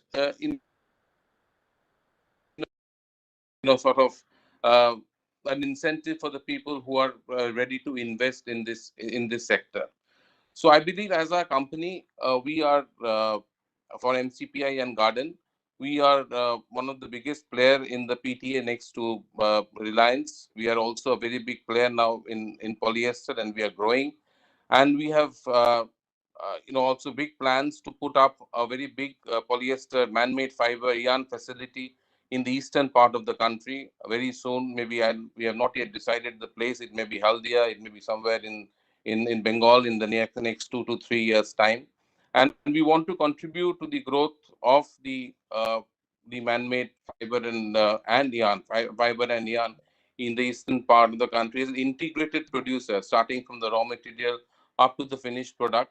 We can act as an anchor industry and can support all the other industries like weaving, knitting, processing, printing, and dyeing, so that the entire ecosystem is developed in the east. And instead of moving the material from the west to east, we can produce there and sell there and service the customers there. Yeah, that's our view, that's our outlook, that's our mission, that's our model on which we are working. Thanks a lot. Thank you so much, Amitabh Banerjee, CEO, Garden Silk. I mean, you really tried to motivate, you really tried to speak a lot. Good information you shared today. And the way you said that, the manufacturing would shift to the east, and, it won't no longer from the west to east, but in the east, we will be having good manufacturing hubs, where we will be getting very good quality, say, textiles, and the industry would really grow. Thank you so much for such motivation. I'm sure all in my audience have heard you and taken input from your good knowledge as well as the best practices that you mentioned. Thank you so much. And also, I think this was very short a time to cover such a lot of aspect about which we may have chosen. Some part of it been also been not been covered. But one for the knowledge for the audience is that yes, there are several e-commerce options available, and this include facilitation centers by Amazon and other different giants which are in this form, and they have very detailed information through which you can also grapple to work upon your e-commerce and try to even get better technologies to condense your, selling side of the industry. So with this, I would like to conclude this session. There would be definitely some questions, which I hope CII would send it to the respective speakers, and they would connect these such eminent and speakers to these audience so that people are able to get the right kind of information, and we should be helping the textile industry to grow in a very beautiful manner, and our technology and logistic to make it so nice that we can aim to come up to that level, that no longer India will remain the 5th largest exporter. It should come up to the rightful 2nd largest exporter for the textile industry in the world. So with this, over to you, to the moderator of CII, to take it forward for panel discussions. Thank you so much. So moving over to the next panel discussion. We have the following topics which we would like to cover in the final session, as in challenges faced by the textile sector in the eastern region and how do we mitigate it. You may like to share your perspectives on raw material availability, skill and availability of workers. Also, you may share your perspectives regarding skill development, efficiency and productivity. So may I welcome our panel moderator, Mr. Anupam Datta, partner, PricewaterhouseCoopers Private Limited, and our esteemed panelists, namely Mr. Abhishek Datta, fashion designer, Mr. Ashok Juneja, National President, Textile Association of India, and Mr. Arjun Bari Dhawan, owner, Frame Footwear Private Limited. So may I now request Mr. Datta to please take the session forward. Thank you. Hi, thank you. I hope I'm visible and audible. Yes, sir. In case not, please, I'll try to do the course correction in the technical things. You're able to hear me, right? Please. Yes, please. Perfect, perfect. Thank you, thank you. I think it has been a fantastic sessions. I have been listening to many of them, and definitely my thought process got completely changed. I was in the morning thinking about we are not ready, we are maybe lacking. But the way our government policies are coming up, the way our infrastructures are ready, and also the industry bodies. I think we have heard many of the individuals, including Devbrata Ghosh was talking a few minutes back. So those are amazing stories to talk about. I think it is a proud moment for us, specifically coming from the East region, right? So I'll not take too much time because we have three eminent speakers with us. I'll definitely like to have more interaction and more, Q&A with them. In case you have any query, any question which you'd like to add, please put it on the chat. I'll make sure that I'll pass them if the time permits. So again, going back to a quick introduction, I have already, I think Shuchitna has given the introduction, but I'll quickly reintroduce our three eminent speakers. First of all, welcoming Mr. Abhishek Datta. Hope you are able to hear me, Abhishek. Abhishek, you are able to hear me? Yes, I can hear you, actually. Perfect. I'm starting the video also, yeah. Okay, fantastic. So he's a very known name in the fashion fraternity. I think more than 2 decades of experience working with various industries, countries, demographic. And obviously, due to his work, he has received Bharat Nirman Award in 2013. But the one interesting thing which I'd like to highlight, I think he's also empowering our a different type of people, I'll put it this way, who are, we call prisoner, Indian prisoner. So he's working with multiple male and female prisoners and trying to create a brand, which is kind of a, take the work from them and reach out to the customers and the consumers, which is quite unique in nature. I think, Abhishek, maybe 40 plus people are working with you, right, on that? Yes, 40 from the men's jail. We have a workshop, almost 8,000 square feet inside Presidency Jail, where we have actually trained these inmates who have been working with us for the last 2.5 years. And they have been doing not just stitching, they are doing hand embroidery, as well as we are starting to set up a weaving unit also in Dum Dum Jail. So we have tried to, give them a source of living in spite of staying inside the jail. So amazing. In fact, I was very skeptical while coming to the session, like, knowing Abhishek will be there, how I'm putting up myself, because he comes from the fashion and he will definitely give many of us his idea and suggestion how to, make ourselves more comfortable and also, in terms of the larger audience, how to put up. So going back to our next eminent speaker, Mr. Ashok Juneja, welcoming you, sir. Nearly 4 decades, if I'm not wrong, right? Nearly 4 decades of experience, and has worked with multiple organizations in various roles, Vardhaman, Mahindra and Mahindra, Birla, to name it. I think he has worked and engaged with them. And he has also, because of such a large experience, he has been also working as an independent management consultant. The other one which is important for me to talk about him is that he is also a national president of our Textile Association from 2009 to 2021. And also received multiple awards, like for example, Service Memento, Service Gold Medal in various years over the last 4 decades. So welcoming Mr. Ashok here. We'll be more, listening from you. Maybe we'll start with you. But before I start, I'll just also introduce our third eminent speaker, Mr. Arjun Dhawan, who is the owner of Frame Footwear Private Limited. Good to see you. I think you're supposed to be traveling. Good that you are now got a place to, without having a background sounds and all. So great to have you here. One good thing about Mr. Arjun that he also, got award of Karan Paduka for a project, right, which is national recognition he has received from Prime Minister Narendra Modi, and specifically which created livelihood, for many of the people, specifically tribes in the deep rural area. So how you have come up with this idea to share with us? So I call myself as a mochi, and Charan Seva is my pratham kartavya. Okay, your sound is little low, I guess, maybe. I think if we can if we can mute, there is some external disturbance with other speakers. If we can mute everyone, it'll be better. Okay. So Abhishek, Yeah, fantastic. Go ahead. is it better now? Right. So, great to go. Hi, thank you. So it is my grandfather Sri Premraj Bari at the age of 96 today. He's at office earlier than me, that this legacy comes, and he has taught me always to bring a smile in the face of each and everyone associated to you.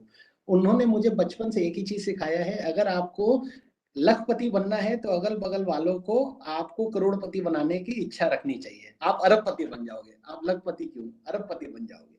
So this is what the thought process has been, and till a certain level is that a person wants to earn for name, fame, and after a certain level, a person wants to give back to the society. So my upbringing has been always with the Jesuit school and college. I'm associated with St. Xavier's College, Calcutta, also with the Alumni Association. And it has always been that to give back to the society in whichever possible way. So I set up a factory in Jharkhand. The then Chief Minister, Mr. Raghuvar Das, had bought a new textile policy, which has been taken forward by the new current Chief Minister Hemant Soren also. It is a fantastic textile policy, one of the best which has been ever drafted to promote enterprise and entrepreneurship. Textile has the best advantage that it employs a lot of people at a very bare minimum per capita cost. आप 1000 करोड़ का एक plant लगाते हो और आप लोगों को नौकरी देते हो 500 या 600, जबकि हम अगर 5 करोड़ रुपया, if we invest $1 million, we can give an opportunity, create an opportunity of 300 people. And I believe that for the country to grow, India, where India meets Bharat, it is only one way, that education is imparted to everyone and there is financial independence amongst women also. So this concept was discussed and we started working and collaborating with SHGs on self-help group modes, and Charan Paduka was born. We've done this extensively in Jharkhand, Bengal and Odisha. Our eastern region was proudly once upon a time the star, where Bata, I am a shoe manufacturer, so Bata is from here. Hosiery, Lux, Dollar, everyone is from here. So textile is, hamare neighbors hai Bangladesh. I have a unit in Bangladesh also, in Dhaka. So Bangladesh is doing good in textile. I believe very soon, with all the state governments and central government focusing on skill development and upskilling people, we would see that India would rise and shine again, and a fantastic PLI scheme. I congratulate everyone and I thank you for having me on board. I will be very short because I'm traveling. So thank you so much. Welcoming you here. So you rightly said, it creates more employment. I think this is second, if I'm not mistaken, this is the second in terms of the number of employment generator, in terms of the industries. And also, I think still the number can be a little different, but it's 5 to 6% our GDP is coming from textile and apparel. Instead of giving the data point, maybe I'll first ask first question to Mr. Ashok Janeja, who has walked more miles than me. Definitely he has seen how the world has shaped, and last 4 decades how our eastern region has taken a different trajectory. Many of us, we feel that it could have been better, specifically when terms of the 5 dimension I talk about, like infrastructure, the skill labors or the labors, and then you have that customers, the consumers, and also there are few areas like, for example, government policies. Those are critical factors along with raw materials. So how, Mr. Juneja, you are seeing our growth, specifically the eastern region, whether we are doing good job or anywhere we are lacking? That's the first question I'll ask to you. Yeah, greeting from my side. Are you able to hear? I can hear you, but there is an echo in the sound. Maybe I'll mute myself if that makes it a little easier. Yeah. No, sir. This happens when we have virtual. We are able to reach many people, but at the same time, it has a little bit of problem. Okay. I thinking let me put into this way to answer to your question, Anupam. I think there is no need to again repeat the I answer that importance of the textile industry. Since morning we are listening, and textile industry is the next to the agriculture in the employment. They are the significant role in the GDP of the country. They have the export earning 11 to 12% in the total export earning of the India. I think instead of all these things, our global share is near to 5%. Okay, and those who has started afterwards, means decade after us, like Bangladesh, Vietnam, and Cambodia, all these small countries, they have surpassed us. Okay, coming to back, so we have understood the importance of the textile industry, and I think just prior to this, my colleague was telling, and textile is the industry where the with minimum investment we can when we can generate the maximum employment, and that is the need of the hour, and every state wants to generate the employment. So, and at this moment, environment is also good, and central ministry, whether it is state ministry, everybody has understood the importance of the textile industry, and they are giving the lot of policies and all these things. Now, coming specific to your question, why whether eastern region and all these things, I think, Anupam, at the end of the day, everybody has to be competitive. Okay, to become competitive, every means you require lot of things, whether it is a raw material at the optimum cost, whether it is a labor availability, whether it is a skill labor availability, whether it is a environment, whether it is a infrastructure, communication, and all these things. And since morning we are listening what we have, what we are going to have, and what will generate more. So I think we should do the SWOT analysis for the eastern region. Why we are missing? Definitely, according to me, what should be the share of the eastern region in our total textile and apparel? It is not there. I think something is missing. Whether environment is missing, skillness is missing, or whether infrastructure is missing. I think all these things all together, it is not only one factor can bring the means textile and environment industry. Only money cannot bring. You can attract the industrialist, but he require lot of other things. So I think there is an importance of textile industry, but definitely lot of scope is there for the eastern region. Eastern region should have more than the share what they have at this moment. So whether we have to improve the environment, whether we have to put the industry friendly environment with skillness, training, or whether it is a power cost, I think we have to do the SWOT analysis, but scope is potentially there, scope is there. I think subsequent question from my side would be like, as you know, that there are multiple states, right? Yeah. And also the country, and each of the state try to attract the industry bodies or industries. Do you think there has to be synergy, specifically looking at the East, uh, from the policy perspective, from the state to state? Or is there anything they can do, incentivize and all? Can you repeat the question? So do you think that the synergy of the policies of various states, or maybe incentivize the industries to do more here, can improve the situation, or you're saying like these are fine? Yeah, definitely synergy should be there. Otherwise, unnecessarily, sometime internal competition generate. Now, I will just give the example. In spinning, tough has come and a lot of spinning has come in the India and all this thing. Then different state has come with the different policies. Gujarat has come with different policies. Maharashtra has come with different policy. When Gujarat has come with the state policies, they have installed a number of spindles, maybe 2 million spindle or 20 million, whatsoever may be. But sometimes those new spindles are installed at the cost of the stoppage of the spindles in the other state, because they were getting the subsidy, they were producing the cheaper yarn, but another state it was producing the same yarn at the more cost. So it become the internal competition. So I think level playing field should be there to produce. It should not be internal competition between the state. We should look out at the whole as a nation.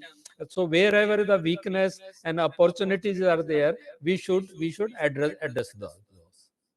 Absolutely. I think we need to be always updated in terms of the attractiveness of the policies, the infrastructures and all, which is also very much important to keep the industry running, right? Yeah. So maybe I'll quickly go to Mr. I would like to add a point here, if you Yes, allow go me ahead. to. Such a tempting question. I couldn't stop switching on and bulging in. So, as an investor, I would be more than happy states going into a competition. It is Darwin's theory, which says, which I learned in class 7, survival of the fittest. It has changed a bit, survival of the fittest and the fastest. Yes. Today, the level field post GST, the level field all India has become so good and clear, with clearances from the government, each government adopting single window clearance system, and support with policy decisions and fast clearances and all hand holding which is there possible. I would always want that the maximum is offered to me by the state, and I would give back more and more. That is what PLI scheme, which everyone keeps on saying, is a very good vision, that we make national brands international now. And similarly, state star performers, if are acknowledged, I believe that would be, in my opinion, it is always good. I'm sorry for bulging in. No. My I my couldn't control my myself. answer was, I think competition is good. Healthy competition is good, but it should be not like that. Ki one state is producing the same yarn at 20 rupees kg less due to the state incentive, and then they are selling in the same market.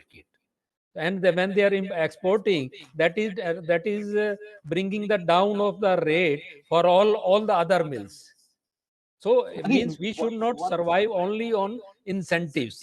We should be competitive in the productivity, efficiency, and all the quality and all these things. But we should not look only for the incentive to survive. This is my. So two points I'll take away from Yeah. this last 2 minutes of discussion, interesting discussion, two different views. One is that obviously it can't be one specific area playing a superseding role because of the policy. But the good part is that what I think Mr. Arjun, you have highlighted, as an investor's perspective, one, you need to be attractive so that the investor can go and start working with you. And it can't be a one-time exercise. It has to be continuous basis. You rightly said that the incentive end of the year, thinking of the star, right? And then that can promote, actually. This is the one. The second thing which I'll also take away from this last 2 minutes of discussion is that all the states, I think many states are right now here, they should be very aware about what is going on in the other state. Yes. Who is making that more attractive? That has to be very much Yeah. transparently, and awareness has to be there, right? Good discussion. So maybe I'll bring our third eminent speaker in the same point. Abhishek, I think you have been working for last 2 decades, and you have seen people going from one region to the other region, right? The industries and all. What is your view, listening to last 2 minutes? Whether we need to be competitive, whether the we Competition need to is do always something. healthy. Like in our industry, like designers industry, the competition is like a cutthroat competition, and I have faced that from last 2 decades. And I think that gives you an opportunity to actually reinvent yourself, do something which others are not doing. So it's similarly for the industry also, like apparel industry or textile industry, similar things actually prevail. So I think we have been working with the weavers and the artisans for the past 2 decades, and we have seen a lot of changes. But I won't say a lot of positive changes, but there's a lot of issues in that. So we'll come to that discussion later after this. But answering your question, I think competition is always healthy. So it gives you a zeal to do something out of the box. Mhm. I think that's a clue to my next thought process or questions I thought about. Maybe I'll ask Mr. Arjun first. Like, yes, the policy has to be there, but within the organizations, how they should do differently in terms of any of the process which they can do differently or they can optimize. Then what will be your top 3 picks? Like these 3 areas you'd like to focus more in your business process. Like it can be demand, it can be manufacturing. Which are the 3 processes? So see, I am a new school student, so I have my thought processes might not sound very good to the general audience, but there are 2-3 very important things. I have had the opportunity to have first-hand experience of running a business in England. So I'll tell you a short story. One day in the morning, 2013, when England was going into elections, there was a newspaper, and the newspaper is this thing. It read that we are a rich country. That made me happy.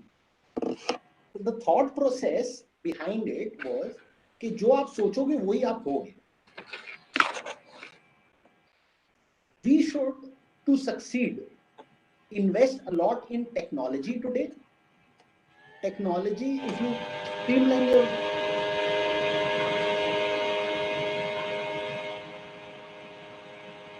Yeah, Abhishek, can you just put yourself mute? Yeah. Thank you, Abhishek. Yeah.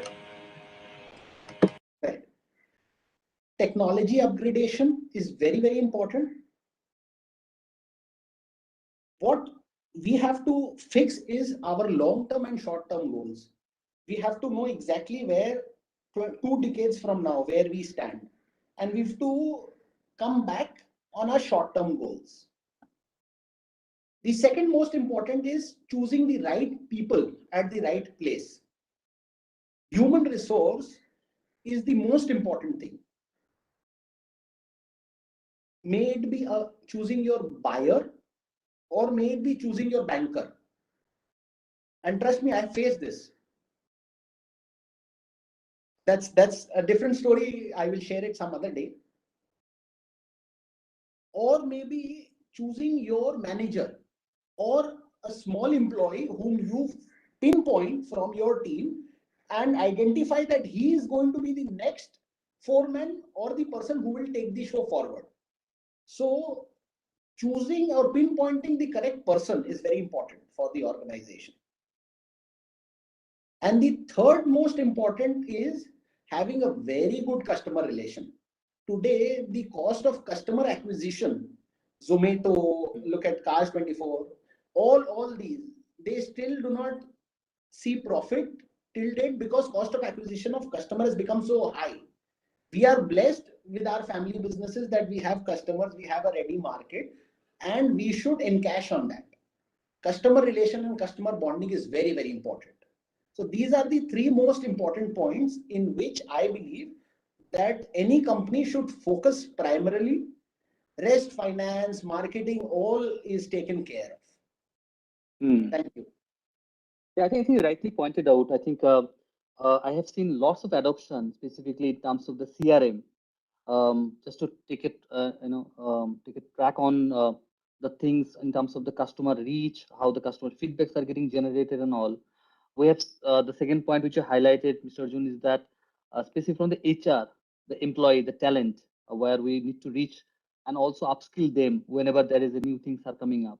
So going back to Mr. Ashok, like you have seen the technology adoptions, right, where it can be optimal for last 4 decades. Did you see any change in the adoptions, or we are running little slower than other markets, other regions, in specifically TNA, textile and apparel? Yeah, definitely. I have seen from my experience and from the industry. Mainly, I have worked with the spinning industry and all these things. But those who have gone with the time of along with the time, those who have upgraded their technology, they have survived. And definitely need is there to go for the latest technology, whether it is the automation, whether it is a digitalization, and all these things. And if I look at the India, and when we divide into the different sector, because textile is start from the farm to fashion. When we start with the spinning, weaving, processing, and all these things, I think in the spinning, we are the at par with the technology of the global level. We are not behind than anyone. We are at weaving. Maybe we are little bit more as to do, but definitely in processing and garmenting, we need to catch with the technology what the other countries have. So looking into the textile and apparel, I think my other colleague who are from this industry, they can confirm. I think Bangladesh and Vietnam are the far ahead in technology and in technology in apparel industry. And definitely where they are ahead to our technology, they have the good productivity, they have the good quality, they have the good efficiency. So ultimately, they are more competitive. So at the end of the day, you have to be competitive in all the field to stay in the market. Yeah, I think Abhishek, you have worked in Bangladesh also, right? If I'm not mistaken, I think you're talking about. I think we have heard the experience, like the adoptions, the technology things in Bangladesh is or Vietnam is much deeper compared to where we are in some of the states like West Bengal, Bihar, Odisha. So what is your feeling about that? Like, do you think that we have optimized the use of technology in our industry, or there is a scope of improvement? Abhishek, can you hear us? Yes, my voice was unmuted. So there is definitely a scope of improvement, because we have been working with a lot of tech-based companies also outside Eastern India. Like we have a tie-up in outside the country also, as well as other parts of the country like Bangalore and all, where technology is much more efficient. So in terms of, we are actually working with much more handcrafted stuff. So where technology comes in our field is more on the marketing basis, like how you market your products. So there's a lot of interesting e-commerce facility and marketing tools which has come in, which is actually being generated from the other parts of the country rather than the Eastern India. And as far as the equipments and the tools and the machineries are concerned, I am not the right person, because we try to promote sustainability and we work with a lot of hand-woven weavers and as well as artisans who we mainly try to promote something which is indigenous, which is handcrafted. But to market them, I think technology plays a very big role, and there where we are kind of lagging behind. and connecting the dots basically. Like when we talk about weavers, maybe certain designers or certain companies in the East might have employed certain number of weavers. That doesn't really cover the entire state.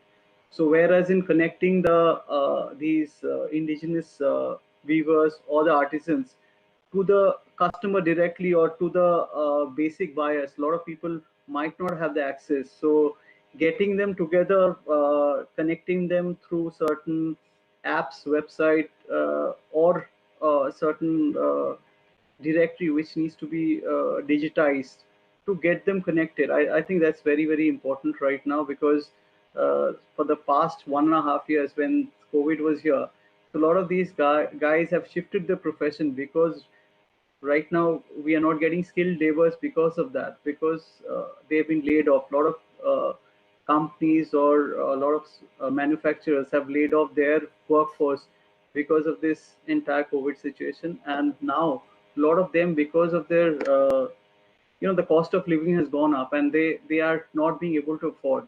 So when we see the next generation, they don't want to get into this line of work. So that's where we need to kind of motivate them to have these join back the profession and have the skilled labor back to us actually. Mhm.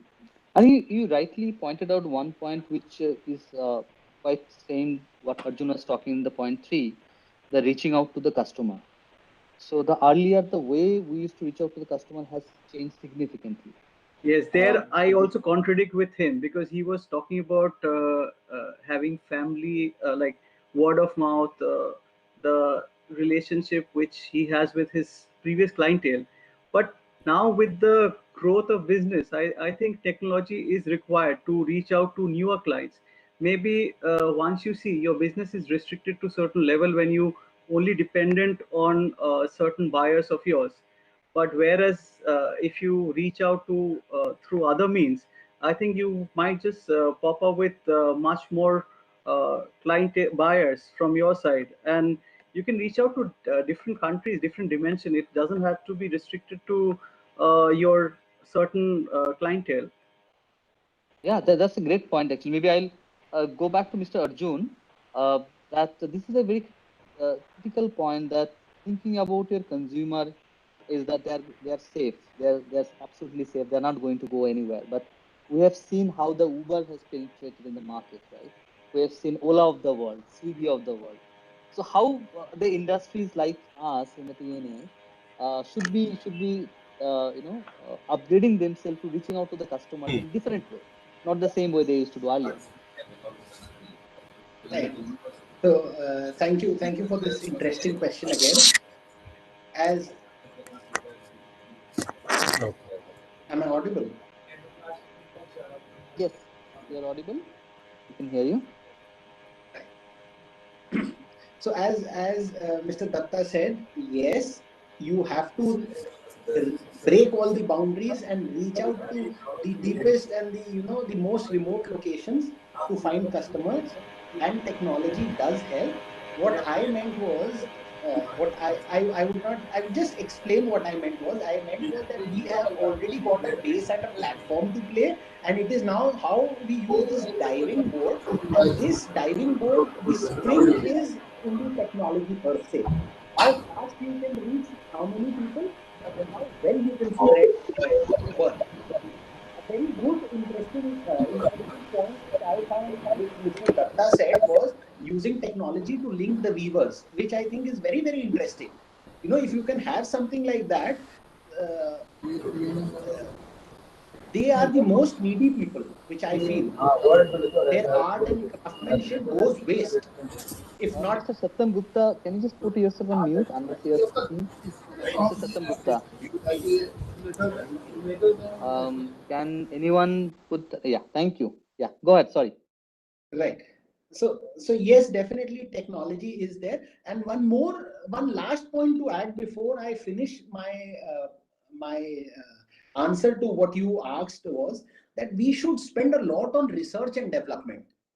We as in, when I say we mean the industry and the government should partner together and spend on research and development.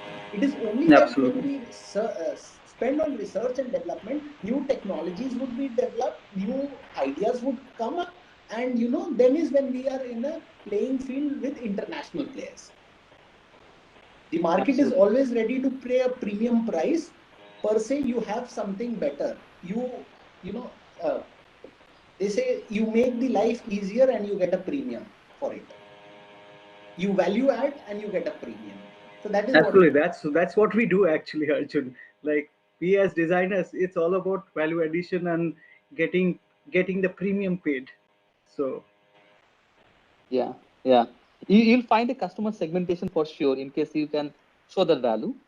Definitely, we got two different view, but very converging into one view that yes, we need to have the proper technology uses to reach our consumer in a different way, not always the same way.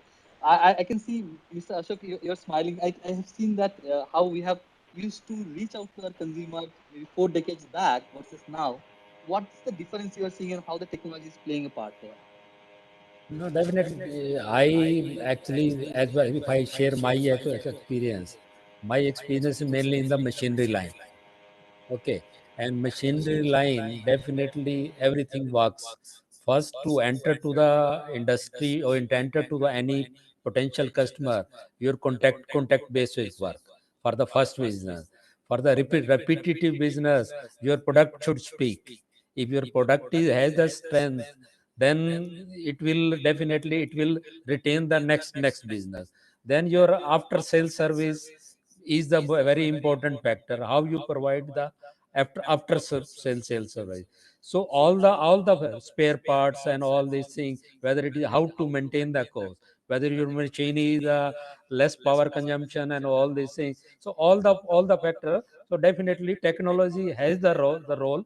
So how to play, but definitely you should have the contact level, you should have the product strength, you should have the customer after sales and service, you should have the proper spare parts supply, and your product should speak. This is my experience. Yes, I think it comes from the textile manufacturing. Yeah. If you put that word as a together, it is important to have it. But at the same time, if you think about the consumers, they are getting more aware. The people from various location, remote location, they are able to reach the consumer whom they never used to reach, right? So those things are there, and specifically for the eastern region, it is opportunity and threat both. Because opportunity is that in case you can adopt, we can be flexible. If you don't adopt, maybe someone else from different region will catch hold of your consumer, which you are relying on, right? We don't have that much of time. Maybe we'll come to the critical part, which is I know that Mr. Arjun will be key person here as well as Mr. Abhishek in terms of the investor or thinking about the policies. And last, I'll go to Mr. Janeja on that. In terms of the government policies or being attractive in this region, what are the key areas do you think the state governments or the various government bodies should think about to attract such industries to grow, specifically in eastern part of the? Maybe I'll go to first Mr. Abhishek, and then I'll go to Mr. Arjun. see, the thing is that the government needs to actually think about certain kind of textile park, which is kind of, there are a couple of them, but I've been hearing a couple of them are coming up for the longest time, almost last 10 years, but still we haven't seen the coming into reality. So, and we should have like different segmentation where people can connect also, like in terms of the manufacturers to the artisans to the whole connection in a certain textile park is very, very important. And incentives, definitely when it comes to incentive, I think because of the market being down for last 1.5 years, there are a lack of lot of smaller business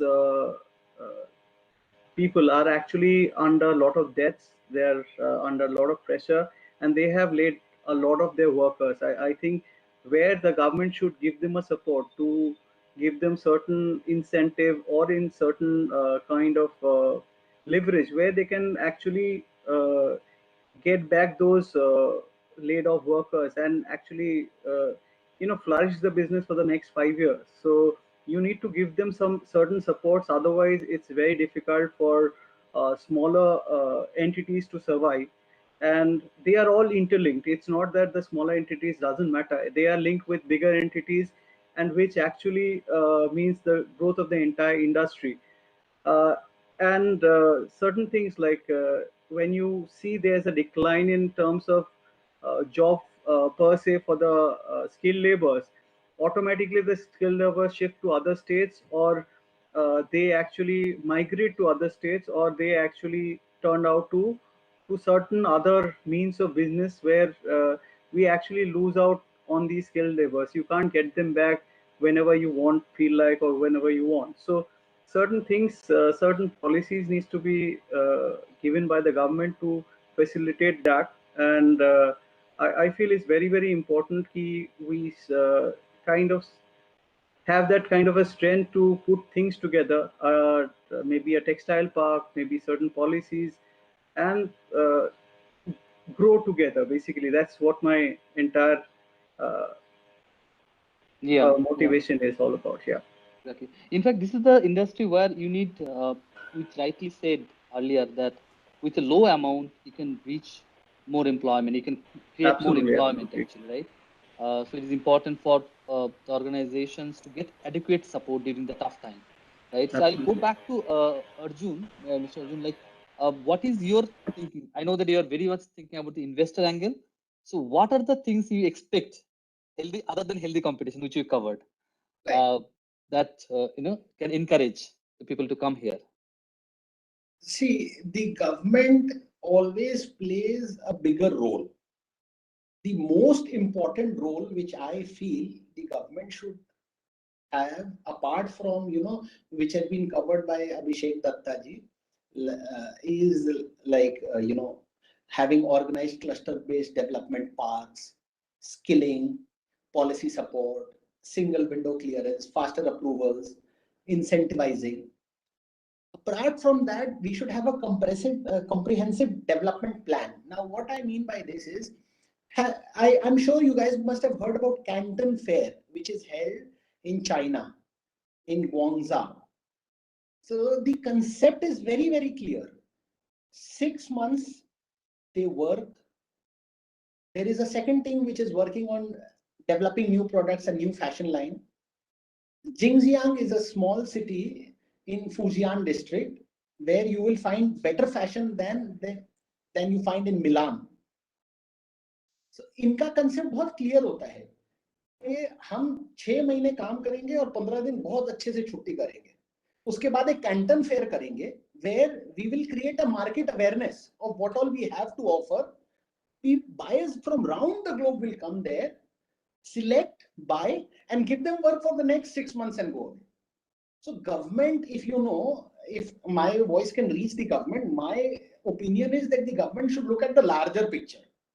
कैसे भी करके अगर एक system बनाया जाए where India can showcase, we are allowed to participate in exhibitions and all. If we host exhibitions and we get foreign buyers, I am sure investors, small investors like me and others, would be more than happy to put in skin in the game and go all in. जो poker में होता है ना, you say all in. We will go all in, and it will be a win-win for everyone. Skilling भी आ जाएगी, finances भी आ जाएंगे. अगर तो government का role मैं हमेशा देखता हूँ, it is not only restricted to incentives. It is that they have to make some noise, create awareness, and spread it. So that is what my humble submission is.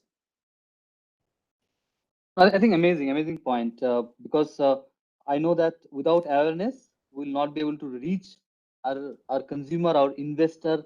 It is impossible. So this same question goes to Mr. Ashok, the last person.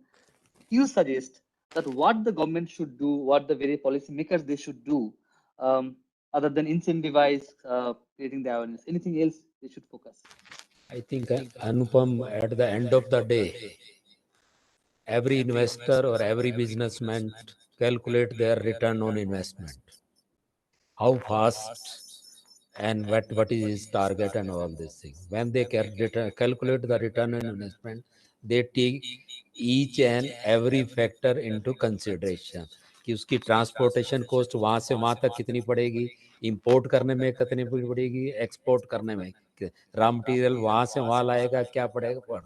तो at the end of the day we have to make the attractive where investors come and he should able to earn something, because no investor will come to for charity. Okay, so policies should be like that. Wherever we have the negativeness, government has to compensate that so that they can attract the investment. If it is there in the skilling, they should give the skill center. If it is an infrastructure, they should give some incentive there if they have the. And second, mostly that ease of business should be there. What they are saying, that should be delivered. Means okay, lot of policies are being announced. We will give this, we will give this, we will give. But that ease of business, environment, and all this should be there. So what is committing, that should be delivered by the government also. Amazing, amazing. I think we have heard three different views. One coming with a decades of the knowledge and the wisdom on this industry. The other person coming from very young generation, thinking about the business, and another person is definitely also creating his own image, own consumer base by its own, right? So what if it is reaching our governments or the policymakers, what I've understood that we need to incentivize, we need to have the textile park. We talk about IT park. We should promote this textile park with various different policies and incentivize them for that. We need to, I think one thing which Mr. Arjun have said rightly, single window clearance, very quickly, it has to be very easy to use, easy to work, right? That is important. No one would like to spend into red tape in terms of clearing something or going for a process, which is unnecessary. And Mr. Janeja, you have mentioned that the skills, the ease of business will be very much important. So these are all important. Maybe I'll just take a pause here. If there is any question for three or four eminent speakers, I'll be happy to pass it to them, or else I'll just take one line each from all of you, all three of you, that what should be our takeaway from this session, specifically the audience who are listening from digital media. And thanks to the technology, it is reaching thousands of people offline and online both. So what will be a last statement, unless we have any other questions coming from the audience?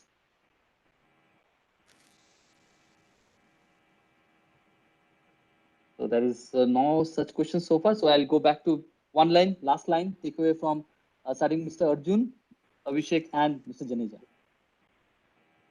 My name goes Arjun. I will go with that ways only. Karm kar, phal ki chinta na kar. Karm kiye ja. Karm yoga. Amazing, amazing. Thank you. Karmanevadhikaraste. Okay, I'll go to Mr. Abhishek. What will be your last tag line for this session? I think there should be solidarity in the industry so that we all work together for a better tomorrow. I think that's very important, and I think in the process we will try and help each other out and have a better tomorrow. Amazing, Mr. Janeja. The last line from you. I think there is a lot of scope to expand the business of textile and apparel in the eastern region. I think all government, industry, stakeholder, and I work should together. Whatsoever the policies are make, that should be in discussion. It should be in discussion with the stakeholder to attract the investor, and definitely it will generate a employment. And there is a lot of scope in the east region. It can be done jointly. Perfect. So with that note, maybe I'll give it to Jayashree, because I think it was an interesting session. Lots of inputs we have received, and definitely it will be enlightening for our audience, online and offline, to hear from all of them later on. How about one takeaway from you as well? One line takeaway from you, Mr. Datta, Anupam Datta ji. One thing I believe that the blue ocean strategy, I think the example which Mr. Arjun you have shared, right? The states in Junjan are like where they create a fair and different way of working. I think everyone should think about their states, their area, their region. What is the blue ocean? What is the new idea? We are talking about infrastructure. We are talking about optimization. We are talking about technology adoptions. But we are not having those blue ocean ideas which can promote, which can encourage the investor to come to our place, right? Incentivize, people know that someone will give 10%, someone else will give 12%, right? We'll calculate the ROI. Mr. Janaja, you have rightly said. Sometimes maybe getting less incentivized also is fine because of the talent or the raw material and all. So I think we need to have those new ideas. So it can be promoted by the governments, some new technology ideas coming up, new business ideas coming up, in fact, new platform coming up to reaching out to the customers. It can't be always piggyback the one which someone has done it already, right? We have been always a pioneer as a East, right? We used to have 25% of entire global in the textile and all. I know it is century back, but the talent is there to think through. The youngsters are like Arjun here there, Abhishek here there. So we should bring those ideas and have this incubation center and promote them. Maybe we'll have a different fair ideas, different consumer ideas. Pretty long statement to be honest with you, but yes, happy to get into more discussion offline. So great talking to three of you, amazing discussion. I hope our audience also liked it. So I'll give back to the CII moderator here, unless there is any question for three of our eminent speaker. Thank you for having me. Yeah, just one thing, Anupam, I stepped by to because I wanted to listen to this session as well, and I felt it was very energizing and a lot of new things, lot of things you have talked about. And I also believe by that there has to be exceedingly good platform and there has to be synergies from both sides of the government and the industry to collaborate and see that these industries grow really well. And like the textile secretary said, the sustainability is the key. So that can only happen if everybody thinks united and get all the gaps filled up properly. And we look forward to good business for the industry. Perfect. Thank you. So we are giving back to the moderator. Yeah. Take it forward. Thank you so much, panelists as well as our delegates. It's been a great interactive session for all of us. And we really look forward to some policy recommendations as well as, some groundwork post-webinar, definitely. So thank you so much once again. We would also like to thank all our sponsors for having partnered with us and supported us in putting up this session. Thank you so much once again. And with this, we come to the end of the webinar. Thank you so much. Have a great day. Thank you, everyone. Bye-bye. Thank you. Bye. Thank you. Bye-bye. Thanks everyone. Bye.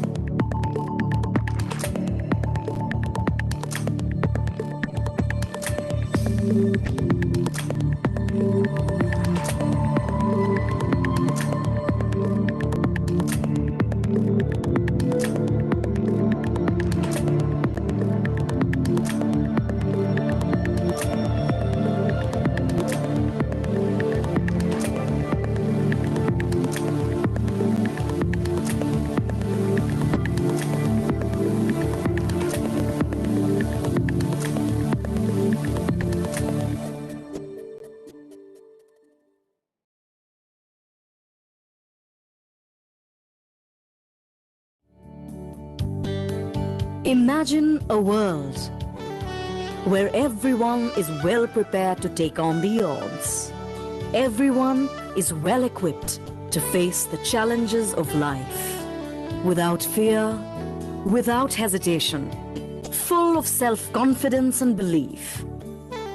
We at Malcolm dream of such a world. The reason we have been trying to gear up everyone for success. Being one of the leading personal protective equipment brands, we have been gearing up people so that they can safely give their best every day at work. When we began, our dream was gigantic compared to our size. However, more than 3 decades later, our product portfolio, number of factories, and employees have increased manifold. And in this swift rise, we as an organization have been as secure as those who use our safety gears. All the safety gears are manufactured at our 10 state-of-the-art manufacturing units located across India, which have been set up under the Make in India initiative. Because of our relentless pursuit of perfection across a range of modern PPE, we have received both national accreditations and global recognition. We ensure that our wide range of protective gears reach people in every corner of the world.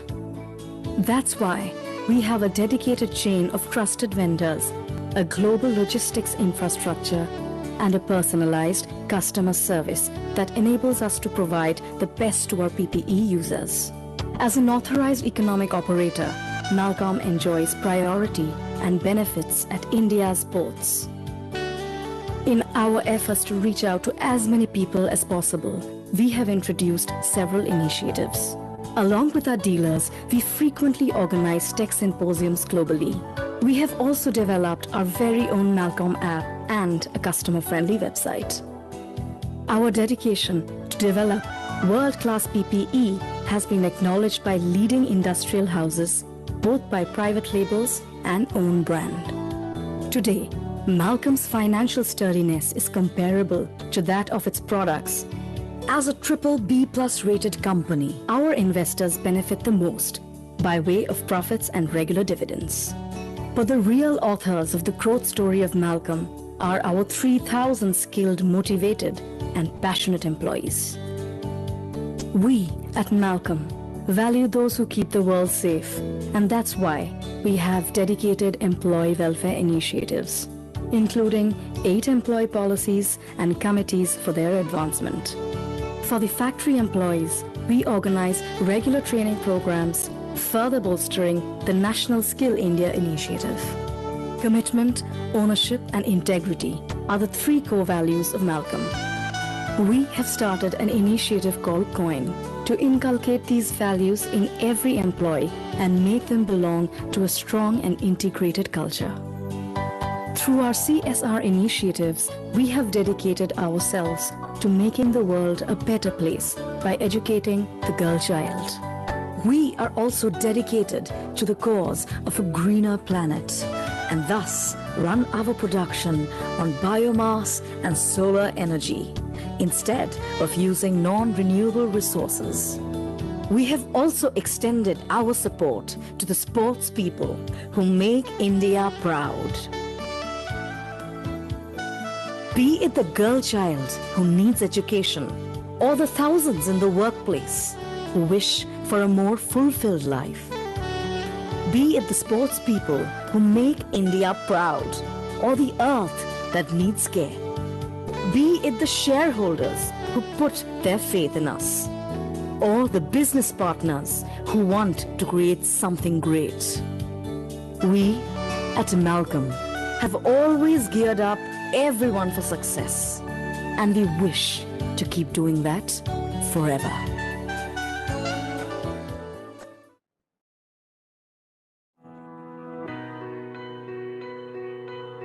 Offering a full slate of petrochemical products under the brand name Propel, to transform the quality of our lives. Engine Oil offers a range of petrochemical products and intermediates in the domestic petrochemicals market, besides exports to about 70 countries. Dedicated to excellence in providing international quality products to its customers. All grades of Propel petrochemicals are backed by the Indian Oil promise of quality and commitment. With a lab plant in Koyali Refinery, world-scale PX PTA complex in Panipat, and a world-class naphtha cracker with downstream polymer units. It is driven by the vision to be a leader in providing solutions for consumers' everyday convenience. Its success doesn't lie in how vast its world is. It's in how it moves forward, in making your everyday a better day.